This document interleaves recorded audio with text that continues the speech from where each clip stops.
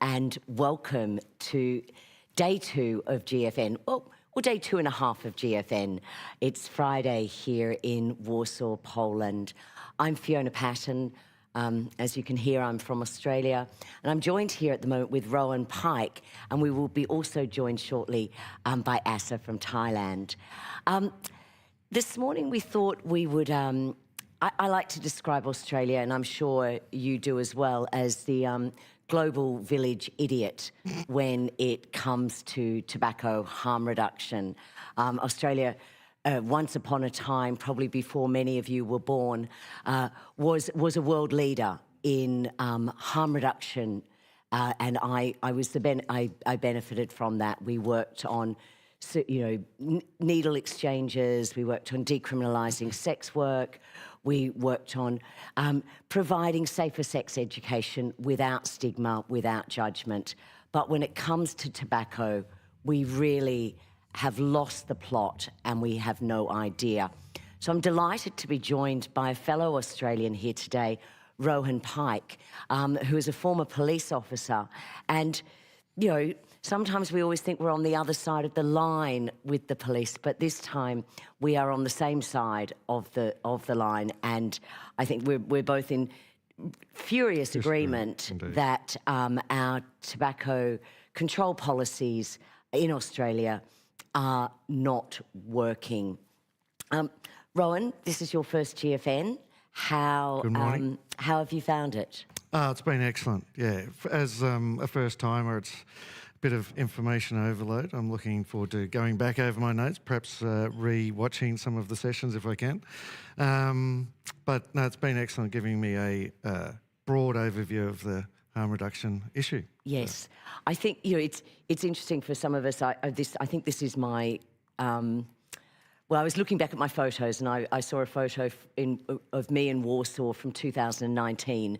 So I've been coming since 2019, and every year, and I'm sure for the people watching online, every year there's so much to learn, and there's so much that we're learning about nicotine, but also for us in Australia, how we can properly control tobacco and how we can properly implement tobacco harm reduction. So far, has there been any highlights for you, Rowan? Well, again, as a first-timer, it's all been quite exciting. Yeah. So I really enjoyed the opening keynote from Mark yesterday morning. He summed up the issue terribly well and made me think, gee, there's a lot I need to get my head around. As you know, in Australia, we don't talk about harm reduction very much, so there's not a lot of information that is spoken of. So in order for the likes of us to talk about it, that the information that he shared is vitally important to get my head around. And Carolyn, I thought, was excellent in her response. She raised an issue that's dear to us, especially from Melbourne, being COVID, Yes. And compared our extreme response to COVID compared to the response to the deaths caused by smoking, which is not nearly on the same level. And I thought that was quite interesting and useful. Yes, I must say that really struck me, and I think it also struck me when I was considering the Melbourne supervised injecting room that I played a role in, and we introduced that room because 23 people had died of an overdose in a small 400 square metre area in a suburb in Melbourne, and we have spent millions in establishing a supervised injecting room as a harm reduction technique for preventing death. Yet 50 people die every day in Australia because of tobacco. Yes. No, I remember it took you probably quite a long time and a lot of frustration to get that eminently sensible idea off the ground. And there seems to be a lack of common sense in Australia, and it is quite embarrassing. But as a former police officer, how do the police deal with this? I mean, I can imagine their complete frustration where, what had been a largely legal market is now largely illicit. I think I was reading the other day, organised crime's taking $13 million a day now from the illicit tobacco and vape market. Yes, that's an official government figure, which sort of adds up to $5 billion a year, and that's probably a conservative figure. But as you know, we've got the federal government who set the policy. Traditionally, the federal agencies like the Australian Border Force, where I finished my career, have only really been concerned with the border and trying to stop illicit products entering the country from there. But as we know, that's nigh impossible when there's a tsunami of product now coming in. And the state police forces, whose remit is protection of property and persons, they're only new to this, and they have been reluctant to get involved, blaming the federal policy and wanting to change that. But they haven't been able to avoid it when we've had fire bombings and murders and so on. So they are struggling to get their head around the size of it, and it's extremely difficult to reverse now. But. And I think, it's difficult when smoking is generally a legal activity still in Australia. For the policing of it, when people are smoking in the streets, but you don't know whether they're smoking an illicit product or a taxed legal product. No, it could be anything, especially, well, now we've got more than half of the tobacco market is illicit, and over 95% of the vape market is illicit. So it's everywhere, and one of the most galling things is that it's easily available on shop fronts in every street in every suburb and country towns, which is causing enormous damage to the retail industry, not to mention government revenues. And kids and so on have got access to cheap tobacco prices that we haven't seen since the early 1990s. That's right. That's right. And that's the illicit price. Since we were children. Yeah. We're going to seamlessly bring in Asa from Thailand while we continue talking. We'll keep on talking as he seamlessly brings in a chair coming in next to us. So this will all work very well. Please bear with us. Yes, so as we see, and I think probably one of the other more galling and more disappointing things with Australia's policy is the fact that we are losing to New Zealand. Now, I'm sure if any of you don't know that Australia and New Zealand, we're family, but we are very competitive. We always try and beat them in netball, in all sporting. When we play New Zealand, things get real. But now we're seeing a model of regulation by our cousins across the ditch. Do you think that is a model that would work in Australia? Well, they're certainly leading the way. Well, leading us, which isn't hard, to be fair. It's a low bar we're setting, but New Zealand are often more progressive than us in various ways, and on this, where they've embraced the vape technology, sees that their smoking rates are dropping significantly faster than ours. Well, ours are, possibly not dropping at all, if not rising. But certainly we need to look at New Zealand and take on board what they're doing. We had a number the other day of in the legal vapes that are sold in pharmacies. I think it was less than 40,000 have been distributed in 2 years. Yet Border Force reported seizing 9 million vapes the other day. Now, is it a rule of thumb that that Border Force seizes around somewhere between 5 to 10% of illicit products that come into the country? Yeah, I think that's about right. Their commissioner came to a parliamentary hearing last year and said that they seized 25%. Oh. I would suggest that that's on a good day. Yeah. But even so, that 25% actually equated to $3.5 billion worth of tobacco that they'd see. So even on their own figures, Yeah. 3 times that is $10.5 billion got through the border. So whichever way you look at it, there's a huge amount bombarding the border, and it's just overwhelmed those border authorities. So to be fair to them, to my old colleagues, they're not set up to really stop all illicit products. The primary job of customs is to facilitate the free movement of goods and people across the border, not to actually stop things. So they're not really designed to stop everything. And when a problem like this is exacerbated by government policy, then they just fail on that front. Asa, welcome, and thank you so much for joining us this morning. Asa is from Thailand and has been a tobacco harm reduction advocate, also a beneficiary of tobacco harm reduction. Like me, vaping assisted you to give up smoking, and as it did for myself. Asa, we're talking about the disaster and the bin fire that is Australian regulation. I'm not sure that Thailand is much better than Australia, or has there been progress in Thailand around tobacco harm reduction? We are hoping it's gonna be, because most people know that it's the rule, laws and regulation in Thailand is kind of weird, because it's illegal to import and distribute electronic cigarette. Yes. Right, let's talk about vaping for just a moment. Yes. And that's the only thing that is illegal. So it's kind of weird, because you cannot import, you can't distribute. But then again, possession is not per se illegal. Right. But let's go back to a regular tobacco, like a regular cigarette.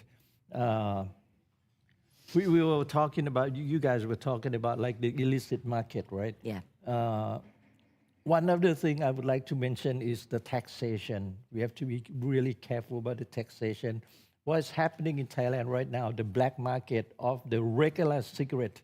Now, we're not talking about the tobacco harm reduction product yet, but the regular combustible cigarette, the black market has gone up way, way high. Like right now, we were looking at more than 50 or 60% of black market being spread around in the country. Wow. Ever since, the 2-tier tax. Yes. Yeah. Rowan, that's probably fairly similar to Australia. Very similar. The tax is the key driver of the combustible cigarette problem. Australia prides itself on being the highest taxing country in the world.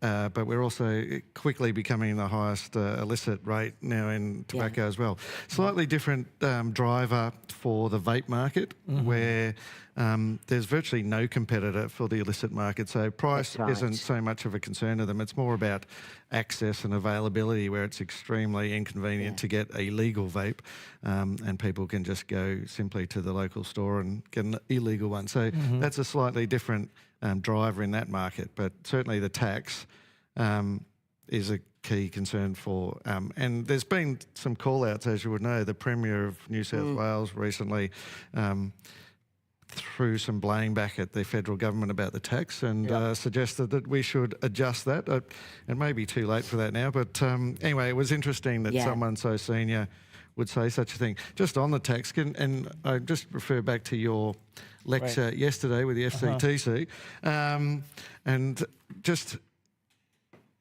with Article 5, where it talks about... Yeah, the 5.3. No, just... Oh, sorry, Article...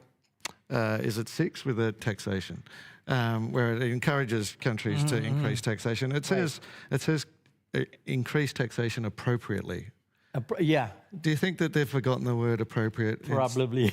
And, just sort of said indiscriminately raise taxes. But I'm also, as an ex-enforcement person, interested in Article 15, which for some reason the WHA threw in, talking about you need to look at illicit. Perhaps they knew, but perhaps some enforcement person encouraged them to put that in. But that seems to be ignored.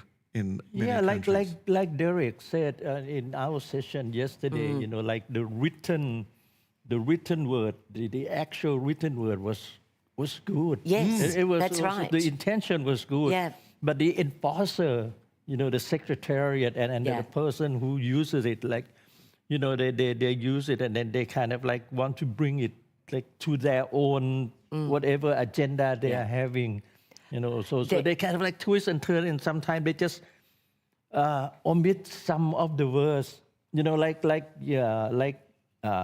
for example, for tobacco harm reduction, especially on electronic cigarette. I think it was like COP8 that came out. One of the summarization came out like they said, like, for those countries that is able, please regulate. For those countries that cannot, then you can do a total ban. But beware of, like, you know, beware of the black market, the illicit market and everything. Yeah. And then for the countries that want the total ban, they go back to their countries and they go like, WHO, FCTC told us, ordered us to do a total ban. I'm going like, are we reading the same thing? You know, like That's we are right. reading the same summary. And I think one of the other parts of the the interpretation of the treaty is the fact that consumers are now considered industry. So anyone who has managed to, you know, help with their own health, as we have through tobacco harm reduction, is excluded from the conversation. Yeah. And When it's as all about them. that's and as someone who was around during HIV and AIDS and when harm reduction really came into the fore and the World Health Organization actually accepted harm reduction around that time, it was nothing about us without us. Yet their interpretation of the treaty is that consumers are now excluded from any conversation in tobacco harm reduction, which is almost unique to that particular treaty. There's no other area where consumers are excluded. Are consumers part of the conversation in Thailand? It started to be that way, luckily. Me, myself, I represent consumers, and I had been included just partially, but not within the health fanatic community. Because about 7 or 8 years ago, there was this so-called specialist, and you know he was on TV and showing everything, and then it just like confiscated a few, and then he couldn't even turn on the electronic cigarette, you know, the mod. So like he doesn't even know the 5-click system and things like that, and you know, like the things that in Australia and in New Zealand, I think like you must have the 5-click on and off. He doesn't even know that, and he called himself specialist. We were just sitting there watching TV, and we were laughing, and we go like, man, finally they invited me in some of the, they invited me in some of a government panel. And because, you know, I started doing on my own, just telling people how to properly use tobacco harm reduction, whether it be vaping or snus, which was not quite popular back then, like about 10 years ago, 12 years ago. And then I started doing like a small YouTube channel and my own Facebook and things like that. I'm sorry to put it back to Australia, but does, you know, Australia being, you know, a fairly developed country in the Asia Pacific area, does what we do affect what happens in Thailand? Does your government look at Australia? Yeah, somewhat. Yeah, they also look. They don't look at the countries that adopted tobacco harm reduction, and they'll go like, see here. And what's funny was that, look, Australia's doing a completely total ban on electronic cigarette, and I just like that was a few years back, and you guys was trying, you know, deciding like to ban or not to ban. Yeah. And the Thai government already came out saying like, hey, Australia is going to ban it, everything. And I was just like, I just went to a vape shop like last week, you know, like, hey, I've got picture, you know, the proof, and then they started doing that. So in the short term, yes. Yeah. Well, I think since the ban, we've probably tripled. Well, not tripled. There is 10 times more vape stores than there was in 2016 when we set the ban up. Yes. No, if the government's not going to supply the market that's there, then the criminals will. Yeah. So as was pointed out yesterday, it's inevitable that these products will eventually get there, and when the government works out that the best way of doing that is to regulate it and provide those products, safe products to the population, then we'll all be better off. But Australia likes to promote ourselves as being world leading, and we're leading in the excise rates and we're leading in violence relating to tobacco, but we're not leading in much else. So I'm hoping to go to various countries and tell them not to follow our example. That's right. I mean, I think that's really the only offering that Australia has at the moment in tobacco harm reduction is providing an example to the rest of the world in what not to do. Yes. We've been it's been disastrous. While we were ahead in declines in our smoking rates, and we were, proudly and possibly boastfully ahead of other countries. We're now plateauing and falling behind. Yes. Rowan, you were in the United Kingdom in London the other day speaking to the Lords. Was that your message? Don't do what Australia does. Pretty much, yes. So 10 years ago when I worked for the Federal Police and the Border Force, the UK were well ahead of the world. They had HMRC, their border control was an example that we were trying to replicate in Australia. They had low illicit rates, and their NHS had embraced the vapes and were encouraging people onto vapes, talking about 95% safer, etc.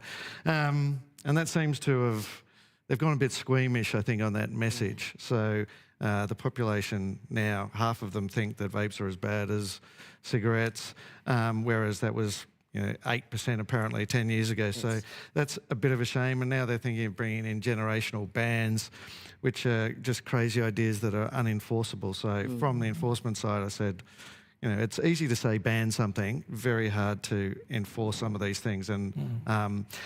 And as was pointed out yesterday, kids don't smoke anymore. So one of the main drivers for that policy, was to take tobacco away from kids, and they've already moved away. That's right. So the problem has solved itself, really. Yes. So I thought it was a bit futile to go forward with that, and the Lords seem to agree that I spoke to. So. Yep. Excellent. So do you think Thailand is moving to a more regulated market, and are smoking rates declining in Thailand? Yes and no. Okay. Really, we are looking at the better tobacco harm reduction, because right now, kind of like we've been trying to educate people about harm reduction. And we've been doing lots of harm reduction. Like actually, it should be in Constitution, wearing helmet, seat belt, and everything. So why not tobacco harm reduction? Just doing the same thing to protect the people, especially youth. And we are talking the same language, but probably in different dialects. And so we try to get them, especially the government. And I was lucky enough to be invited to work with the government, and even still now I'm with the committee on amending laws and regulations about electronic cigarette, especially on electronic cigarettes. So hopefully we will bring up and we will amend the law and just remove the prohibition of importation and distribution of electronic cigarette. And there should be some kind of laws, like you said. And if you all remember back in the Al Capone time, the ban on liquor. Yeah. I mean, that's a great example that everybody all over the world knows. That's like this ban is not going to work. 100 years ago. Especially like in Thailand or in many countries where vape is already prevalent. You can see it, like if you go to Thailand, it's like it's everywhere, free market, it's just like it's already there. So it's an interesting thing to talk about prohibition and certainly to talk about alcohol prohibition, because in Australia, the governments and the health ministers will say, hey, no, we didn't prohibit it. We didn't. You can still buy you can still purchase the product, you can still access the product through a doctor or through a chemist. And I was reminded that you could access alcohol through a doctor during the Prohibition years, that if you had a prescription, and famously Winston Churchill had a prescription when he travelled to America that enabled him to buy, to receive from his doctor a bottle of whiskey every day. So, yeah, but we still called that Prohibition, and I think in Australia, I think we have to acknowledge that it's Prohibition. Yeah, no, it's just a weaselly excuse that the government are using. They've put so many hurdles in the way of people accessing these products that it is a virtual prohibition, and there's no two ways around that. But which leads me to this morning's keynote of Jacob. When I was trying to understand why Australia has these crazy policies and being frustrated, I scoured the globe to try and get an understanding, because there's little written about it in Australia. And I came across Greer's books. Yes. And he outlines the background, the context of some of these decisions and the ideology behind them extremely well. So I'm looking forward to his session this morning. Yes, we've in a few minutes, Jacob Greer will be providing the keynote at the session. So in Australia, I mean, on the 1st of July, we are actually putting in further restrictions on even the products that are narrowly available in our pharmacies and via our prescription model. So, in fact, I think most of the products that are even currently legal now, as of the 1st of July, will be illegal. Not that it particularly matters, because no one's purchasing them anyway. But in my mind, and as a lobbyist of many years, and as a previous parliamentarian, it's what is the elegant way for governments to move from this policy? And do you have any ideas about how our health minister in Australia can pivot? And I see, I mean, Thailand is doing this, can pivot from its current policy that it seems to be just digging deeper into to a regulation or a more sensible approach that, is maybe not world leading, but it follows best practice. Yes. Well, you would like to think that we're at ground zero and that they have turning their mind to coming out the other side, but they're really not. They're doubling down. So it's hard to see them turning that around. And now, but as we said before, there's been some blowback from the states. Yeah. The states are left to deal with the violence and the criminality that the government policies have caused, and they don't want to be blamed for that, because they've got elections themselves coming up, and the voters will think that law and order is out of control in the states.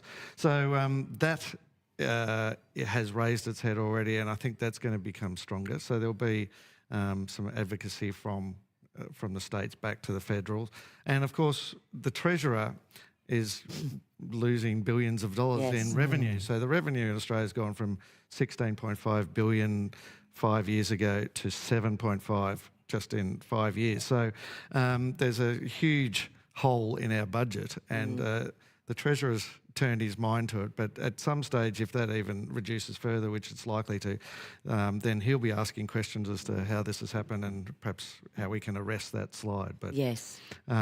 So there's hope on the horizon, but it'd be good if we had a new health minister as well. I concur. In our final moments before we send the audience back into the ballroom, Asa, are you optimistic in Thailand for tobacco harm reduction? Yeah, the short answer is yes. Yes, yeah, we're looking forward to, because like I said, we try to educate people and try to bring consumer into action as much as possible. So yeah. Yes, and in Australia we have well over 1 million vapors, and it's probably actually larger than that. Rowan, you talked about how there's going to be pressure from state governments, there's going to be pressure from the Treasury. Are you optimistic that we can turn this around, that we can close this, enormous illicit market in tobacco and in vaping? I think it's going to be very difficult, but as a normal human, I'd like to be optimistic. I'd like to think that there's going to be an outbreak of common sense anytime soon, because any, educated, intelligent, senior member of government must be thinking that there's got to be a better way, and perhaps looking for what that would be. So, and I talk about enforcement from my background, but I'm losing faith that enforcement is going to have any effect or is able to turn this around. Yeah. And that's why I'm here at this conference, to learn more about harm reduction and throw harm reduction out in the public arena at home, and trying to help educate people about that. And I think it's in. If I can say something good about Australia, which is hard to at a conference like this, that we were one of the first countries that really adopted a harm minimisation structure within our drug policies. We have the 3 pillars of harm minimisation, which is, harm reduction, supply reduction, demand reduction. Unfortunately, only one pillar, which is supply reduction, seems to get the most attention from governments, and I'm hopeful that tripod of harm minimisation can somehow become balanced. It was that interesting point yesterday where we talk about the 95% safer, but also one of the speakers yesterday was talking about tobacco pouches almost being the next vaccination. When, in Australia 50 people die a day, I suspect it's even higher rates in Thailand, and we could be saving those lives through tobacco harm reduction. Yeah. Are pouches coming out in pouches coming in Thailand? Yeah, in some way or form, yeah, but not so popular, and not many people knows about pouches. Actually, there are factories. I think there's also factories in Thailand producing pouches. And I think I'm hearing someone telling me I've got to stop. Yes, okay, thank you. Yes, so we're wrapping up now. I think we're all looking forward to hearing from Jacob Greer, who will be talking about tobacco harm reduction in the media. And that certainly has been something that has been really headlining this conference, the fear about the misinformation around tobacco harm reduction. Yeah. So thank you all for joining us this morning, and over to the ballroom where Marina Murphy will be hosting Jacob Greer and Harry Shapiro will be the respondent.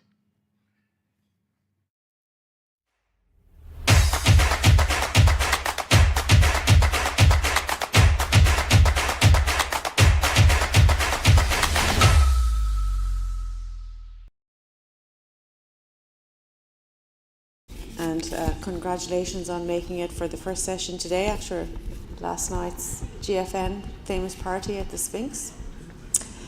So it's my privilege to introduce Jacob Greer. He's a distinguished voice in journalists and tobacco policy. He has nearly 20 years under his belt on this beat, and his reporting has covered everything from smoking bans and harm reduction and innovation to the often unintended consequences of prohibitionist policies. So Jacob is the author of 2 critically acclaimed books, so The Rediscovery of Tobacco and The New Prohibition, The Dangerous Politics of Tobacco Control. So today Jacob is going to talk about the disconnect between the positive evidence for tobacco harm reduction and products like vapes and snus, and the fact that the media narrative remains stuck in the prohibitionist era of the 1990s. And of course, we all see this every day when modern nicotine products are effectively demonized by the media, and journalists amplify or grossly exaggerate rare or non-existent harms like popcorn lung, etc., and increasingly seem to be ignoring the fact that people continue to smoke. It's almost like they have forgotten that cigarettes exist and that people smoke, and that people are dying from smoking. So today Jacob is going to discuss how outdated framing and hostile media narratives shape policies, and asks how we, as advocates, can build persuasive evidence-based messaging that respects both reduced-risk products and consumer autonomy. So please join me in welcoming Jacob for Tobacco Harm Reduction and the Media, Evidence, Narrative and Consequences.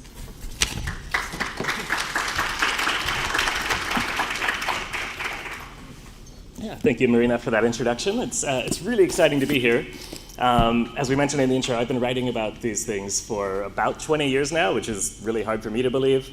And yet, I've heard from people all over the years, am I going to see you at GFN? Are you coming to GFN? I've never made it, but this is the first year that I'm finally here.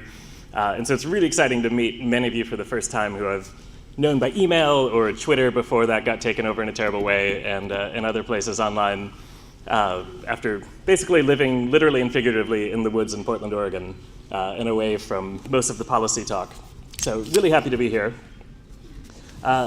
So I come at this as a writer, as a journalist. I don't work professionally in the field of tobacco control or tobacco advocacy. And when I meet people outside of the field and they ask me what I write about, and I tell them I write about tobacco and tobacco harm reduction, I pretty much always get the same question, and that question is, why? Like, why would you write about that? And for people outside the field, they don't really think about this, and they don't think about smoking at all really anymore.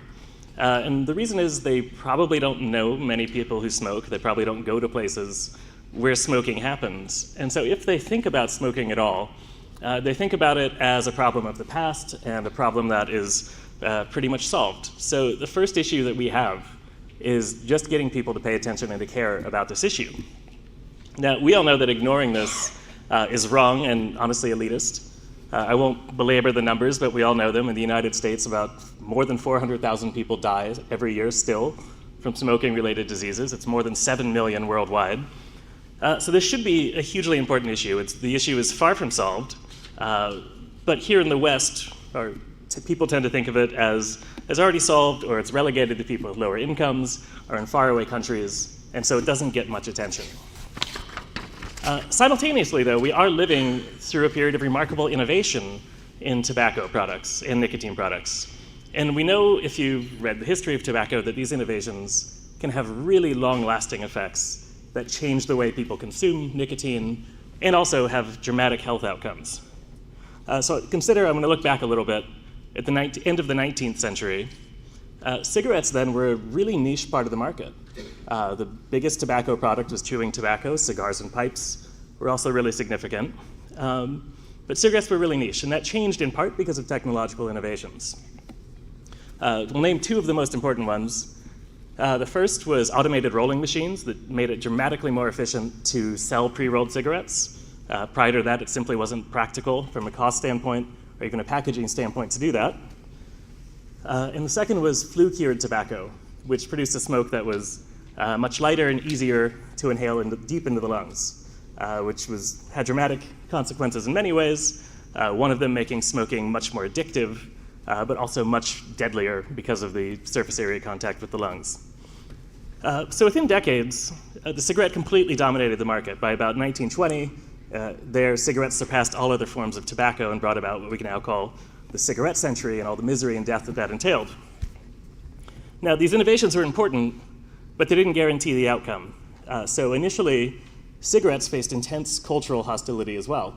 Even though tobacco use was generally accepted, especially among men, cigarettes were not. They were stigmatized. They were seen as personally destructive, uniquely addictive, really illegitimate. One history written in 1901 that was pretty much okay with other forms of tobacco said cigarettes were more like the compulsive craving for absinthe and morphine. Yeah.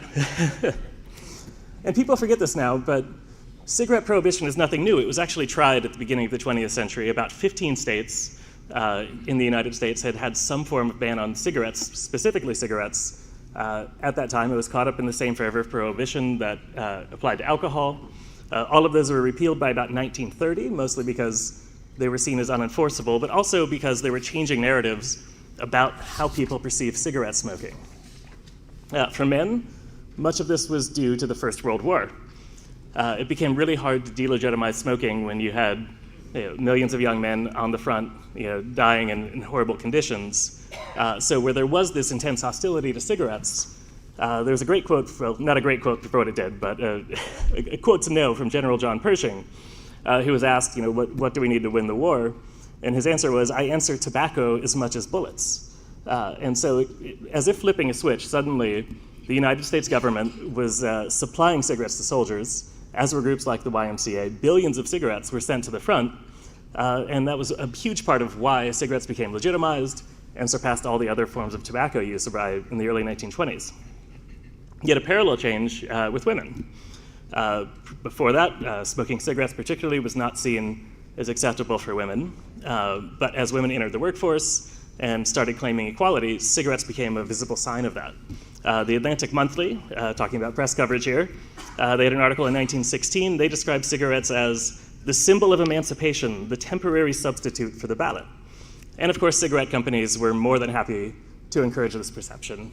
And they hosted events like parades through New York City with women carrying torches of freedom, as they called it, to legitimize smoking among women. So both these cases, the reason I bring them up is because technological innovation wasn't enough.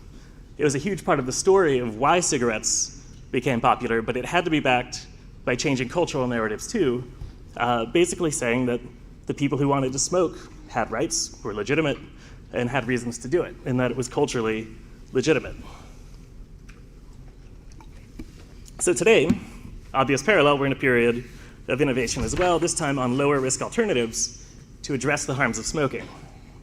Now, most of us in this room are very frustrated that people who smoke are not switching to these safer products more quickly. And there's a lot of blame to go around for that.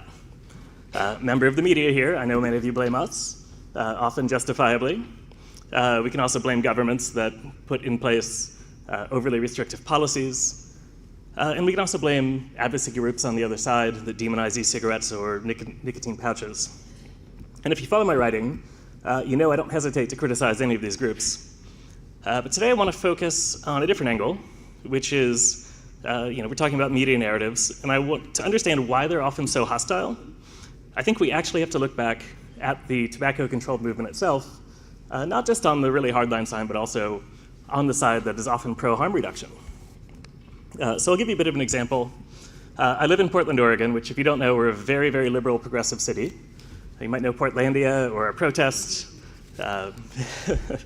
And we're also one of the most liberal places in the world when it comes to drugs, of pretty much all kinds. Oregon was one of the first states in the United States to legalize cannabis. We also recently legalized psychedelic therapy, meaning if you want to come to Oregon and take some magic mushrooms and talk to a therapist on a couch, we are the place to do that. We're very pro-alcohol in Oregon. We have an amazing wine country. We have 100 breweries within an hour of the city. We actually just had an ice cream shop opening, serving boozy ice cream, where each ice cream has as much alcohol as a beer. And if you think about the way alcohol and nicotine are comparatively demonized in the press with kid-friendly flavors, it's really remarkable to see the way boozy ice cream shops are welcomed in contrast to things in our industry. And we even recently decriminalized all drugs across the board in Oregon. Unfortunately, we also reversed that policy not long after, but we did give it a try. But there's one drug that, even in Portland, Oregon, is too stigmatized to be acceptable, and that obviously is nicotine. So twice in recent years, I've gone to our county commissions where they had bills to ban all forms of flavored tobacco products and flavored nicotine products, so not just cigarettes, but also vapes, pouches, snus, etc. And hundreds of people showed up to these meetings, including the local press. And the takeaway I got reading the press portrayals of this was that they always portrayed it as an argument between two sides. And so one side were the public health advocates, the angels, there to say that we need this ban to protect the children. And the other side was convenience store owners and vape shop owners who were complaining about their loss of profits. And if you frame the argument that way, I think it's pretty clear who's going to win. And indeed, the prohibitionist side did win. It took 2 attempts, but it happened. So now, even in Portland, where I can buy candy-flavored weed, candy-flavored beers, candy-flavored or alcoholic ice cream, but I can't buy a flavored vape or a flavored nicotine pouch. You can even buy a regular cigarette. This is obviously a pretty irrational outcome. So when you look at this objectively, you look at the risk of a flavored vape or a pouch next to cigarettes or booze, we need to understand why this is failing, not just in places like Portland, but all over the place, liberal cities, conservative cities, states, countries. And there's two arguments that we're missing. One is obviously the argument for harm reduction, which we all know really well. We've talked about this all week. These get barely mentioned in the press, at least in the local press coverage. And when they were always portrayed as industry talking points. The fact that there were many serious academics who are independent and public health authorities and regulators saying the same thing never registered in the press. But there's another argument also missing entirely, and that was because really no one was willing to make it. And that was the case for autonomy. No one was standing up to say, we shouldn't ban these things because consenting adults have the right to decide what they put into their bodies. The adults who want to buy these products, including those who are using them to stay off cigarettes, were completely dismissed. Their rights were never seen as even being worth considering in these conversations. And so what happened in Portland, to me, is a microcosm of what we're seeing internationally. Taking a historical perspective, the big three products that have always been legitimized in the West would be alcohol, caffeine, and nicotine. They're psychoactive substances that we see adults as able to enjoy responsibly, but other substances get relegated to the realm of bad drugs. In recent years, we're gradually seeing that change a little bit. Cannabis has obviously gone up the ladder a little bit to be seen legitimate and more legal, starting to see it with psychedelics as well. But at the same time, tobacco is seen as more illegitimate, even switching places. So there's an English historian, if you came to my chat yesterday, I recommended everyone read more history of tobacco and other drugs, and one of the books I cited was Demons by Virginia Barrage. Has anyone read that? Hopefully? See a few nods, that's good. I'm gonna read you a passage of hers because I think it's really worth considering. She talks about, she says, concept shift took place with new ideas about use and problem use applied to illicit drugs, while conversely, drug-focused ideas of addiction began to be applied to tobacco. So tobacco was changing places to become more like a drug, while drug use itself was becoming normalized and part of a wide spectrum of use in society. So from the 1980s onward, new ideas about drug use tended to see it as more normal, while tobacco smoking became seen as pathological. That's the end of the quote. It's pathological. I think this is worth resting with, because I don't feel pathological a few times a year when I decide to light up a cigar. I suspect that many of you who may smoke or not smoke, or vape or use snus or pouches, you don't feel pathological when you do it. You didn't seem to be feeling pathological out on the vape balcony when I saw you yesterday. But that's how we're portrayed often in public health and by people in the tobacco control movement. So now I might venture into a little bit of controversial territory with some of you, but I want to suggest that if you want to understand why we have such a hard time advocating for smokers today, we have to look back at how narratives were shaped around smoking by the tobacco control movement for the past few decades, at least to the 1980s and back. And I'm going to start with smoking bans. And regardless of how you feel about smoking bans, talking in this sense about location-based ones, like in bars and restaurants, I want you to consider the rhetoric that was used to promote them, because there were genuine reasons behind them, right? We wanted to protect workers in bars and restaurants from exposure, but that's not always how they were portrayed. So here's Stanton Glantz, someone you all know and love, talking in 1987 about smoking bans. He said he praised smoking bans for, quote, implicitly defining smoking as an antisocial act. Here's another activist from Australia. We should not underestimate the public awareness value of having smokers found guilty of negligent actions in all situations, indoors and outdoors. Does anyone know about third-hand smoke? You've heard about that? This is Jonathan Winikoff. He's a Harvard researcher. He popularized the idea. This is the idea that people who smoke have particles of smoke clinging to their clothes and their hair that are dangerous. He was in Scientific American in the New York Times. He said, smokers themselves are contaminated. Smokers actually emit toxins. Not long after this came out, there was a British journalist writing about this phenomenon of third-hand smoke, confessing that she had friends who smoke, and when she had a baby, she didn't feel like she wanted her own friends to hold her baby because of these particles of third-hand smoke emitting from her friends. So very dehumanizing language. And if you look at what the original purpose of smoking bans was, genuinely protecting workers from long-term exposure in bars and restaurants. They quickly expanded beyond that to restaurants, patios, parks, beaches, wide open golf courses, entire college campuses, even see advocates for banning smoking in privately owned detached homes. So in just a few years, we went from protecting workers to protecting families. Here's another quote from Jonathan Farley. He was a commissioner of health for New York City when he was testifying for abandoned parks. He said, "Families should be able to bring their children to parks and beaches knowing that they won't see others smoking. We will look back on this time and say, how could we have ever tolerated smoking in a park?" And there's significant concept creep here from protecting workers to protecting people from the mere sight of someone smoking. Now, these are the things I think about today when I talk to academics in advocacy for harm reduction, and they're incredibly frustrated, right? Because we know you have all this evidence on your side, and then you see the way the press portrays it, and you see government imposing very stupid policies, and you wonder, how the heck did this happen? Why can't we get our story heard? And like I said, there's lots of blame for this. But the one they don't talk about is the field of tobacco control itself and this long history of how they talk about smokers. And what I would tell you is it's hard to advocate for someone's rights when you've been calling them pathological, contaminated addicts whom children need to be protected from in a public park. So let's go back to Virginia Barrage. She wrote something on this that I find very insightful. Another quote from her, she said, "Substances with widespread cultural legitimacy are not easily made the subject of stringent systems of control. But increased regulation, in turn, impacts on culture and helps to change it. That cultural change, in turn, opens the door to further regulation. It's an iterative process." So that's the end of her quote. But in other words, there's a ratchet effect or a slippery slope. So every time you put a new restriction on smoking or nicotine, you wound its cultural legitimacy, making it easier to pass the next one. Now, I'm not saying these are all unjustified.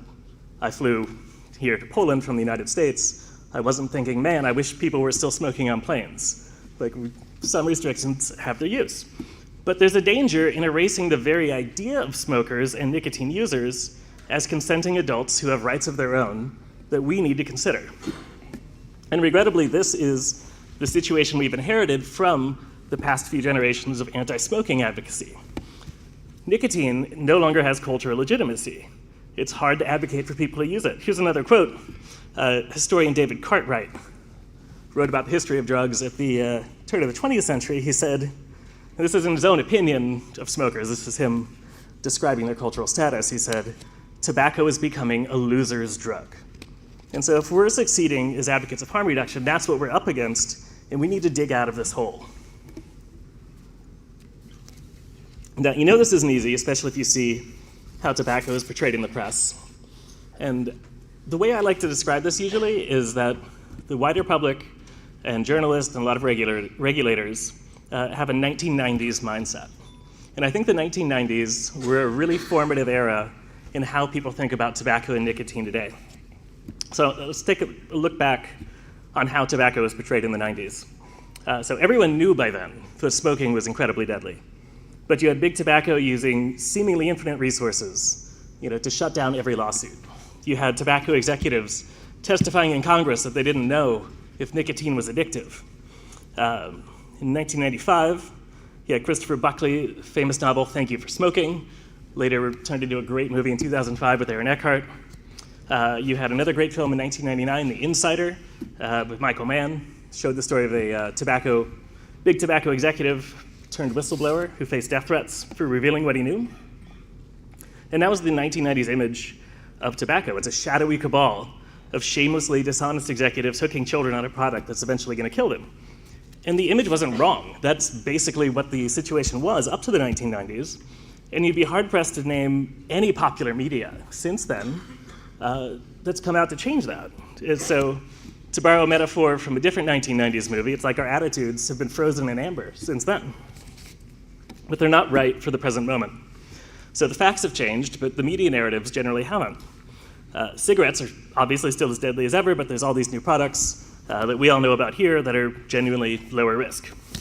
And there's a lot of debates about each of these products and how they fit into the goals of harm reduction, but there's no real doubt that on an individual basis, they're all much safer than smoking. Now, this is obviously very different from the 90s and before. It changes a lot of the incentives. For one, for tobacco companies, they have incentives now to do demonstrably better science to show regulators that their products are safer. One of the rewards to doing this is also shutting down competition, but that's another story. But it also means we face different choices. Like the choice up to the 90s was you either tolerate smoking or you tolerate mass death. And in that context, prohibition is pretty appealing, even if you're pretty libertarian. That's hard to imagine. But so it's not surprising that many of us support an endgame or prohibition, but today that's not the situation. We know that. We can try to shift people to lower risk forms of nicotine. So the good news is that the facts are on our side. If they weren't, I would hope that this would be a mostly empty room. So our first strategy is obviously to emphasize this credible research. The bad news, as many people have hinted at in the past talks here, is that having the facts on our side is clearly not enough. Media tends to find research less exciting than stories about the dangers of vaping. Journalists seek novelty. So if something isn't new, it isn't news. Millions of people dying from smoking isn't a story. But a few dozen people dying from adulterated vapes generates months of media coverage. You're all very familiar with the story of the Evely epidemic, so I'm not going to go into it here, but it's a perfect example of what we're up against. Something I'd like to point out then was that about 20 times more Americans died every single day at that time than died over the entire course of deaths from Evely, these contaminated vapes, which most of you know are actually caused by illicit cannabis altogether. But it didn't matter, right? Because people, in America at least, don't want to hear bad things about cannabis, which is becoming legitimate, and they do want to believe bad things about nicotine, which is not. So this was summed up in a cover story for New York Magazine. Their tagline showed a woman vaping, and it said, "Who thought sucking on a battery was a good idea?" So the implicit gist of the coverage was that vapors were finally getting what they deserve for being so naive as to think that any kind of nicotine use could possibly be safe. And it all comes back to cultural legitimacy, another point of contrast. If you look at how CDC figures of excessive alcohol use in the United States, according to their figures, almost 4,000 young Americans die every single year because of excessive alcohol use. But you don't see calls for restricting flavors, for restricting seltzers, ice cream shops. Drinking is considered fun and normal.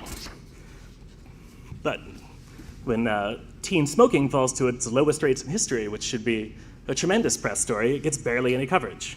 But a small uptick in vaping, again, reason for endless coverage. So what I'd like to emphasize you is that we do need to emphasize facts, but also change the way we talk about nicotine and tobacco use. We usually think about tobacco control as divided between two camps, between harm reduction, which is most of the people here, and also the more hardline endgame or prohibitionist camp, and they often clash really bitterly. But there's one thing they have in common, two things really, that I think are worth pointing out. One is that they tend to resist talking about the pleasurable aspects of nicotine, and the second is that they favor a top-down technocratic approach to dictating for other people what products they should be allowed to use. So as an illustration of the hardline side, I'm going to quote from Robert Proctor, who's a historian who's done really fantastic work on tobacco regulation, but he's also very hostile to harm reduction and very pro-prohibition, or as he calls it, abolition. This is what he wrote in his book about harm reduction, quote, "Talk of safer cigarettes is rather like talking about safer terrorism or safer smallpox or safer forms of drowning." And I think that's very revealing about the way a lot of activists and academics think about nicotine and tobacco. They see no redeeming value in it to begin with, and so it's seen as senseless to even try to make it safer. It should just be gotten rid of, and society would be better off if it were gone. So they can't even acknowledge that people who do smoke or use other products are getting something out of it that's not just a chemical fix. They don't see any possibility of recreation. So Proctor, again, contrasts nicotine with alcohol, where he says, people genuinely like alcohol, nobody really likes nicotine. So he says that we could end smoking with prohibition with, quote, nothing more than the stroke of a pen. Now, I think it's going to be a lot harder than that. It's a very old idea. You can look at King James or Murad the Cruel had the same idea. There's a reason Murad is known as Murad the Cruel. It was partly because of the way he tried to end smoking. By the way, his name in the early 20th century became the name for a cigarette brand, which tells you how well that worked out for him. You had Lucy Page Gaston, who dreamed of a smoke-free America by 1925. Then we had C. Everett Koop, who moved the goalpost to a smoke-free America by 2000. And then you have today's advocates of prohibition. Every generation of prohibitionists looks back on the past failures and says, this is the time it's going to work. Now, I think advocates of harm reduction have better ideas. But I'm going to end with a caution, which is to not pat ourselves on the back too much. And I'll give you a couple quotes from our side as an illustration. First one is from Mitch Zeller, who was formerly at the FDA in the United States. And well, I wouldn't say he did great things for harm reduction. He did, at least on paper, agree with it. And he wrote in an academic article, quote, "How comfortable are we with long-term use of less harmful nicotine delivery mechanisms if they keep smokers from relapsing into combustible tobacco?" Here's another one, Kenneth Warner, somebody I really admire, fantastic advocate of harm reduction, writing about endgame strategies. He said, "While we struggle today with often widely divergent perspectives and beliefs, we all share the same vision of the final words to this story, the end." These two very thoughtful people. But I want to note about both of these statements is how they slip into the royal we very easily. There's this implicit assumption across all sides of tobacco control that the experts are the ones who should decide what other people are allowed to do. There's no sense that the right of people who smoke or vape are a constraint on their decisions. So in this mindset, vaping is a lesser sin at best. It's tolerated to prevent the greater sin of smoking, but it's still very much a sin. And the fact that some adults might genuinely want to do it is irrelevant. And so I think this is one reason that we struggle to make the case for harm reduction. If one side is advocating for absolute prohibition, and all we have to offer on the other side is prohibition light, then we don't have a very compelling vision. And in practice, it often backfires. Once you give up the principle that it's okay to prohibit things, the wrong things often get prohibited, which is why we have states where, for example, flavored vapes are illegal, but flavored cigarettes or menthol cigarettes are perfectly fine. So we have to change this narrative. And the suggestion I'm going to leave you with is that we push a simpler message that resonates across the political spectrum, not 100% consistently, but people do aspire to it, which is that consenting adults should be free to make their own decisions. Some of them are going to use nicotine, and they should not be denied the right to access it in its safest forms. Now, the corollary to this is that prohibition tends to fail or produce unintended consequences. We know this story very well in America. We amended our Constitution to prohibit alcohol, then amended it back 13 years later when it didn't work. It's taking us longer to roll back our disastrous war on drugs, but we're making progress there too. And even with the milder forms of prohibition that we have on nicotine and tobacco now, we can point to really vivid stories about how it's going wrong. Sorry, Fiona, we can all point to Australia. And we can point to more than 100 arsons taking place at convenience stores and retailers. 130 now, yeah. It's hard to keep track of so many arsons taking place in turf wars by criminal gangs to seize the illicit market. And we can talk about, in our case, Massachusetts, which was the first state to impose an across-the-board flavor ban. We just had our first case there that I know of, where a seller of vapes was not only arrested, but also sentenced to 6 months in jail. And cops actually did a stake-it on his store. And they saw him selling flavored e-cigarettes out of his car outside the shop. And because those weren't taxed, even though the act of selling them was a misdemeanor, selling them untaxed was a felony, he's now behind bars for 6 months. And that's not the only case. There are many others going along. So this can be very dispiriting to advocates of harm reduction, but I want to end on a couple notes of optimism. One is that many people don't want that. If we can confront people with the reality of arresting vape sellers, we can turn them against the ban. A second point of optimism is that the 1990s mindset is finally fading over time. And this is a risk and an opportunity. The risk is that younger generations don't really have any visceral experience with how truly dangerous smoking is. And so there's a risk that cigarettes could be glamorized again. And there was a really interesting story in the New York Times about this just last week, about cigarettes once again appearing in music videos and movies. And if you came of age in the 2000s, there's a good chance that you don't have any family experience of seeing what smoking can do to people. So that is a danger. But I think there's also an opportunity here, which is that younger generations will be less culturally biased against nicotine per se. So they might be more open to evaluating different products based on their actual risk, and they can see the success of harm reduction in other areas, such as providing condoms and sex education, or providing safe injection sites, needle exchange programs, or naloxone. So they might view nicotine less ideologically and more pragmatically. So if we can bring attention to the still urgent problem of smoking, we can make a compelling case for safer products. And a big part of that is responding to media alarmism with credible science. We should never stop doing that. But ultimately, we should always approach the problem as liberals. And the aim of a liberal society is to give people space to pursue their own ends, not to insist that they conform to ours. So we can hope that they don't smoke, and we can encourage and inform and tax and persuade. But we should always do this in the context of centering the individual and respecting their liberties, approaching them as equals to be persuaded rather than as degenerates to be controlled. So if we're afraid to assert the rights of consenting adults to make their own decisions, we surrender one of the strongest arguments on our side. So that's what I'll leave you with, and then I will hand it over to our respondent.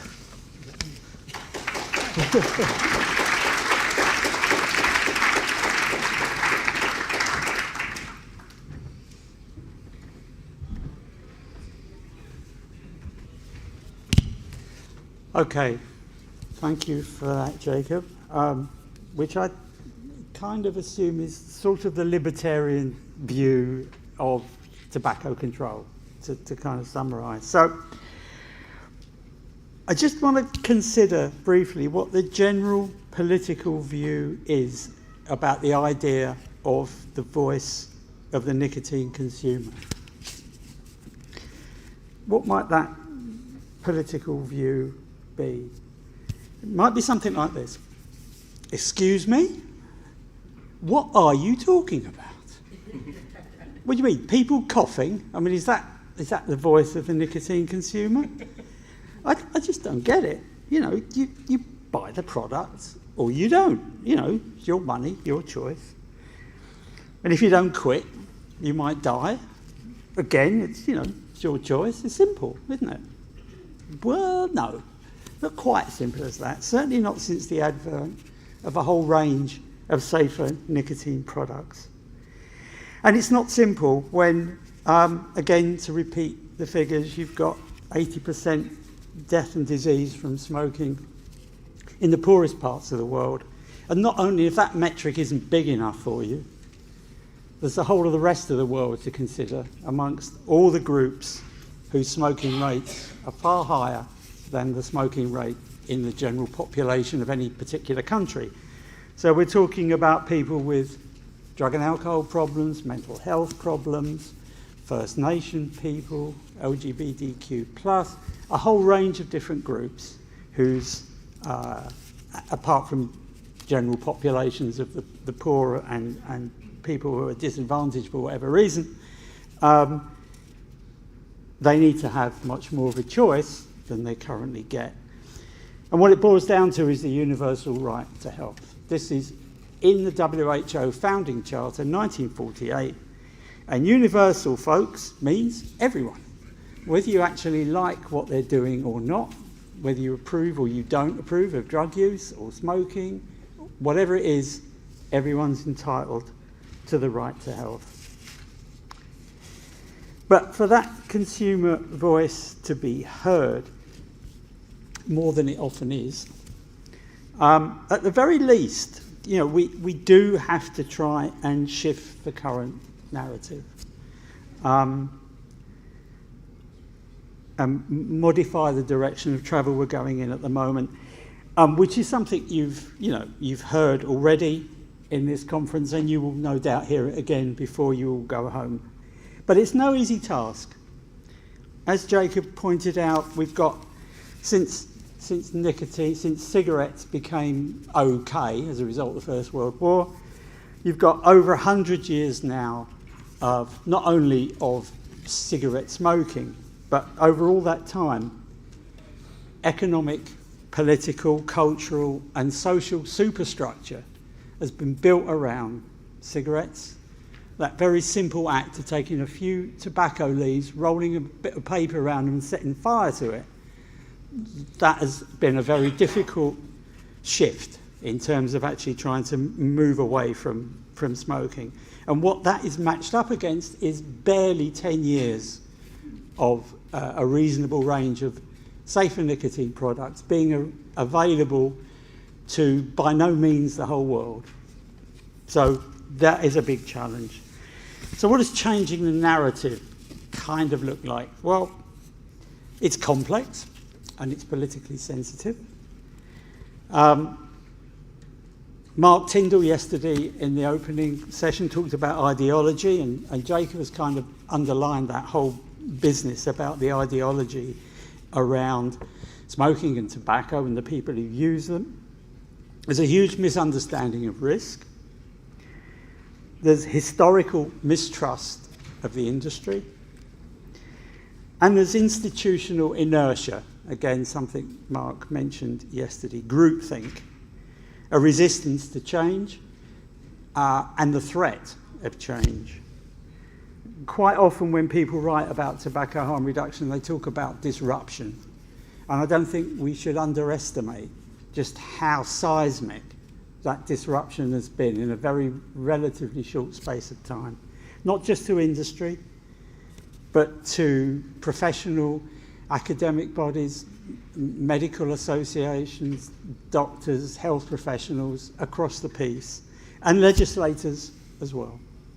Because life, back in the 90s, and before that, used to be so more straightforward. You had all the good guys and girls over there in white coats and stethoscopes, and over the other side, you had the bad guys in suits and fat cigars sitting in boardrooms making a huge amount of money. So what does any kind of modified narrative look like? Well, I'll be the first to admit that as soon as you mention the phrase evidence-based, people start falling asleep. That's almost a given. Be that as it may, it is the foundation stone of everything we have to say about tobacco harm reduction. An evidence base that comes from credible and independent sources. We need to be talking about relative risk, not just risk, it's relative risk. And so many academic papers conveniently swerve around the idea that we're talking risk that's relative to the dangers of smoking.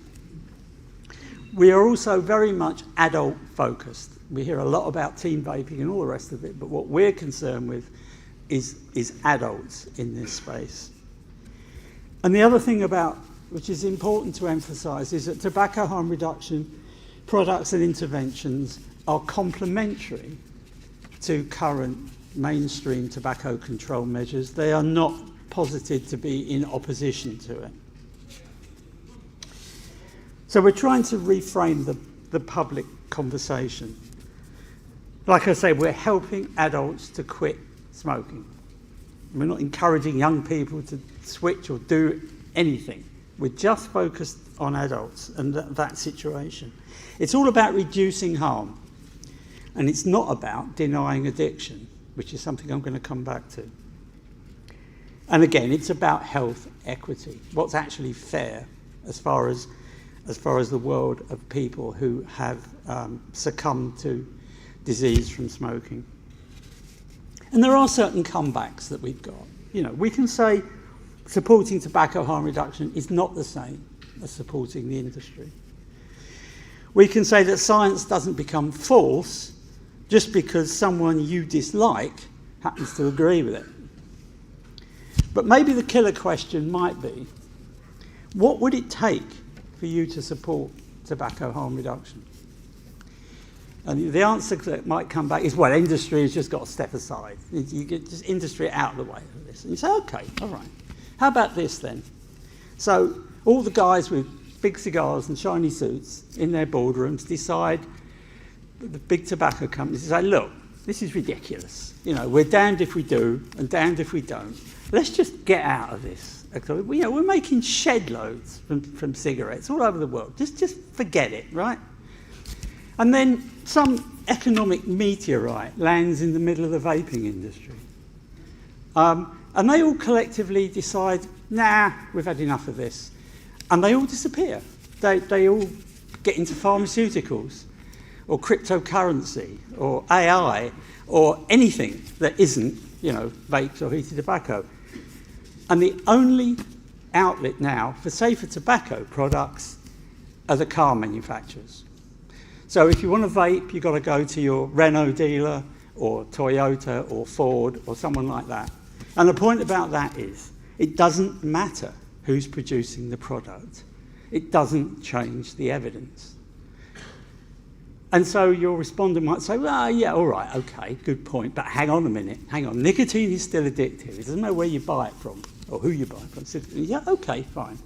Addiction's not the best word to use here. Even the WHO don't use addiction when they're writing about drug problems. They talk about drug dependence. In the 1950s and early 60s, they even called smoking a habit and didn't even call it an addiction or a dependency. But okay, the public narrative is addiction. All right, we'll go with that. Are you seriously telling me that you're lining nicotine addiction up against or in line with drug addiction, alcoholism, gambling, those sort of addictions that cause mayhem and misery to individuals, to families, and in relation to drugs, whole communities? Are you really saying it's the same? And they might go, maybe, oh, okay, all right, but nah, we don't like nicotine. We're not interested in addiction. We want a nicotine-free world. Oh, okay, in which case you politely make your excuses and leave, because you're not going to win that argument with certain sorts of people. But we do want a relentless focus on evidence. And we know about the poster countries out there. We know about Sweden and Norway and the UK and Japan and New Zealand, and hopefully others may follow, Chile, I think, as well, Philippines. And you bundle up the evidence from those countries, and you've got improving health, you've got government endorsement, and you've got falling cigarette sales, particularly in Japan. So maybe what we should be doing, and I'm sure many of you do this anyway, is kind of working at the middle and not at the edges. So as I mentioned, you're not going to win with the sort of dyed-in-the-wool ideologues. But nevertheless, we do need to carry on calling out the bad science. And when I went back to my room last night, in my email box was an announcement from Professor Ricardo Pelosa, who just had an editorial published in the International Journal of Internal and Emergency Medicine. And in that, he detailed all the flawed science in meta-analysis when it comes to e-cigarette research. Essentially, the message was, you put rubbish in, you get rubbish out. And in this room now, we have a number of people who are very good at calling out bad science. They can spot crap methodology at 100 metres. And they write to journal editors, and they get letters published. As we heard in the oration last night, retraction is possible, but rare and complicated, but it can happen. But beyond that, there are legions of undecided health professionals. An outcrop of the disruption that I was talking about is a huge amount of confusion and doubt about whether health professionals should be recommending these products, assuming they're even available, of course, but recommending these products to people who come to them who desperately want to quit smoking. Maybe they've tried NRT and that hasn't worked either. And they're there to be spoken to, and I'm sure that's happening already. There are policymakers who respect pragmatism and understand the universal right to health. But crucially, and this again plays to what Jacob was talking about, believe it or not, there are journalists who actually do want to write a balanced story. They do exist. Now, I've been spending the last 40 years, most of my professional life, in drugs and drug addiction. talking to journalists about that very subject. And in the UK, and I'm sure elsewhere, the government will come out with a proposal. And the journalists know who to go to for a blood and guts, tub-thumping support for whatever that particular proposal happens to be. And they'll know the people to go to if they want to hear a very opposite view. You know, it's awful and terrible and should never happen. Okay. But a lot of journalists want what I would call a helicopter view. Someone they can talk to that will actually give them some sort of balanced response. And that's really been, excuse me, the NGOs I've worked for, and me in particular, because I've been Director of Communications for 2 or 3 of these charities over the years. So I kind of created what I called a demilitarised zone in the war against drugs. Okay, it's the DMZ. And in the DMZ, you will get a balanced view about whatever it is that's been proposed. It's a bit more difficult with tobacco harm reduction because, at least from an evidence point of view, it's pretty much all on one side. There isn't really a sort of on the one hand this and on the other hand that when it comes to the current evidence base for tobacco harm reduction. However, you can, if you're talking to journalists, you can acknowledge concerns rather than just simply dismiss them as nonsense. You can acknowledge the concerns about teen vaping. You might also point out that in the USA, teen vaping has gone down 70% between 2018 and 2024. You might also you might acknowledge concerns about, you know, what about these products in 20 or 30 years' time? And you can say, well, okay, fair enough. But on the other hand, just because we don't know everything, it doesn't mean we don't know anything.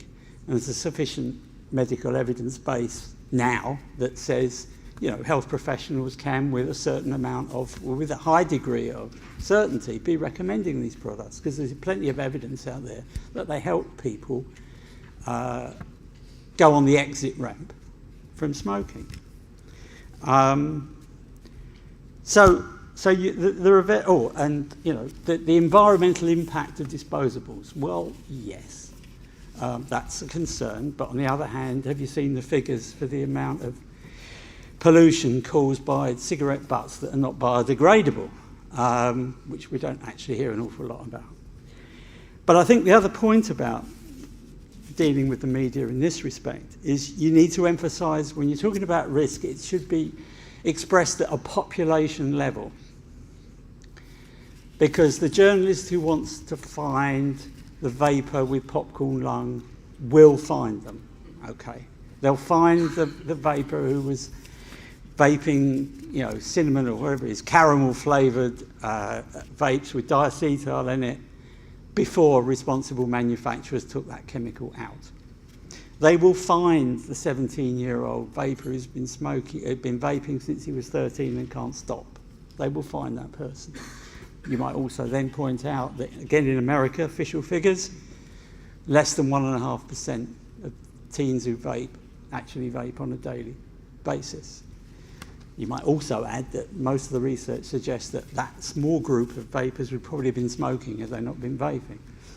You might not win that particular sort of argument, but nevertheless, it's there to be expressed. So it is a question of, like I say, it's what actually happens to most people, not what happens to the small few, like the Avali incident that Jacob mentioned.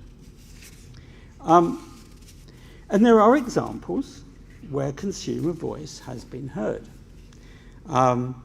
In the UK in 2010, the agency that regulates medicines recommended to government that within 3 weeks they should ban vapes. They got hit with 1,200 consumer responses that completely flooded the place, and their proposal was dropped. More recently, last year, the European Tobacco Harm Reduction Association had a meeting in the European Parliament with members of the European Parliament. They sat down in the same room and had a discussion. So I think there are little victories going on all over the world. And we heard a certain amount of optimism about what's been happening in Thailand. Seems to me that in Latin America, which is a very challenging environment for tobacco harm reduction, there's quite a lot of vibrant group activity going on. When it comes to politics, I suppose I would class my default position is cynical, pragmatic realist. On the other hand, I think more generally that the more the narrative can be shifted, changed, modified, the better chance for the future of consumer advocacy. Thank you very much.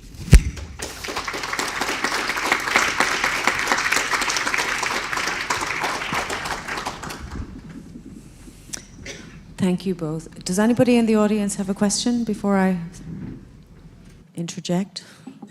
No? So we've heard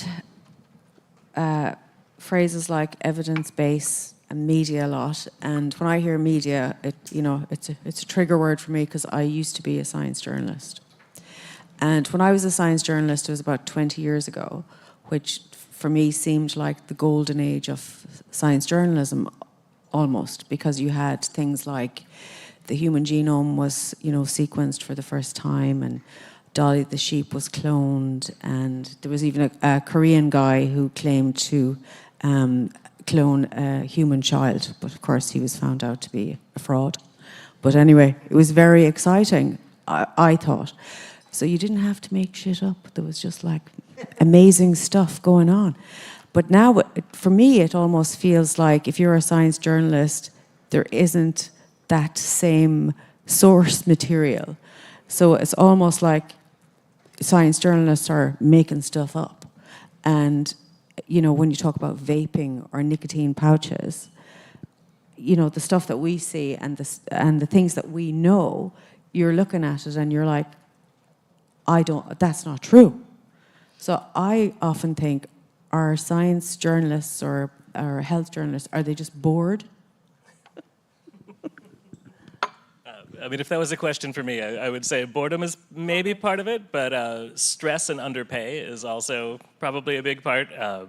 If you're in this room and you don't make your living as a journalist, count yourself lucky, because there's been an absolute bloodbath in jobs in the journalism field, and at the same time, pay rates as freelancers have not gone up. I mostly get the same rate as a freelance writer that I did when I started in 2008. So it's obviously very difficult. There's a lot we could talk about there.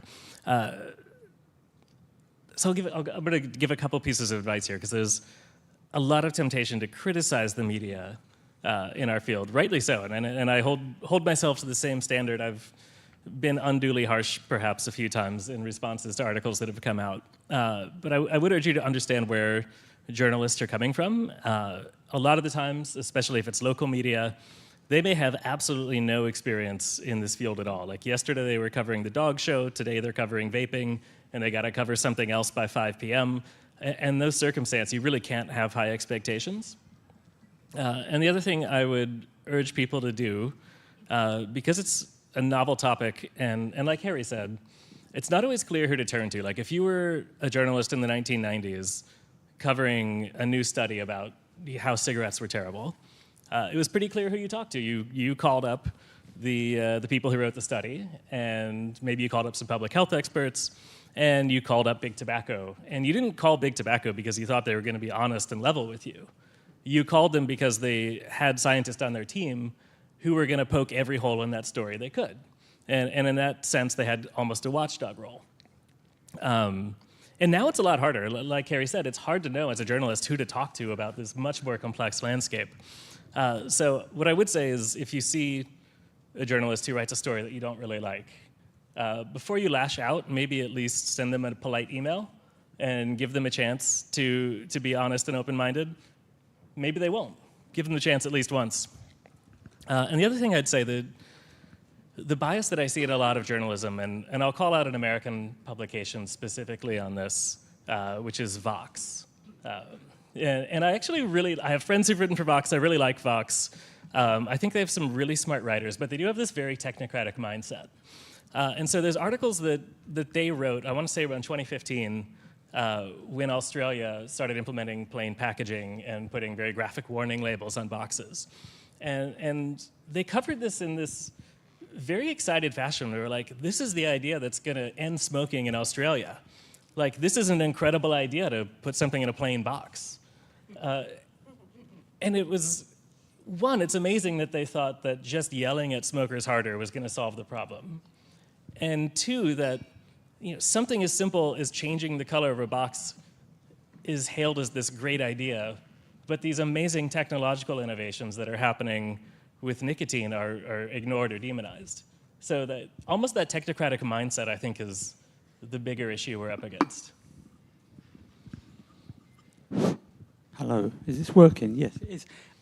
There's a few things to say about that. I mean, we heard last night in the really very good oration just what a car wreck academic world has become in terms of what you're expected to do, in terms of funding and teaching and writing, and the pressures on publishing, and how the universities and the academic institutions, they look for novelty in terms of the research that you are doing. So if you produce a paper that says, yeah, on the one hand this and on the other hand that, it's not going to get very far. It probably won't get out of the university, let alone anywhere else. But what tends to happen is that, and there's a few examples of this from the drugs world, that researchers are quite often cautious in their conclusions to what they write. But then it gets to the university press office, and they look for something that they can make a story out of, and they write their press release. And then it goes to the media. And so there's a ramping up of novelty and sensationalism. So by the time it gets into the newspapers, if you vape, you're going to grow an extra pair of feet or something, or whatever nonsense they come out with. But I think the other point that you make about especially news journalists who, like you say, 1 minute it's a volcano eruption somewhere, and next it's, dealing with gun control in America or something, and then they get put on the vape beat, and there's a new study come out and they need to find out about it. I think, and they are desperate to talk to people who can actually give them something they can write about. So yes, they could go to the Parents Against Everything and get a good quote from them. But if they're in any way serious, they will want, again, this sort of balanced view. And I've got umpteen examples of how that's happened. But yeah, I think it's interesting, really, because what Jacob is talking about writing polite emails to journalists and saying, I think you might possibly have got this slightly wrong, does speak to the fact that there is a tobacco harm reduction voice. It doesn't necessarily have to reside simply with consumers. In a way, we've all got a level of responsibility to, and it happens. I mentioned about the people who have got sufficient knowledge and expertise to be able to shout down a dodgy scientific paper. So I think there's a lot of voices going on within tobacco harm reduction community, if I can put it like that, just targeted at different targets. And what's kind of probably still missing is that is the voice aimed at the media, because I think, to be honest, unlike the drugs world, I'm not sure where, if I was working for the Financial Times, or I wouldn't particularly know who to go to now. Who are the people you want to talk to give you a balanced view on tobacco harm reduction? I don't know, because most of the people who pipe up about this are clearly anti. I do speak to journalists on this subject from time to time, but nothing like as often as I would imagine I would be, given the amount of coverage that this subject gets. So there seems to be a bit of a vacuum here in terms of balanced, reliable outlets for journalists to approach. Now, I think there is also a problem here about because I was saying earlier in my thing that, just because you support tobacco harm reduction doesn't mean you support the industry. The problem that we've got in this space is we've reached a point in many cases where simply to support tobacco harm reduction is, by definition, supporting the industry, which never happens within drugs. I mean, nobody's ever accused me of supporting big heroin when I talk about drug problems. But it is more than just the elephant in the room, unfortunately, and very little you can sort of do about that, except beating on about the evidence base. Is saying, well, okay, go and have a look at the documents that have been put out by Public Health England, by British Department of Health, and medical associations across the world, in New Zealand, even in Australia, and in America, going back quite a long time to talk about the benefits of having non-combustible products. You don't have to believe me if you think I'm somehow some shill for big tobacco. So it does make it kind of more complicated, and that is a particularly hard narrative to shift, I think.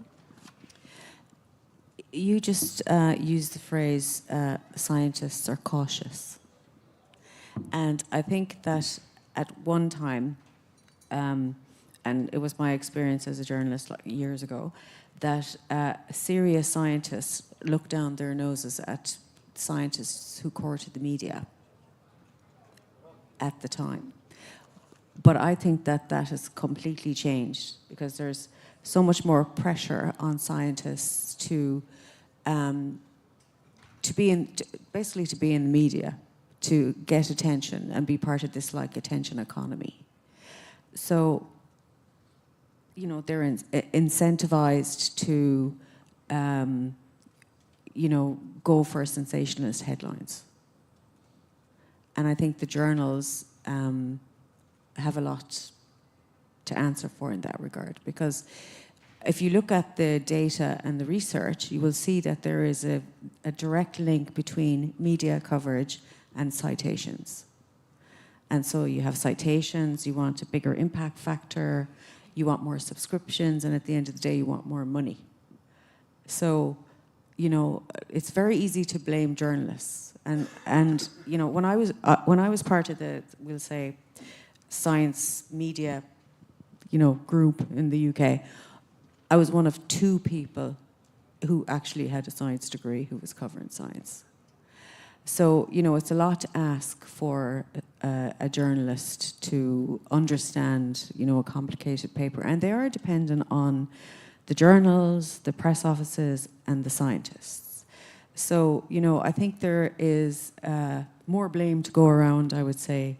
Because we do talk about the media a lot, because it's important, because it's a sad state of affairs, but most people get their scientific information or their public health information from the media. And that's regardless of whether you're a GP or you work in public health or you're a politician, unfortunately. So it's really influential. But, we're always hard on the journalists, and we should be, because it's their job to do it right.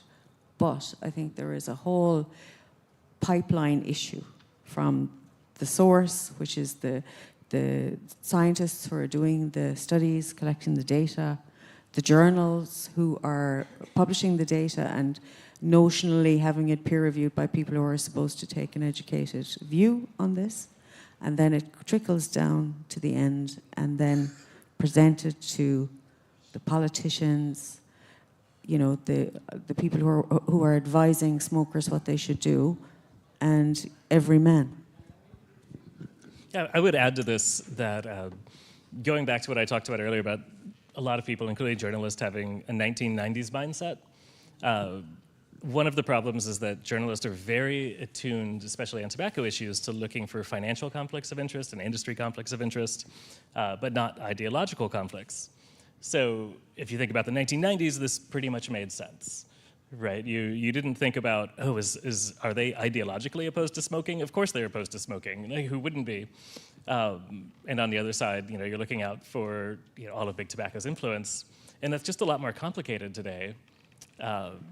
Where I don't think journalists know to look at both researchers and other activists about what are their ideological priors that they're bringing into this discussion of harm reduction, and that gets overlooked. Does anybody have any questions or anything that would like to add? I know the there's audience? questions out there. Come on.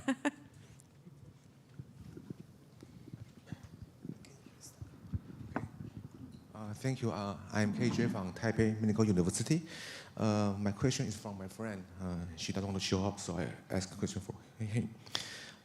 Journalists in Taiwan are very busy and are often assigned to report on topics they don't understand, such as THR. So journalists also interview experts who don't understand THR to comment on THR. So THR in Taiwan now is joke, is lie from tobacco company, is evil in Taiwan. So as a result, the wrong information is passed on, plus wrong information, plus wrong information. So for this kind of situation, do you have any suggestion for our journalists in Taiwan on this matter? Thank you. Yeah, but I think it's a great question. It's a problem everywhere, and I don't think there's an easy fix to it. I think maybe the best thing you can do if you can predict who the journalists are who will be covering this beat is to try to develop a relationship with them and be proactive about reaching out before they write the story. And this is a problem we face all the time, where a new paper comes out, it's embargoed, journalists have all covered it, but we don't even know that it's in the works, and so we don't know to reach out. And so I think the only way around it is just try to be proactive, find out who those journalists are, and be ahead of the curve on offering yourself as a source for them so that they know to come to you before they get around to writing the story. Yeah, it is. I mean, you were talking about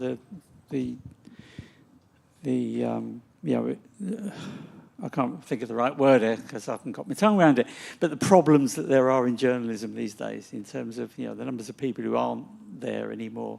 I mean, it used to be, certainly in the UK, the Home Affairs editors of various newspapers, I mean, you knew who they were. They'd been in post for yonks, and you could phone them up, you can talk to them. They would talk to me. I'd get calls from people who I'd spoken to before. I still do from time to time. But it changes so much that you are in response mode most of the time. You're responding to something that's happened out there. But I think it is a question of building relationships and building trust. Even if you don't particularly know, you only get one journalist contacting you, and they say, well, can I keep, they say to me, can I keep your number on my phone? I go, yeah, fine.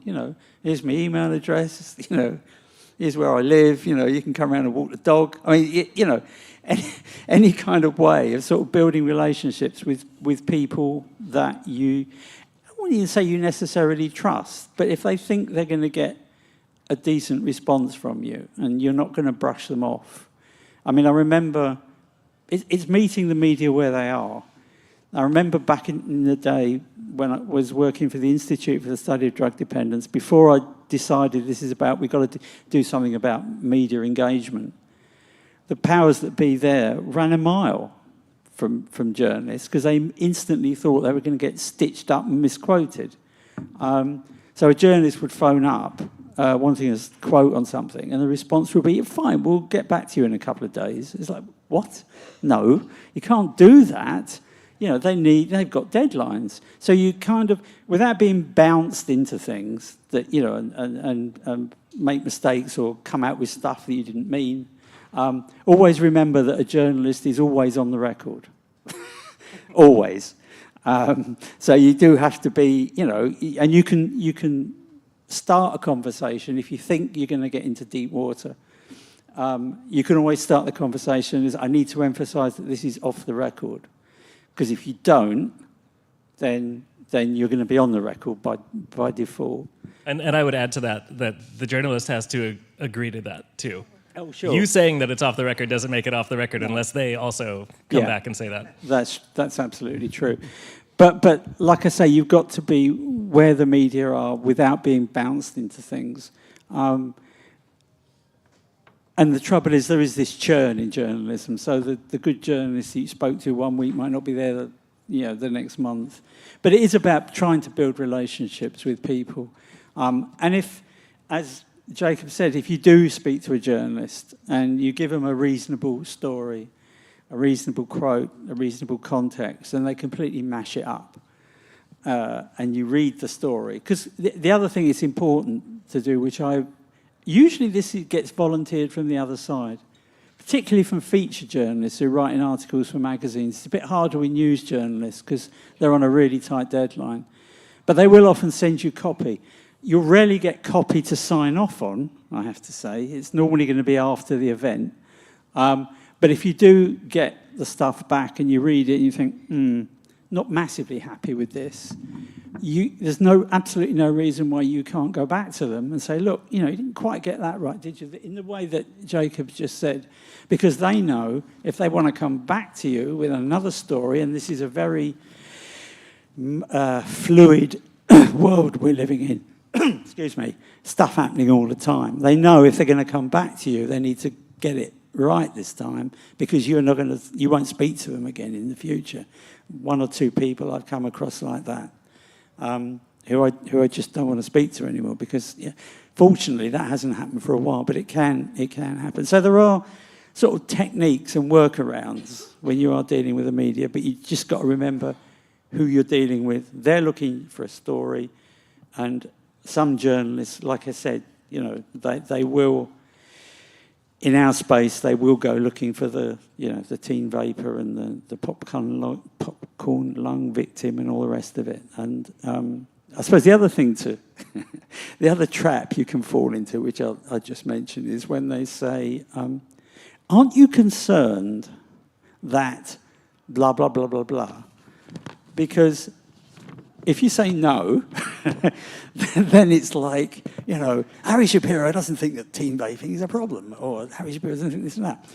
If you say yes, then Harry Shapiro is desperately concerned about blah, blah, blah, blah, blah. So the concern argument is a bit like politicians. A politician has got a very clever way of not answering a question.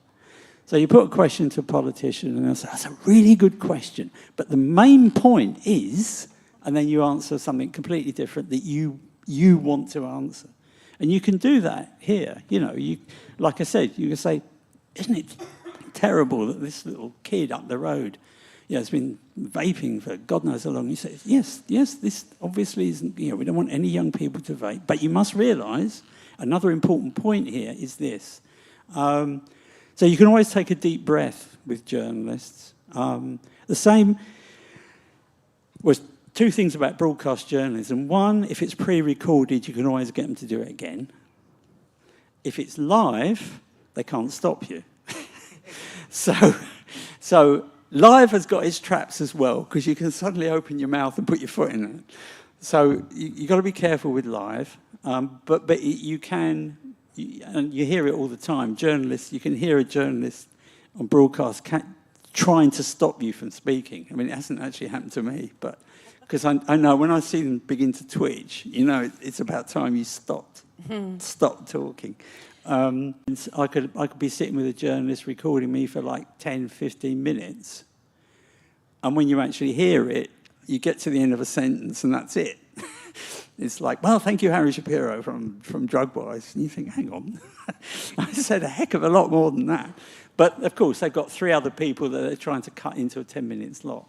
And we only have 10 minutes left. And we only have 10 minutes. So I'm now going to, because Marina has just twitched at me. I'm twitching. I'm going to shut up. I'm twitching.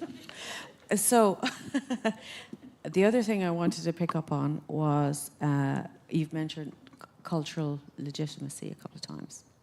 And that kind of makes me think of, we'll say, for example, Tesla, right?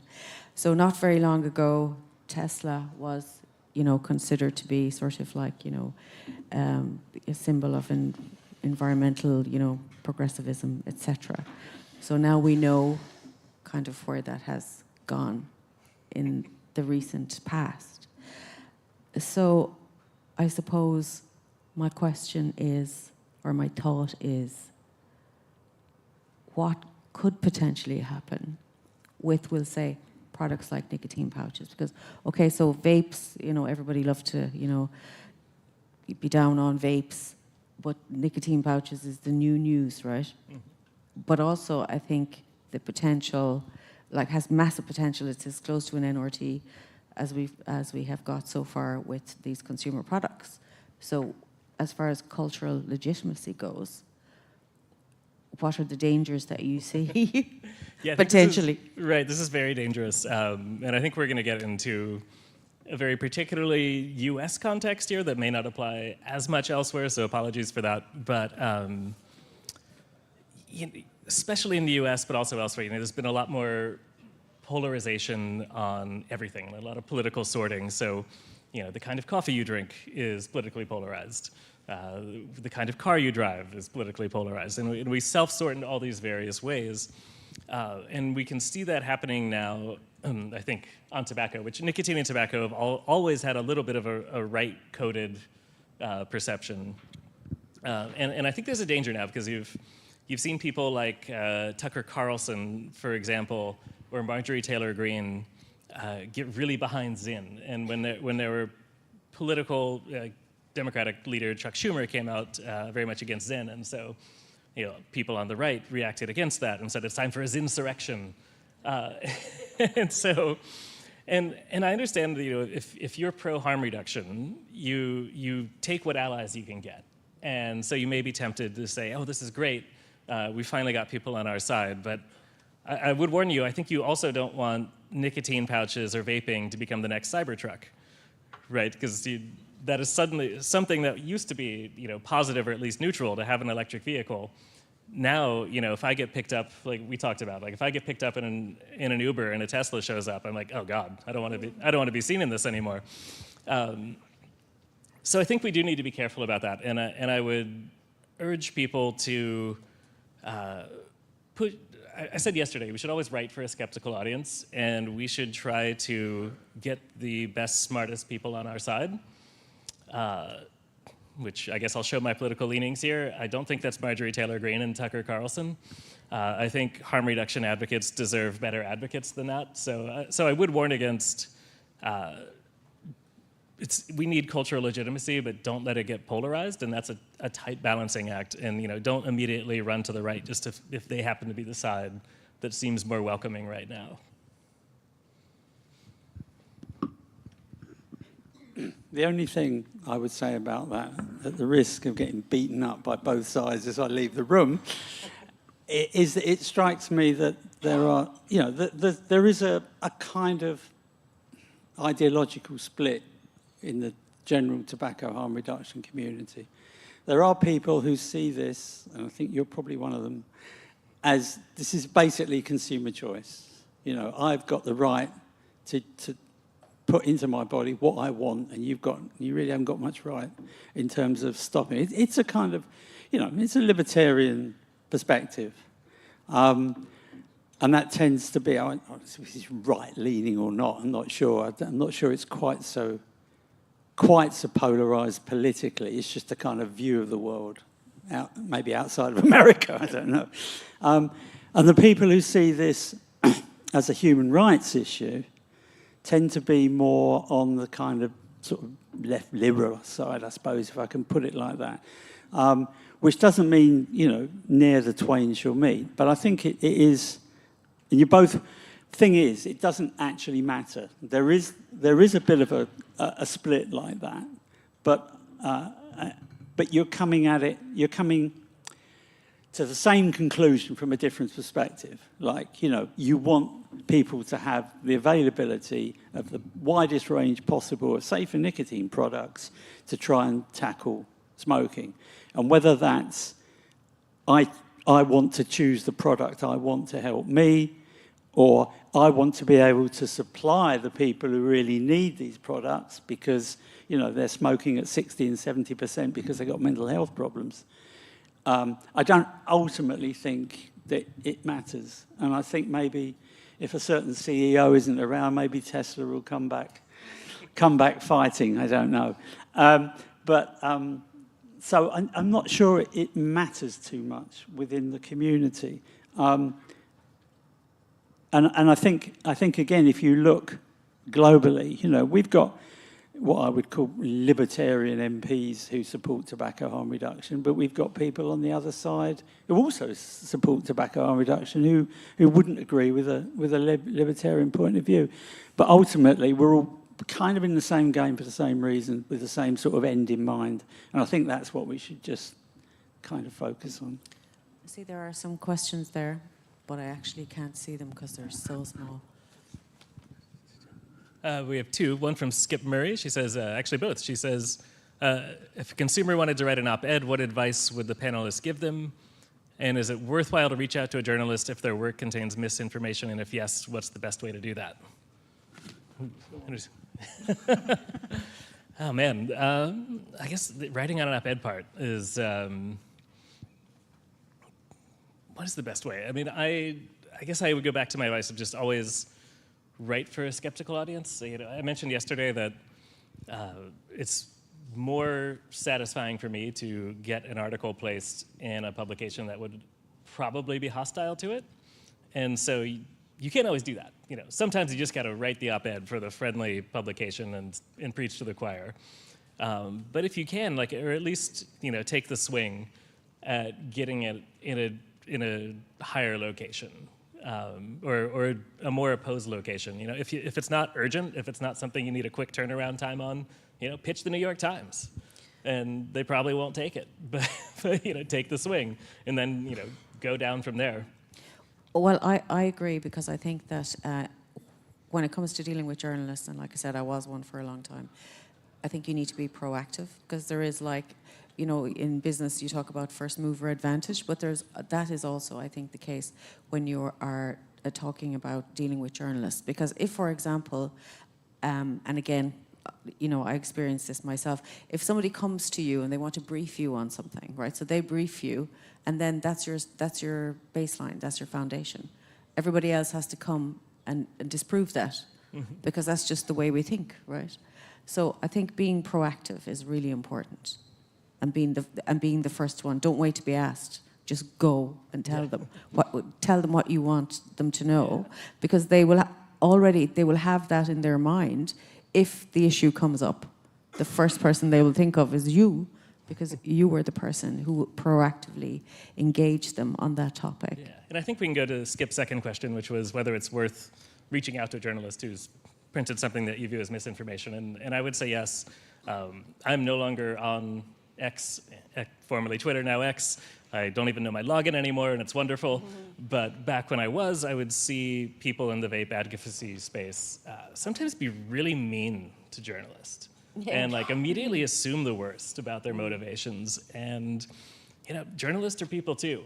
And don't assume they know anything about what they're writing about, because they generally don't. Yeah, but if they're a journalist and you want them to give you better coverage, don't be a jerk. Right? They're not going to come talk to the jerk. And be proactive. Yeah. Go to them before they come to you. Exactly. We have a couple of minutes left. Does anybody have a question? One more. Come on, somebody. Yeah, hi. Mark Tyndall.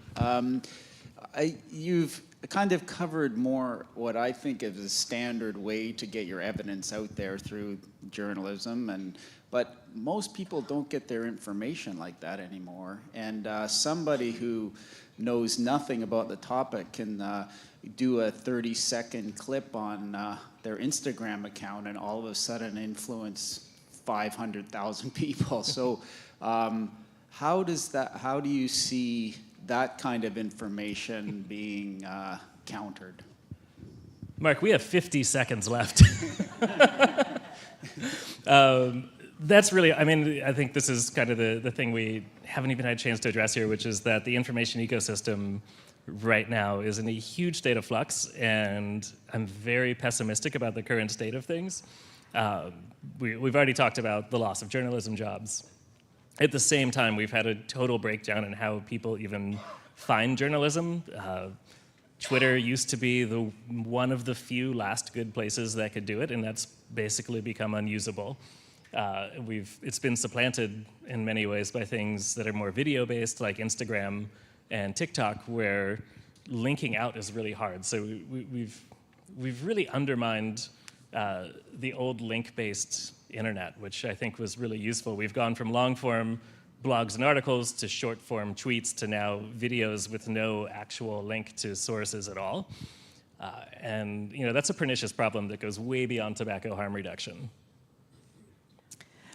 We're over time, so I'd just like to say thank you to Jacob, great speaker, and thank you to Harry for his Thanks for having us here. Yeah.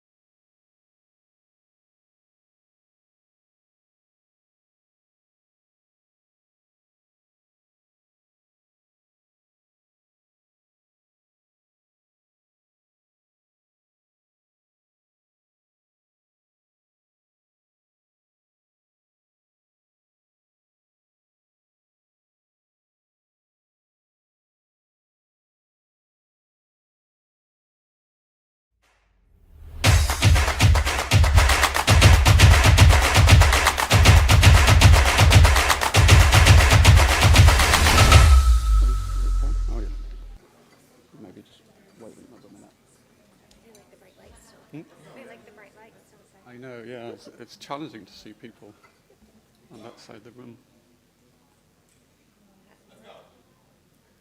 Thank you.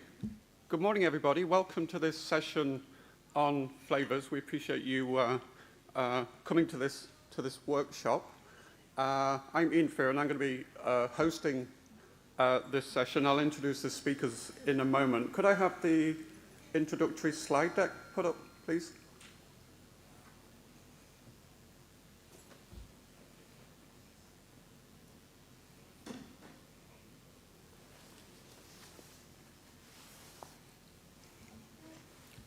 Thank you. So I'll introduce the panelists, as I say, in a few moments. I was looking this morning, between us, we have a century of collective experience in tobacco harm reduction. So this is a once-in-a-lifetime opportunity to quiz these experts. I'll talk about why we're here, what this workshop's all about, and then my speakers will each give a presentation, 10 or 15 minutes or so, and then we'll have an audience participation, a moderated Q&A session before we wrap up for lunch.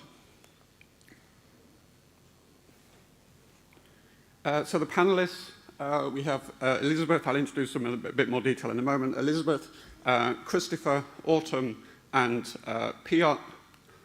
As I said, I'm Ian Fear, and I've been working in harm reduction, tobacco harm reduction for 17 years. I run a consulting company providing science and research support to tobacco companies, nicotine companies, drug manufacturers, and CROs. Just in terms of disclosure, I am a scientific advisory board member with Qnovia, who are a medtech company looking at getting an e-cigarette as a prescription medication. And I'm also a non-executive director and board member with Advanced Inhalation Rituals. Christopher is director of Russell Burnett Research and Consultancy. He's a research psychologist, 15 years working on tobacco and nicotine products, primarily on behavioural studies, behavioural science, and he leads and runs perception and behavioural studies of non-combustible tobacco and nicotine products to help manufacturers submit regulatory applications. Elizabeth works for Altria Client Services in Richmond, Virginia. She leads a team of scientists who also conduct perceptions and behavior studies in support of product applications and regulatory submissions. Before working in regulatory affairs, she led Altria's corporate responsibility efforts and has 20 years of experience in tobacco across research, communications, innovation, and corporate responsibility. Autumn Bernal has 20 years of experience as a toxicologist, provides consulting support, toxicology support in the tobacco harm reduction space. She's the founder of Tox Creative, which supports tobacco companies, nicotine companies, med device manufacturers, drug companies, and CROs. And she specializes in the human health risk assessment of innovative new products. And has global experience, North America, UK, Europe, Australia, New Zealand, and Asia. And then last but by no means least, Piotr Kasarovich, 25 years, he works for Philip Morris International, 25 years of experience in regulatory affairs, 9 of those years spent in the tobacco industry working with smoke-free products. He's a pharmacist from the Medical University of Warsaw. He's actually come home to come to this conference. He spent 11 years with the European Medicines Agency, and he's a believer and keen advocate, as we all are, I think, of tobacco harm reduction, and supports the ambition of delivering a smoke-free future. So why are we here, and what is this all about? It's about flavours, and flavours are ubiquitous. This is an image I just found on Google. It's a vape store somewhere in the United States, and it just shows the variety of flavoured vaping products which are available. And I think one noticeable thing about this, you probably can't quite see it, but there's only one tobacco-flavoured product amongst all of these products. And there obviously has to be a reason for that, and I think that's what we're going to talk about today. What is the reason why we have these flavoured vaping products. What do they do? What are the pros and cons of these flavoured vaping products? And we're also going to focus on tobacco harm reduction. I've taken this from the Imperial Brands website, and it's an equation which describes how you determine population-level tobacco harm reduction. So obviously, to support tobacco harm reduction, you need a reduced risk product, an electronic cigarette, a heated tobacco product, a nicotine pouch, etc. And then there are two kind of almost conflicting factors which contribute to determining whether a product supports or opposes tobacco harm reduction. And these are what we colloquially call the off-ramp. So this is whether a product appeals to adult smokers and whether it's used by adult smokers. And opposing this is use of these products by non-users, nicotine non-users, and the appeal to nicotine non-users. And we call this sometimes the on-ramp into nicotine use. So again, we're going to touch on these factors today, talking about the on-ramp and the off-ramp, and overall talking about tobacco harm reduction. So there are various arguments about flavours. On the negative side, they're suggested to promote youth appeal and use by youth. They're suggested to make tobacco and nicotine products more palatable for a vapor product. They're suggested to make the inhalation easier, more smoother, etc. There are concerns around addictiveness of flavours. Flavours are suggested to promote addictiveness. And there are toxicological concerns. Not all flavours are safe for inhalation, so there are some toxicological concerns.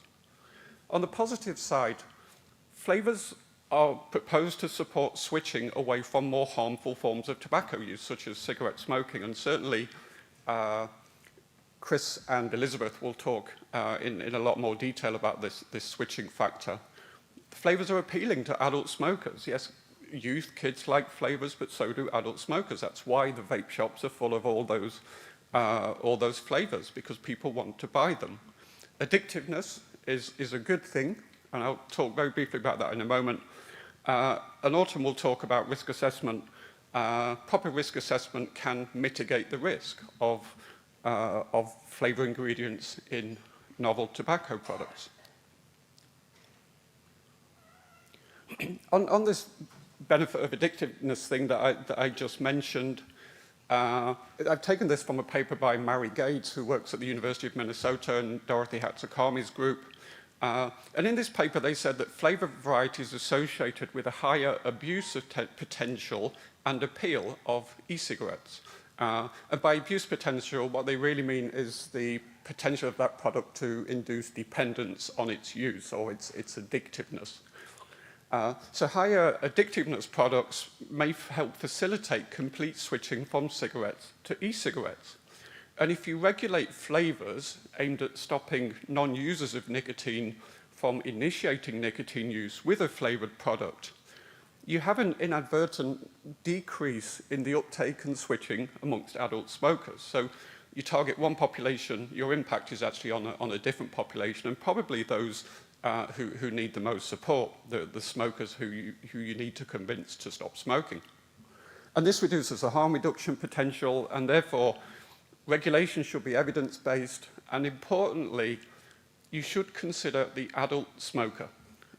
You can't just look at one segment of the population, you need to look at the population as a whole and include adult smokers and adult smokers' needs in regulation. And Piotr will talk about effective regulation of flavours later on.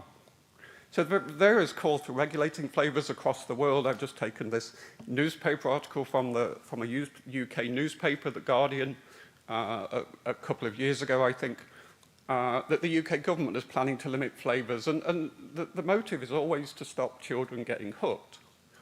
But as said just a moment ago, the impact is on the adult smoker as well, and we really have to think about that. There is, of course, a new kid on the block in tobacco harm reduction, and this is the nicotine pouch, which, its use is becoming increasingly prevalent in all of those countries in which it's marketed. I think in the United States in the last 3 years, the use of nicotine pouches has quadrupled. So it's on a really rapid rise.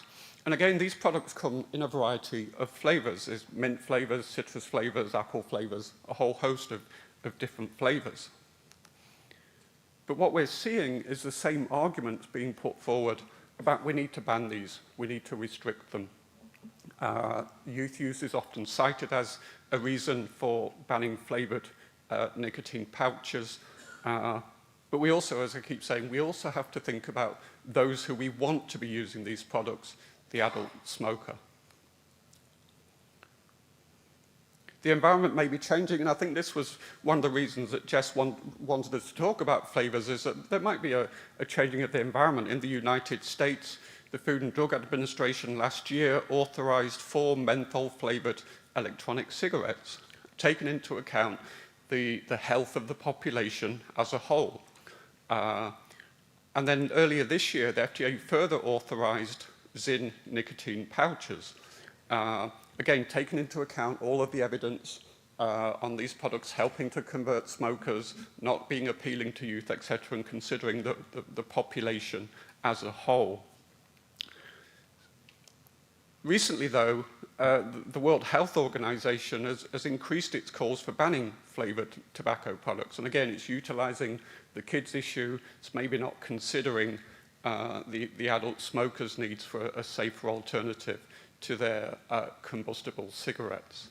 I'm also not sure why they've got kids holding up pictures of jewel pods, but that's something only they can answer. So what do we need to think about? And this is where our speakers come in. Do flavored tobacco and nicotine products support tobacco harm reduction? Do they promote switching? Do they promote abstinence?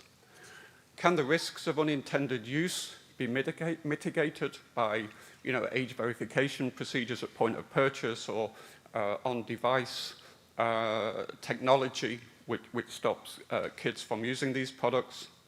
Can the toxicological risk be minimized for flavored vaping products, nicotine pouches?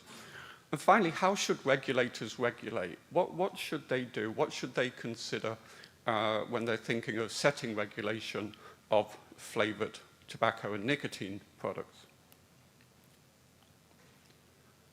So I'm going to stop there. I'm going to turn it over to, as I say, each of the speakers will give a short presentation on their views on flavors, and then we'll turn into a Q&A session for some audience participation. So first up, Elizabeth, thank you. Awesome. Thank you, Ian. All right.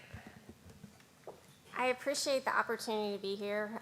This is my first time at GFN, so I'm very excited. I unfortunately am not quite tall enough to see my slides that are down there, so I apologize if you see me turning to the side to make sure that I'm on the right one. So I'm going to go into this journey of flavors and why it really does matter to adults who smoke. So I'm going to touch on 3 different topic areas. The first is really the landscape in the US. What are we seeing in the marketplace? From there, I will shift to how flavors can support the journey for adults who smoke to switching to smoke-free products. And then lastly, I'll speak a little bit to the trends of underage use in the US. All right, so what are we seeing? So this is data from our adult tobacco tracker study. So in the United States, we see flavors preferred across various tobacco product platforms. But what's most striking are the data for those who use e-vapor or nicotine pouches. What you can see is that close to 90% of those consumers prefer using flavors. And if we dig into e-vapor, I'm going to show you 2 figures here. The first represents those who use pod-based systems. And so this is data from 2016 to 2024. And what it shows are the number of consumers who use these products, and the blue represents those who use flavors most often, and the brown are those who use tobacco. And across the years, you can see that the preference has been for flavored products. What's interesting is that between 2019 and 2020, flavored pods were banned in the US, but you still see the blue. Consumers want these products and they're finding ways to get them. Oh, sorry about that. See, it's not quite tall enough. Okay, so if we shift elsewhere in the marketplace, what else happened around that time? It was the emergence of disposable products. And so you see the growth there from 2020 to current day.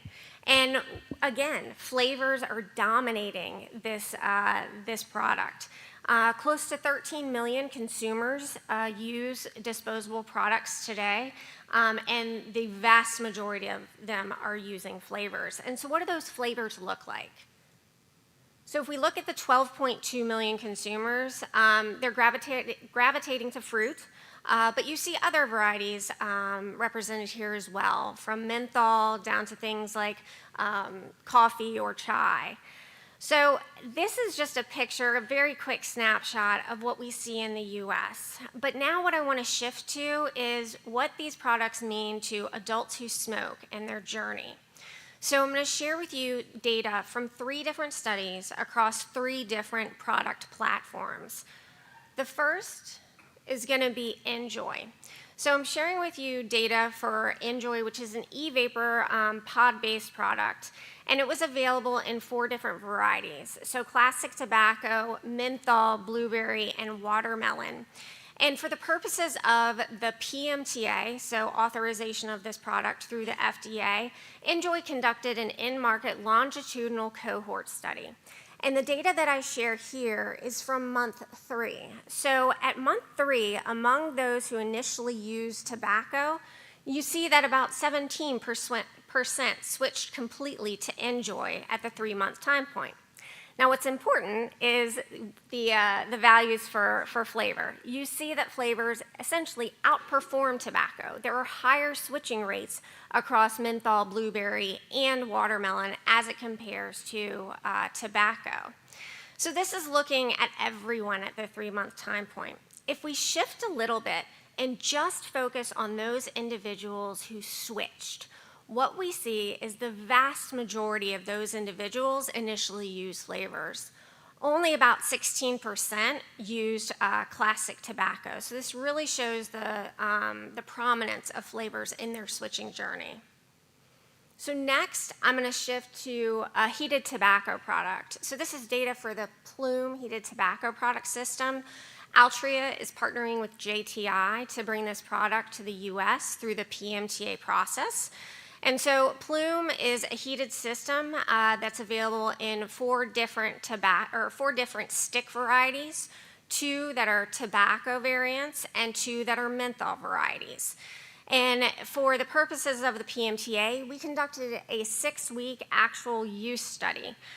This was among adults who smoke, and we evaluated the behaviors at the end of the study. What we saw was similar. So while we saw very strong switching rates across, those who used menthol had significantly higher switching rates than those who used tobacco exclusively. I'm going to shift the data one more time, just like we did last, to focus just on the switchers. When we look at those who switched at the end of the 6-week study, what we see is that, again, the majority used menthol either exclusively or in combination with tobacco. All right, my last data set is going to be a little bit different. And so this is data for the On nicotine pouches. So On comes in a variety of flavors. What we did here was a randomized study where participants were either randomized to use only the original variety, or they could use original and all of the flavor varieties. And so participants were adults who smoke, and what we saw, I'm going to share data that's a little bit different here. This is the proportion of participants with smoke-free days over each of the 6 weeks. What's interesting is at the beginning of the study, you see flavor outperform original, but by the end of the study, they start to converge. I also share liking data. Now, this is data among the gray are those who received the original variety. And as you can see, those who received flavor preferred. They liked the flavors more so than the original. So this is important because it has real-world implications. If you think about a consumer going to the store and purchasing original, let's say that's all they're able to access, would they stick with purchasing a product that they kind of like and they don't actually see any benefit until maybe 3 weeks? It definitely raises the question against prohibition.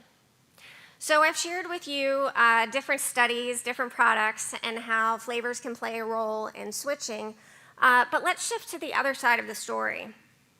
And to do that, I'm going to go back in history, so please just bear with me a moment. Okay, so this is data, and it's specific to cigarettes. And this is from the National Survey on Drug Use and Health among 12 to 17-year-olds in the United States. And what we saw was from 2002 to 2010, the overall trend of cigarette prevalence was going down.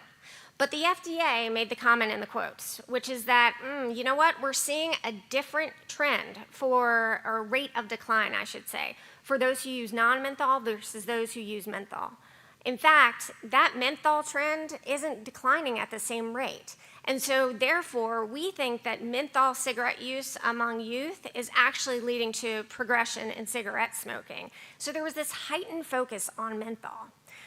So what happened next? Was menthol banned in the US? Did youth smoking rates go up? No, you all are well aware of this. Fortunately, we have seen underage cigarette prevalence continue to decline across both non-menthol and menthol cigarettes. This is older data, but it continues to kind of paint the picture of, hey, you know what? You can still have prevalence come down without prohibition. So now I want to shift to data in the non-combustible space. So this is data from the National Youth Tobacco Survey. Again, it's among middle school and high school students. The black line represents those who use any tobacco product, blue is e-vapor, and then red again is cigarettes. So we see a similar trend with cigarettes. Many of you all are familiar that in 2019, we saw a peak in underage use of e-vapor at about 20%. And at that time, the majority of those underage reported using a flavored e-cigarette type, so close to 70%. Now you can see the trend line. What's happened? It's gone down. Prevalence has declined to below what it was in even 2014. So what does it look like now? Actually, more of those underage are reporting using flavors. But we have to look at the big picture. Prevalence can in fact go down despite flavors being in the market. So I've shared with you data from kind of both sides of the coin, so those who are smokers and the value that these flavors can play for them, as well as the prevalence of underage use going down despite flavors being in the market. So in conclusion, we believe that really a consumer-centric approach makes sense. Availability and choice of flavors in the marketplace can help accelerate harm reduction while also minimizing those unintended consequences. And with that, I have colleagues who helped me get here, and I very much appreciate their support. And I think I'm handing it over to Chris. Thank you.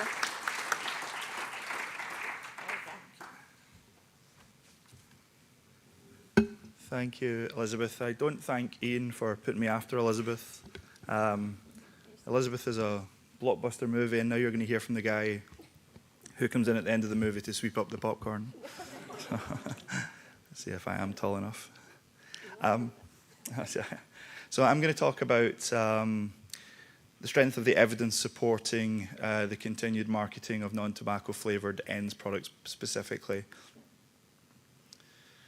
Just a quick disclosure about myself. My company has received funding from manufacturers of tobacco nicotine products to conduct perception and behavioural studies on their behalf for submissions to regulators, primarily in the US for PMTAs and MRTPAs. Just to start, I was reminded by Facebook that I was here 9 years ago. I've actually been here, I think, every year, apart from the COVID years. But this popped up on my Facebook today. I thought that was quite interesting. It looks like it's the same room as well. So I'm going to quickly go through or touch upon the evidence pertaining to one specific question. Do people who use non-tobacco flavoured ends flavours have a higher likelihood of quitting smoking than people who use tobacco flavoured ends? And how strong is the evidence for that hypothesis? Now, many in this room, through your personal use of the products, may attest to the fact that non-tobacco flavoured ends products have helped you. You may know 3, 4, 5 people each who have also benefited from the use of ends in non-tobacco flavours.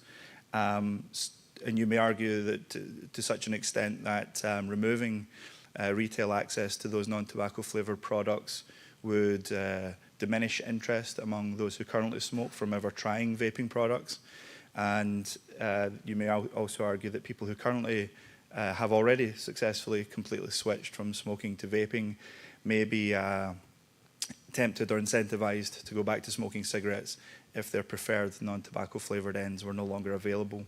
And all this would lead to a general conclusion that preserving access to a diverse marketplace of non-tobacco and non-menthol ends flavours can help to complement conventional tobacco control policies and interventions to accelerate reductions in adult smoking prevalence and associated health consequences.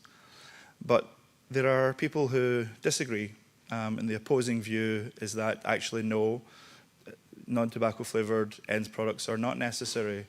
As an example of this view, an editorial published in the New England Journal of Medicine in 2019 argued that FDA should simply ban the sale of flavoured nicotine products for use in e-cigarettes, and the reason for arguing for this is that the authors argue that the public health problem that e-cigarettes were intended to solve, that is helping users of combustible tobacco products to stop by switching to vaping, is adequately addressed by liquids that are not flavoured to appeal to adolescents, so essentially flavoured vape products.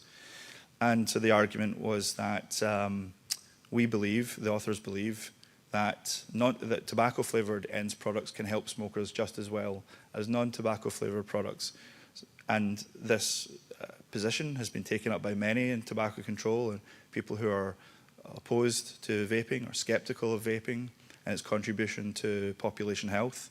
And subsequently, the onus has been put back on manufacturers, industry, to demonstrate that the marketing of ends in non-tobacco flavours provides the smoker population with an added benefit over and above that delivered by tobacco flavoured ends. So what then has been the evidence on the role of non-tobacco, non-menthol flavours in smoking cessation? What's the quality of this evidence? And most importantly, do we have sufficient high quality evidence to draw reliable conclusions? So to answer these questions, we must first be clear about what qualifies as high quality evidence, what constitutes high quality evidence when it comes to policy and regulatory decision making. This is the hierarchy of evidence pyramid, which you may be familiar with. The pyramidal shape qualitatively describes the amount of evidence that's generally available from each type of study design and the strength of evidence that's generated by each study design. And as we go up the levels of the pyramid, the amount of available evidence typically declines, but the quality of that evidence increases and the risk of bias reduces. And additionally, as we go up the pyramid, we gain confidence in drawing conclusions about causal relationships between an exposure and an outcome. The healthcare policy and regulatory decision making is ideally determined by evidence that's available towards the top end of the pyramid. Now, with respect to e-cigarettes, the most robust evidence of the efficacy of e-cigarettes for smoking cessation comes from the Cochrane Review Group's systematic reviews. The CRG's systematic reviews of e-cigarettes, which have long been supported by Cancer Research UK, exist to provide healthcare professionals and policymakers, primarily in the UK but also internationally, with the best available evidence upon which to base their advice and recommendations to people who want to stop smoking. In 2023, the CRG published a systematic review of 319 randomized controlled trials incorporating over 157,000 participants. And the authors concluded that on the basis of that available evidence, there's high certainty evidence that nicotine-containing e-cigarettes, varenicline, and cytosine are the most effective options that are currently available for helping smokers to quit long-term, which they define as no smoking for at least 6 months. And specifically, the review found that for around every 100 people who are trying to quit, around 14 are likely to succeed in quitting by using a nicotine-containing e-cigarette, varenicline, or cytosine, which is a better rate of efficacy compared to other available options.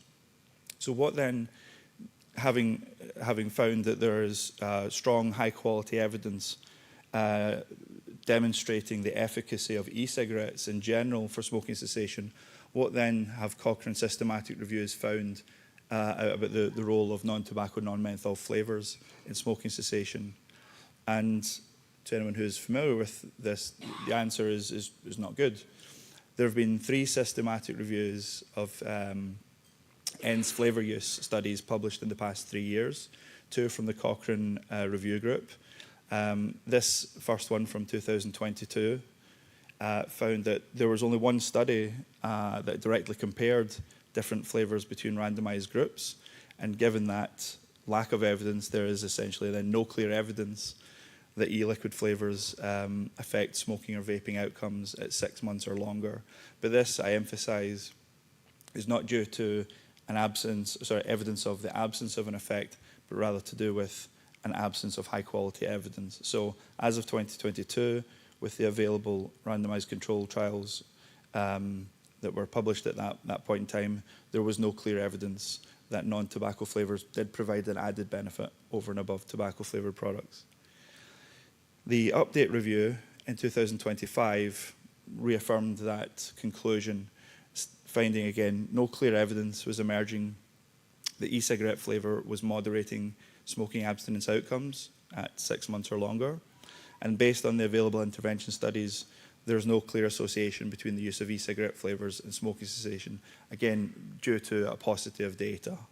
Again, only 1 study had randomised participants to use either a tobacco-only flavoured ENDS versus a choice of e-liquid flavours.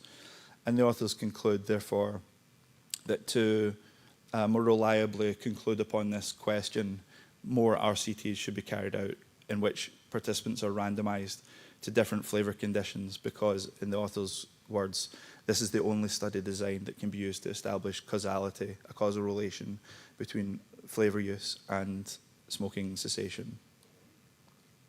And just to go a little 2 years back in time, a systematic review by Alex Lieber and colleagues found essentially arrived at the same conclusion, that from their review of 29 cross-sectional and longitudinal studies, that the evidence on the role of different flavoured ENDS use in smoking cessation at that point in time was inconclusive. But again, this was not due to evidence of no effect, but rather the insufficient quality of the studies that were available at that time, reflecting highly heterogeneous study definitions and various methodological limitations. And Lieber and colleagues reiterate the conclusion from the CRG. 1 method to address this dearth of convincing evidence would be to randomly assign ENDS flavours to study participants. More high-quality evidence, ideally from randomised controlled trials, is required. So, the type of randomised controlled trial that the authors of these systematic reviews are pointing towards, calling for more of, would look something like this. An eligible sample recruited from the general population, randomised to use, in this example, either a tobacco-flavoured ENDS, a menthol-flavoured ENDS, a fruit 1, fruit 2, or fruit 3, let's call it mango, strawberry, or pineapple. And those participants randomised to those conditions would have access to and be encouraged or required to use only the assigned flavour for a minimum duration, ideally 6 months. And this is the proposed rough design that researchers are calling for more of to deliver more convincing evidence. I would argue, however, that I would argue that RCTs are not the best context for assessing the effects or the efficacy of ENDS or ENDS flavours for smoking cessation, and that would apply to any consumer product. The RCT design is long established as the best method for evaluating health outcomes, changes in health, resulting from use of a specific drug according to a tightly controlled schedule of conditions in a homogeneous group of people. The high degree of control over the characteristics of study participants, the random assignment to conditions, and instructions on how and when to use a drug, make an RCT an extremely useful design for isolating the effects of controlled use of a drug. However, I would argue that these same features make RCTs likely to be of less or limited use for yielding valuable information about the drivers of natural adoption and actual use of consumer products, ENDS in particular, and how these products are used in everyday life under real-world market conditions. For example, randomized controlled trials of ENDS flavours would likely be unable to capture the characteristics of natural adopters of ENDS products, their reasons and motivations for trialling a product and progressing to regular use. It would be unable to capture the effect of real-world market and social influences on tobacco use behaviour, so price, retail availability, media coverage, social attitudes. And importantly, it would not be able to capture how individuals' initial flavour preferences and use patterns change over time, as Elizabeth mentioned in relation to their study, the Altria study. That is, that RCTs don't capture the individual's continuous process of curiosity and discovery and adjustment to find out what satisfies them, what works for them.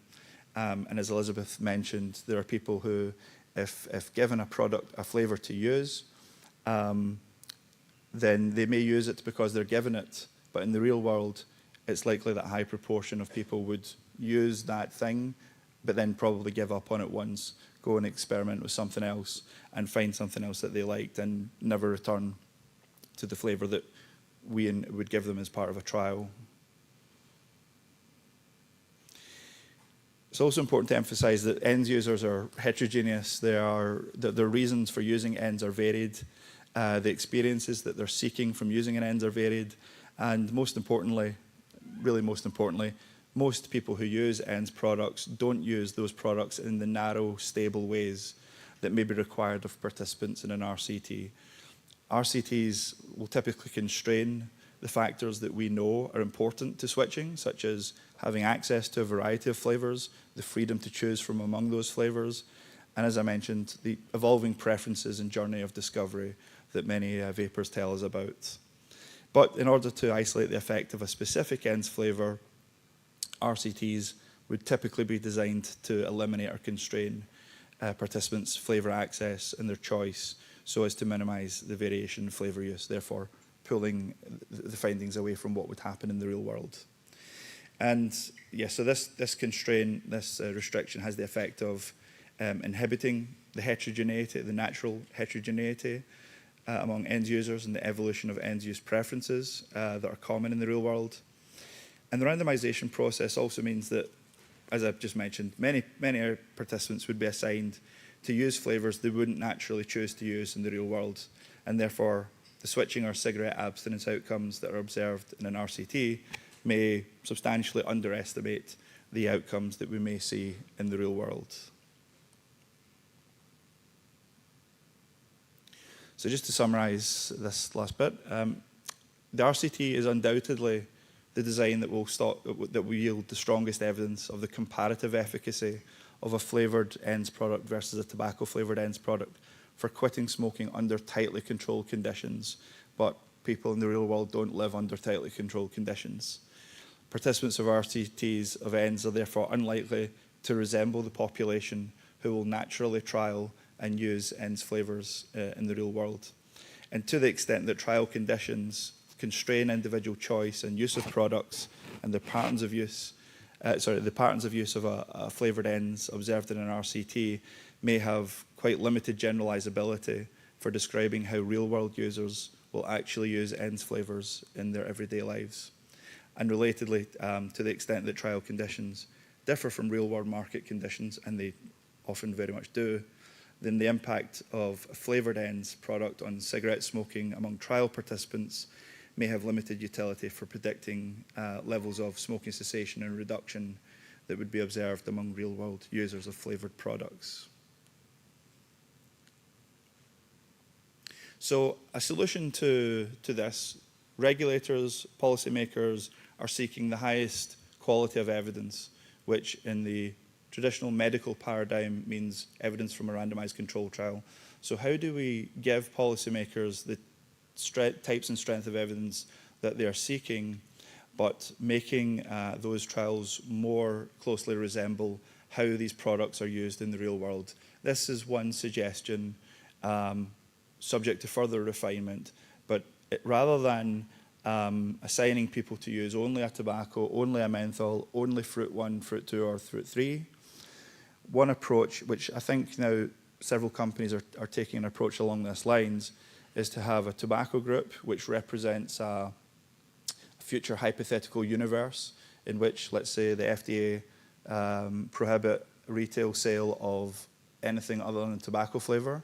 So this is modelling that or simulating that future regulatory environment. Randomisation to a menthol product, and then randomisation to an arm in which the participants have free choice of all flavours in the portfolio of flavours being tested. Tobacco, menthol, fruit 1, 2, 3. People can use any one they want. They can start using any one they want. They can change at any time, go back to flavours, use 1 flavour, 2 flavours, 3 flavours, etc.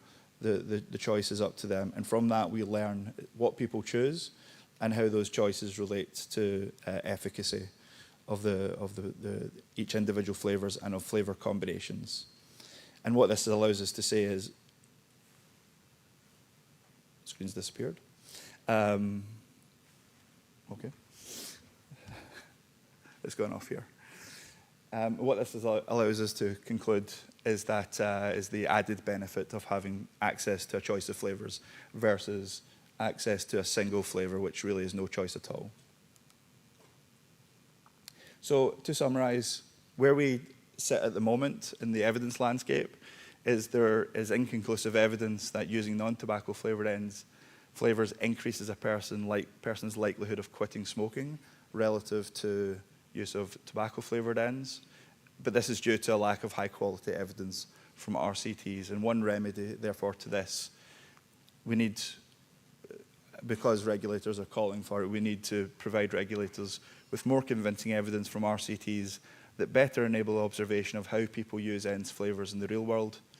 And this part of that would include having RCTs with arms that compare current versus potential future scenarios of ends flavour availability. So right now, the question is, what would adults who smoke do if overnight their preferred non-tobacco flavoured ends products were to disappear? Right now, the authors of the New England Journal editorial that I said at the start would say, well, right now there's no evidence that keeping these non-tobacco flavours on the market will provide any added benefit. And that is the challenge that we're all faced with, is demonstrating with appropriate study designs that removing people who smoke access to a variety of non-tobacco flavoured products will hurt them and their families by extension, by disincentivizing people from trying vaping as an alternative to smoking, reducing their motivation for attempting to quit smoking, and ultimately reducing their success in quitting smoking if their preferred flavours are not available to them. But as I say, right now, the evidence landscape is that there's inconclusive evidence that non-tobacco flavours provide that benefit, and it's on us in this room and beyond to provide policymakers and decision makers with higher quality evidence on which to base future regulatory decisions. Thank you very much, and happy to take questions after.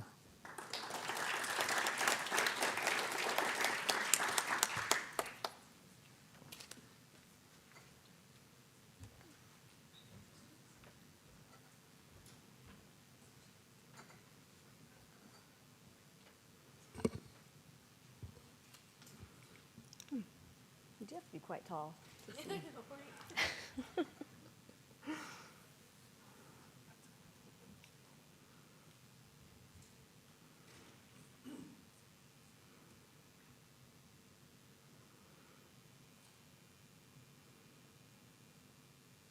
Okay, so thank you so much for the two speakers that preceded me.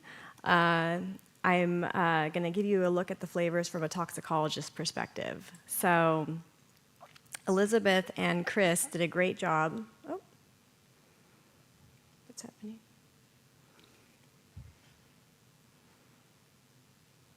Okay.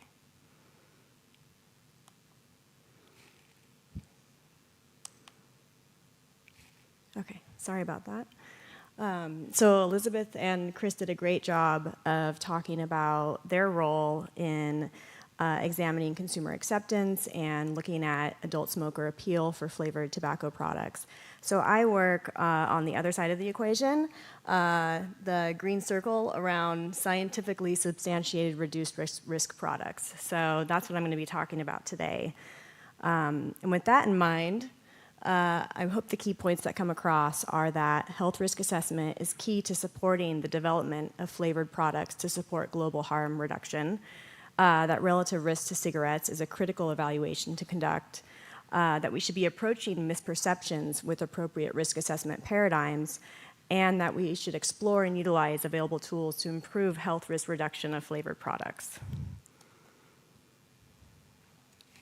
So when it comes to the potential health risks of flavored products, much of the public encounters headlines like this.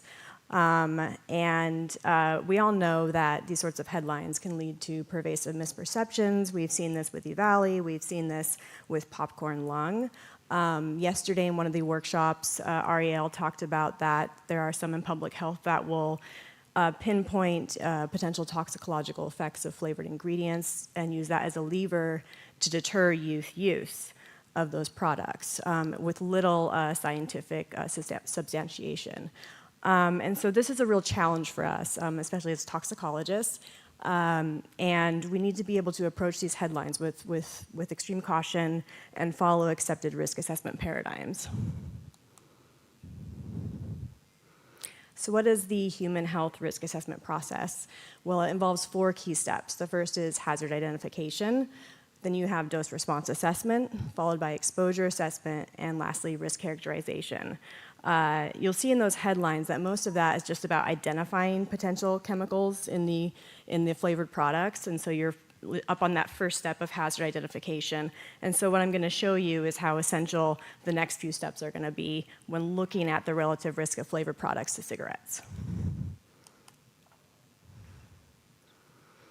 So firstly, the health risk assessment process is really essential in flavored product development and is critical in contributing to product stewardship of flavored products. So when thinking about integrating a risk assessment framework, you're going to want to do that early on during product development. And you're going to want to consider guidance to develop consistent frameworks across the different markets that the product is going to be sold in.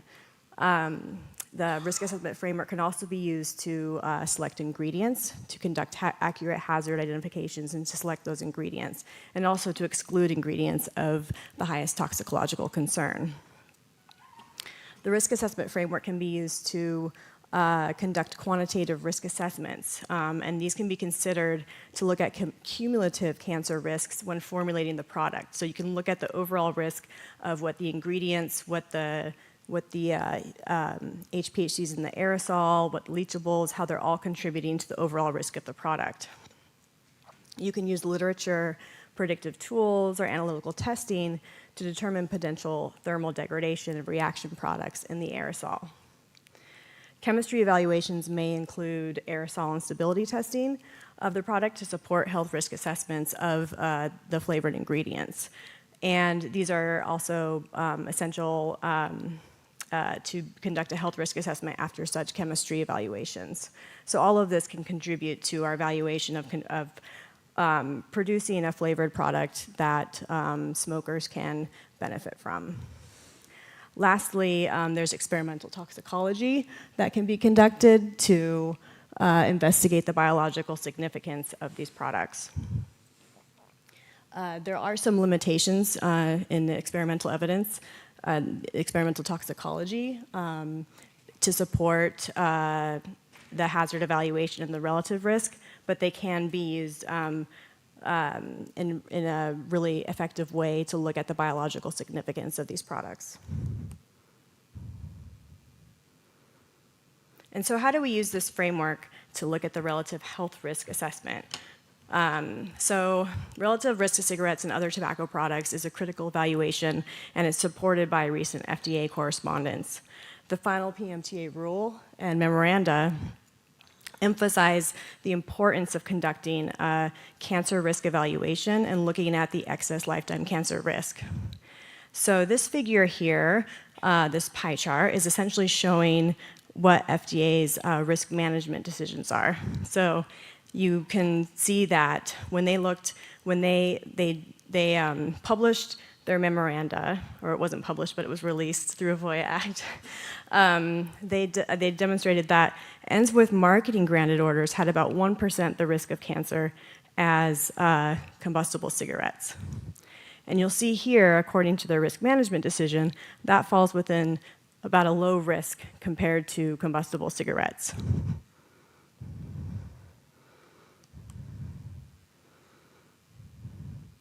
We can use the risk assessment process to also quantify non-cancer risk.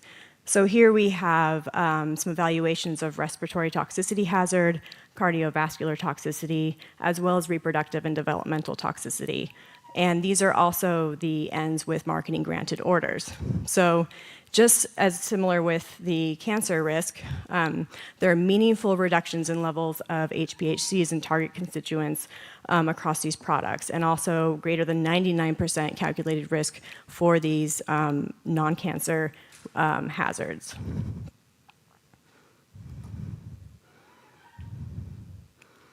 So the health risk assessment process can be a really valuable tool in looking at relative risk to cigarettes and quantifying that risk for both cancer and non-cancer. What I've shown you now is data from menthol and tobacco flavored ends, but what about other flavors like fruity flavors? So we know that these are of high concern, and most of the headlines, again, are pinpointing different ingredients from these products. Again, we need to approach these headlines with caution and follow accepted risk assessment paradigms. So most of these are really looking at just hazard identification and looking at chemicals that are identified in those products. One way that I like to contextualize the data is to look at the aerosol as a whole. So here we have, in this figure, one of my collaborators, a publication from a couple of years ago, where they looked at non-targeted analysis of the aerosol. So you'll see from this figure that over 99% of the aerosol mass it contains PG, VG, nicotine, benzoic acid, and targeted compounds. Those targeted compounds are HPHCs or other major flavor ingredients. Less than 0.1% of the aerosol mass was what we call either reaction products or other flavorants. So it's a very small percentage of the aerosol mass.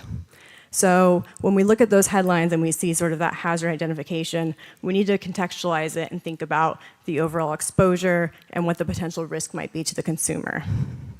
Importantly, what's shown here is that there were about only 100 compounds detected in this menthol. This is a Juul e-cigarette. And cigarette smoke has over 5,000 compounds with a high chemical complexity. So the cancer and non-cancer risk reductions are driven by the reduction in targeted compounds, which comprise over 99.9% of the aerosol.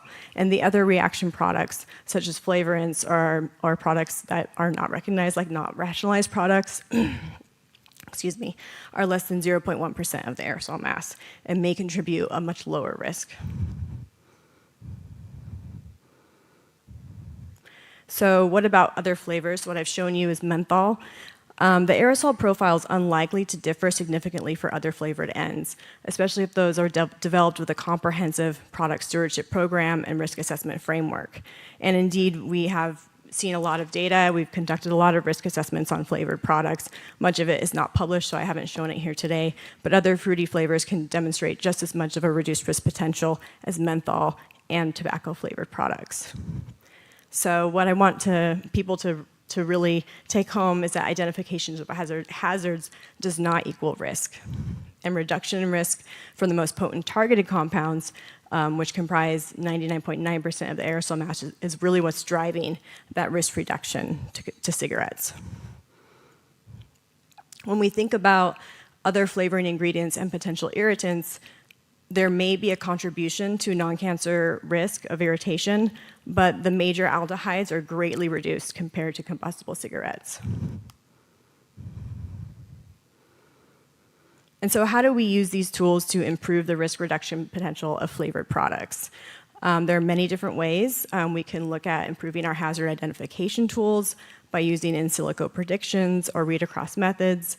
We can understand the heating of our products better. We can use that to investigate predictive models and understanding the chemical kinetics.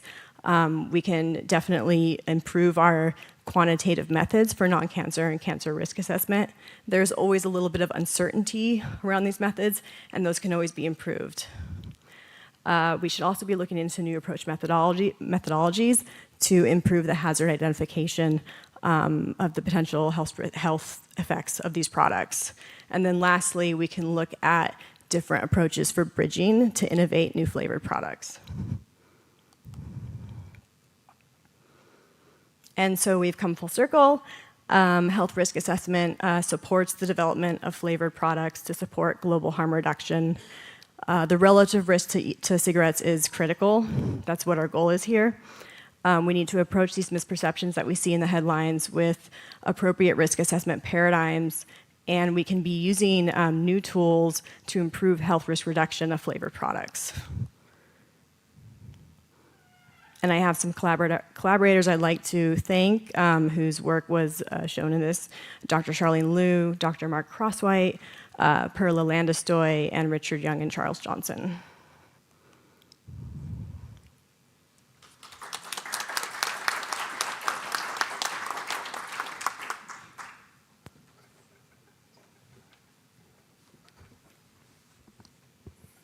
Yeah, I fall in the group of short ones.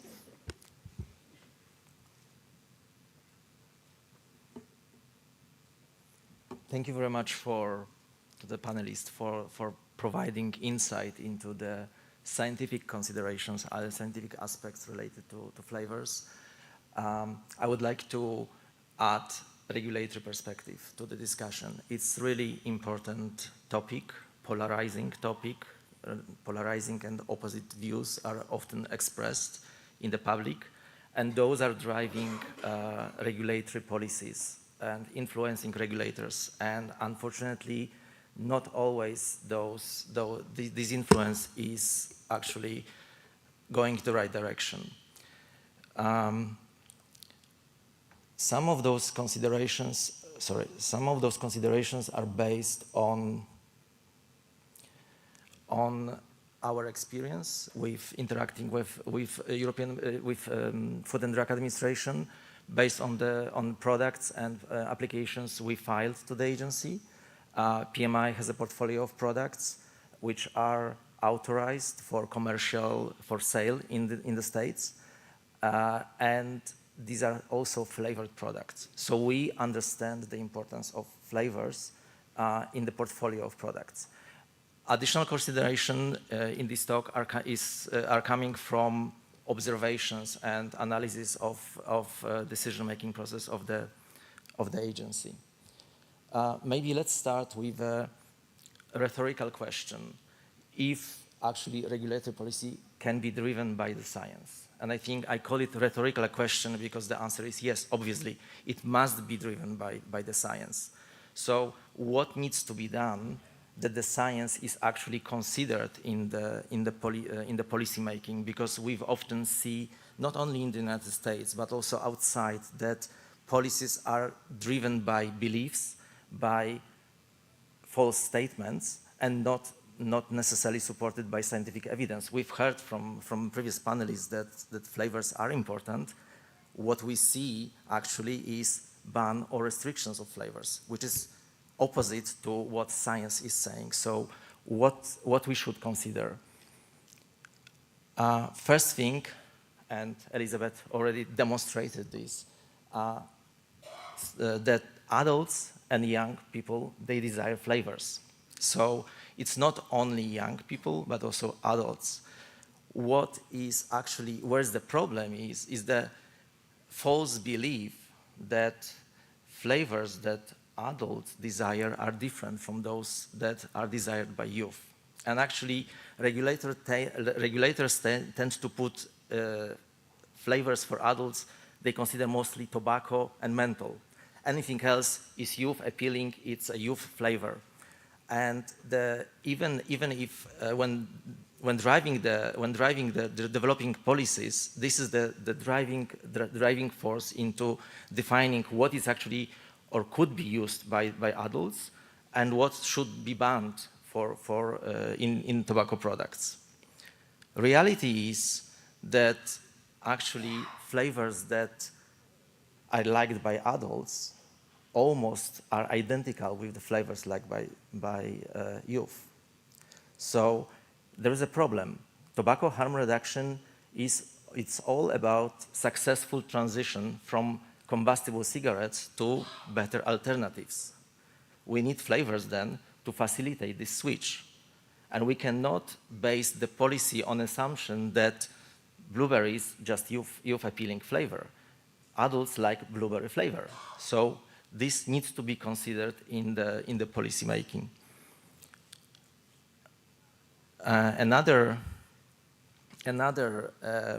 element often seen in the policy, and also I'm glad I saw it as well in Elizabeth's presentation given by Elizabeth, is that there's this belief that actually youth uptake of tobacco products is correlated with availability of flavored products. And the flavors are actually promoting the youth uptake. And again, when looking at the NYTS data, it can be clearly demonstrated that there is no correlation. We've seen from Ian a photograph from a shelf in the US. This is the reality.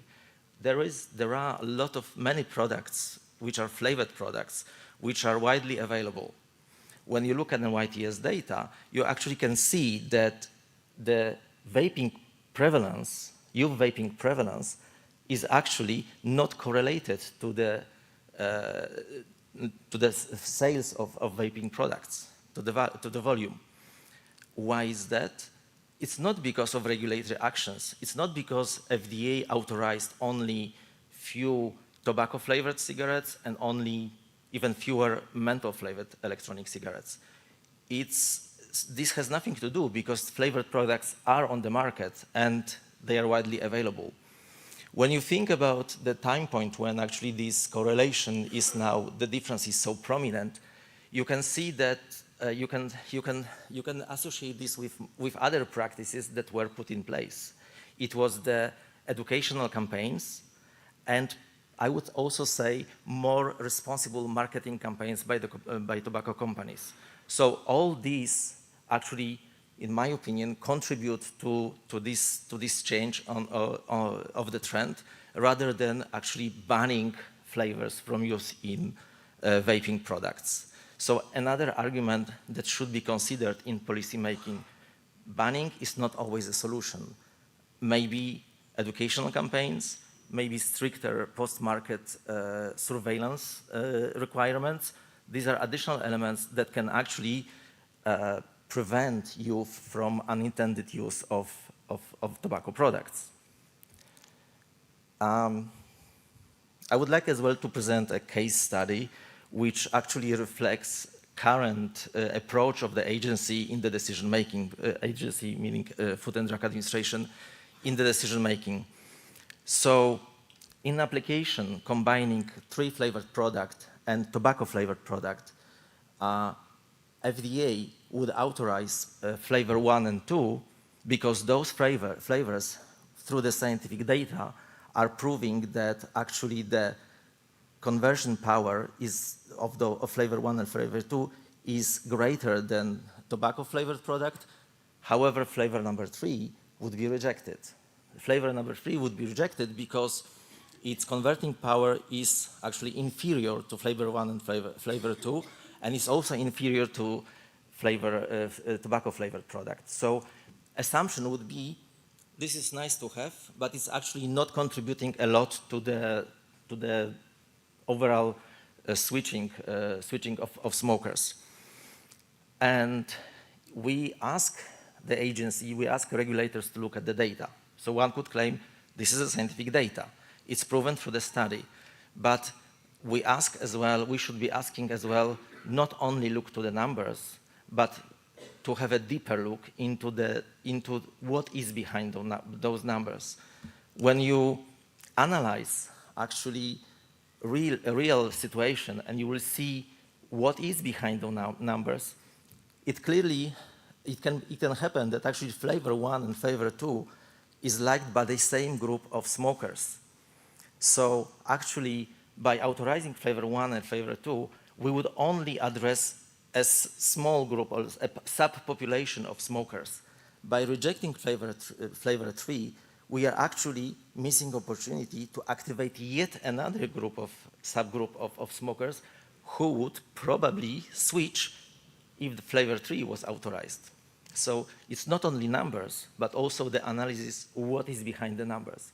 And this should be considered in the policy making.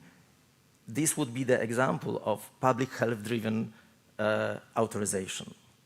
So I tried not to be too long with the slides. I think it's good summary would be flavors are needed in tobacco products, and we should not be basing our decisions on misconception that flavors are only for youth and they are actually facilitate abuse of tobacco products. Adults as well desire flavors. We need to base the decision-making process, so regulatory policies should be based on the scientific facts. And scientific facts should be well analyzed, not only data, or what is behind the data as well. We should also be looking into the real situation on the market, what's going on when drawing the conclusions. And actually, again, I think this confirms the need for the well-defined studies, well-defined risk assessment, consideration, what's in the product, and analysis, who is using the product and why is using the product. And with this, I believe we can have really successful regulatory policies implemented, not only in the United States, but also outside the United States. Thank you.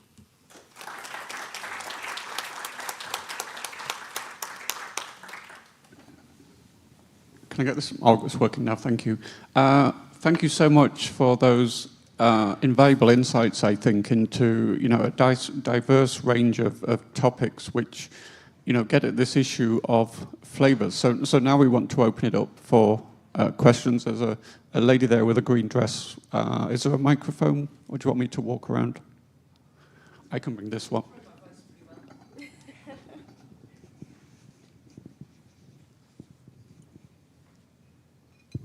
Thank you. Such a wonderful presentation. I'm Carolyn Beaumont, General Practitioner from Australia. I have two questions I'm going to be cheekily asking. One is for Autumn. So in my work, I've helped probably about 4,000 adult ex-smokers get their vaping script in Australia because I need it. And many have said that, the nice, high-quality regulated vapes, they're great, they don't make them cough, but when they sometimes are forced, because they can't access that, to go back to the illicit vapes, they cough a lot.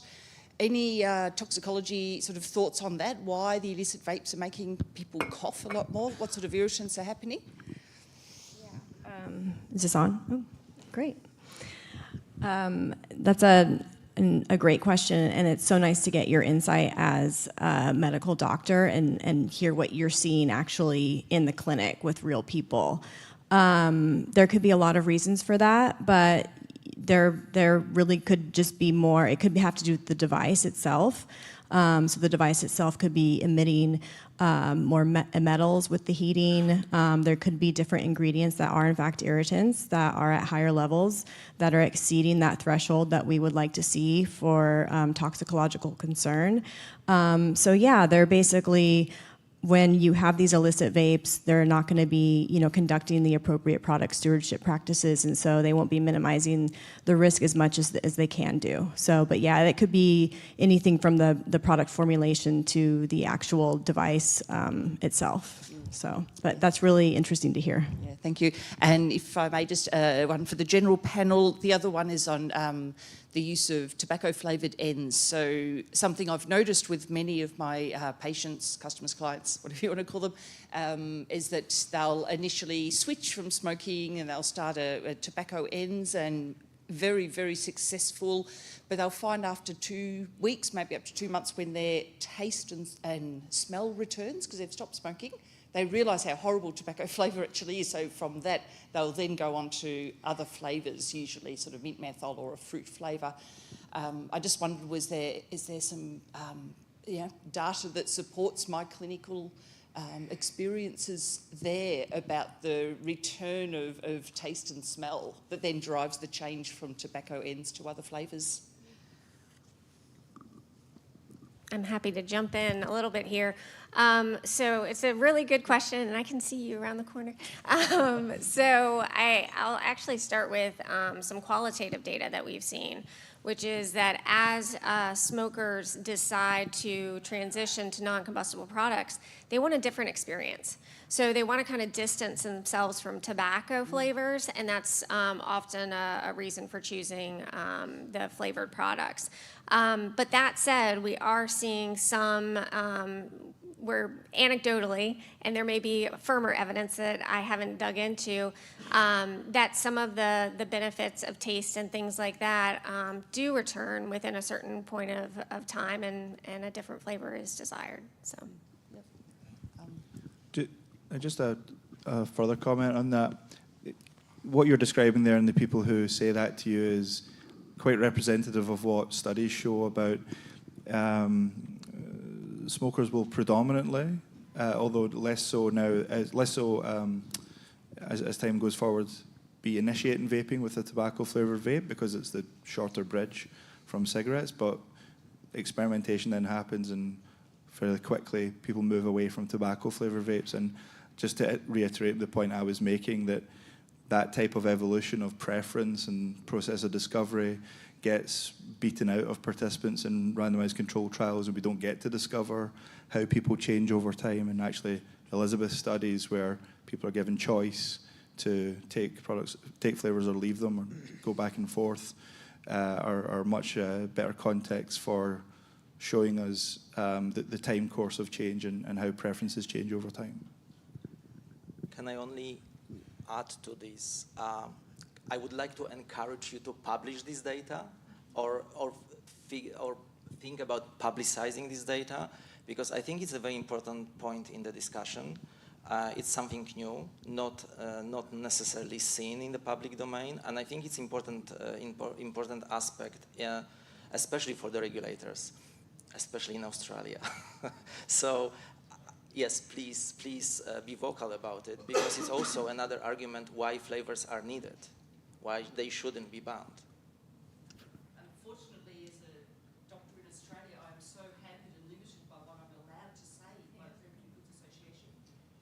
There's very little I can safely publicly say, which may in any way, shape or form support at all my medical license to risk. It's tragic, absolutely tragic. I just can't get the message out there. Just an observation, get Christopher's opinion on this. I hadn't been aware of that, the difference, there isn't, on the available evidence we have, a difference in outcomes between whether it's tobacco flavour or other flavours. But it did have me thinking, we all know how this is going to be picked up by the ants side, which is, well, why do we need flavours if there's no difference in the outcomes? That's going to be a bit of a problem for us, and that's not what it's saying. It doesn't say anything about how many people use flavours and how many people are attracted to electronic cigarettes because of flavours, which is extensive. I don't know exactly what the figures are, but certainly well over 80% of people that use probably electronic cigarettes would use flavours and would cite flavours as very important. But that is going to be a little bit of it's going to be used probably against electronic cigarettes. Yeah, absolutely. And so to be clear, there's not evidence of no difference. It's just an absence of evidence showing differences one way or the other.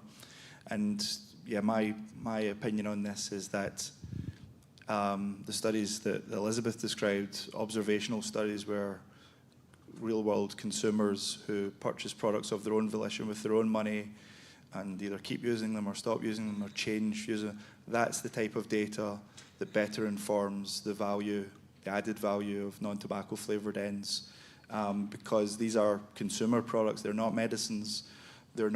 Medicines are designed to be tolerated. They're not designed to be enjoyable. Vape products are designed to be enjoyable, so people go where the pleasure is, and it takes them a while to find where the pleasure is, but once they find it, they'll stick with it and have better outcomes because they've found something that works for them. And I just think that the traditional trial design of telling a person, you use this, you use that, and you use something else, is going to tell us something. It's going to tell us what would happen in a world where the FDA takes away all flavours and they're left with only tobacco. It will help to answer that question, but it doesn't tell us much about the world we currently live in, where people have the choice of 10, 20 flavours at their local store. They have the choice of vapes, pouches, heated tobacco products. And so, yes, I was concerned in putting the presentation together to say what I wanted to say and not let it be interpreted as there is no evidence, this means we don't need flavours. I absolutely believe we do need flavours. I just think regulators and industry need to find a common ground where we agree on the best way of demonstrating this for a consumer product that's not meant to function like a medicine, be used like a medicine. Take it twice a day, this dose. It's not that. So the utility of applying that medical paradigm to this recreational consumer product makes little sense to me, but I think we need to keep discussing with regulators to emphasise the importance of longitudinal observational data as the more informative type of data.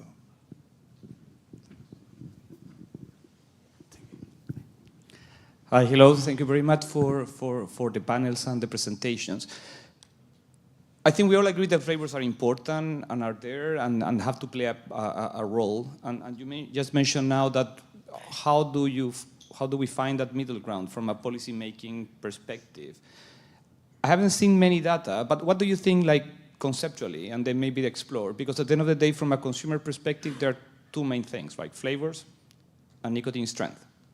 So what you would think if you play inversely? So the highest nicotine strength, the lower flavor availability, or the lower nicotine, you compensate with more flavors. I don't know, for example, in the European context, any product above 10 milligrams, just tobacco menthol, below 10 milligrams, you can play with a wider range of flavor. What do you think, like from a policy design perspective?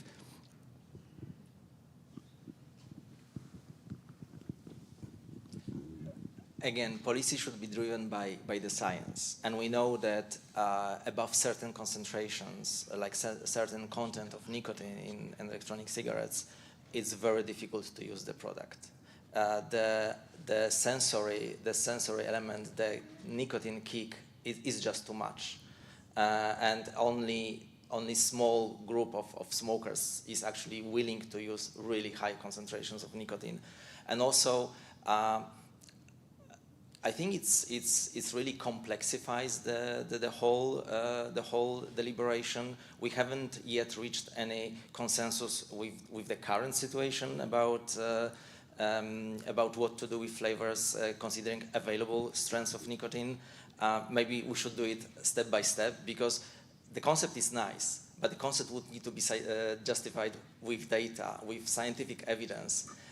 Generating this scientific evidence will take time. And also the question is how we define what is the lower strength and higher content of flavors, what is the higher strength of nicotine and lower content of flavors. Again, we would probably spend years discussing that with concentration for, I don't know, 1 milligram, it's no flavor. Above 10 milligram, certain flavors are allowed, and also why you want to only why you would like to only have like one cutoff. Maybe you should have like staggered approach, 3 or 4 different concentrations with 3 or 4 different differences in flavors, like menthol, it's after one threshold, fruity flavors after the other threshold.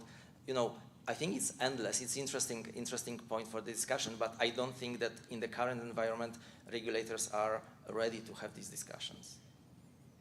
Yeah, I'll just jump in.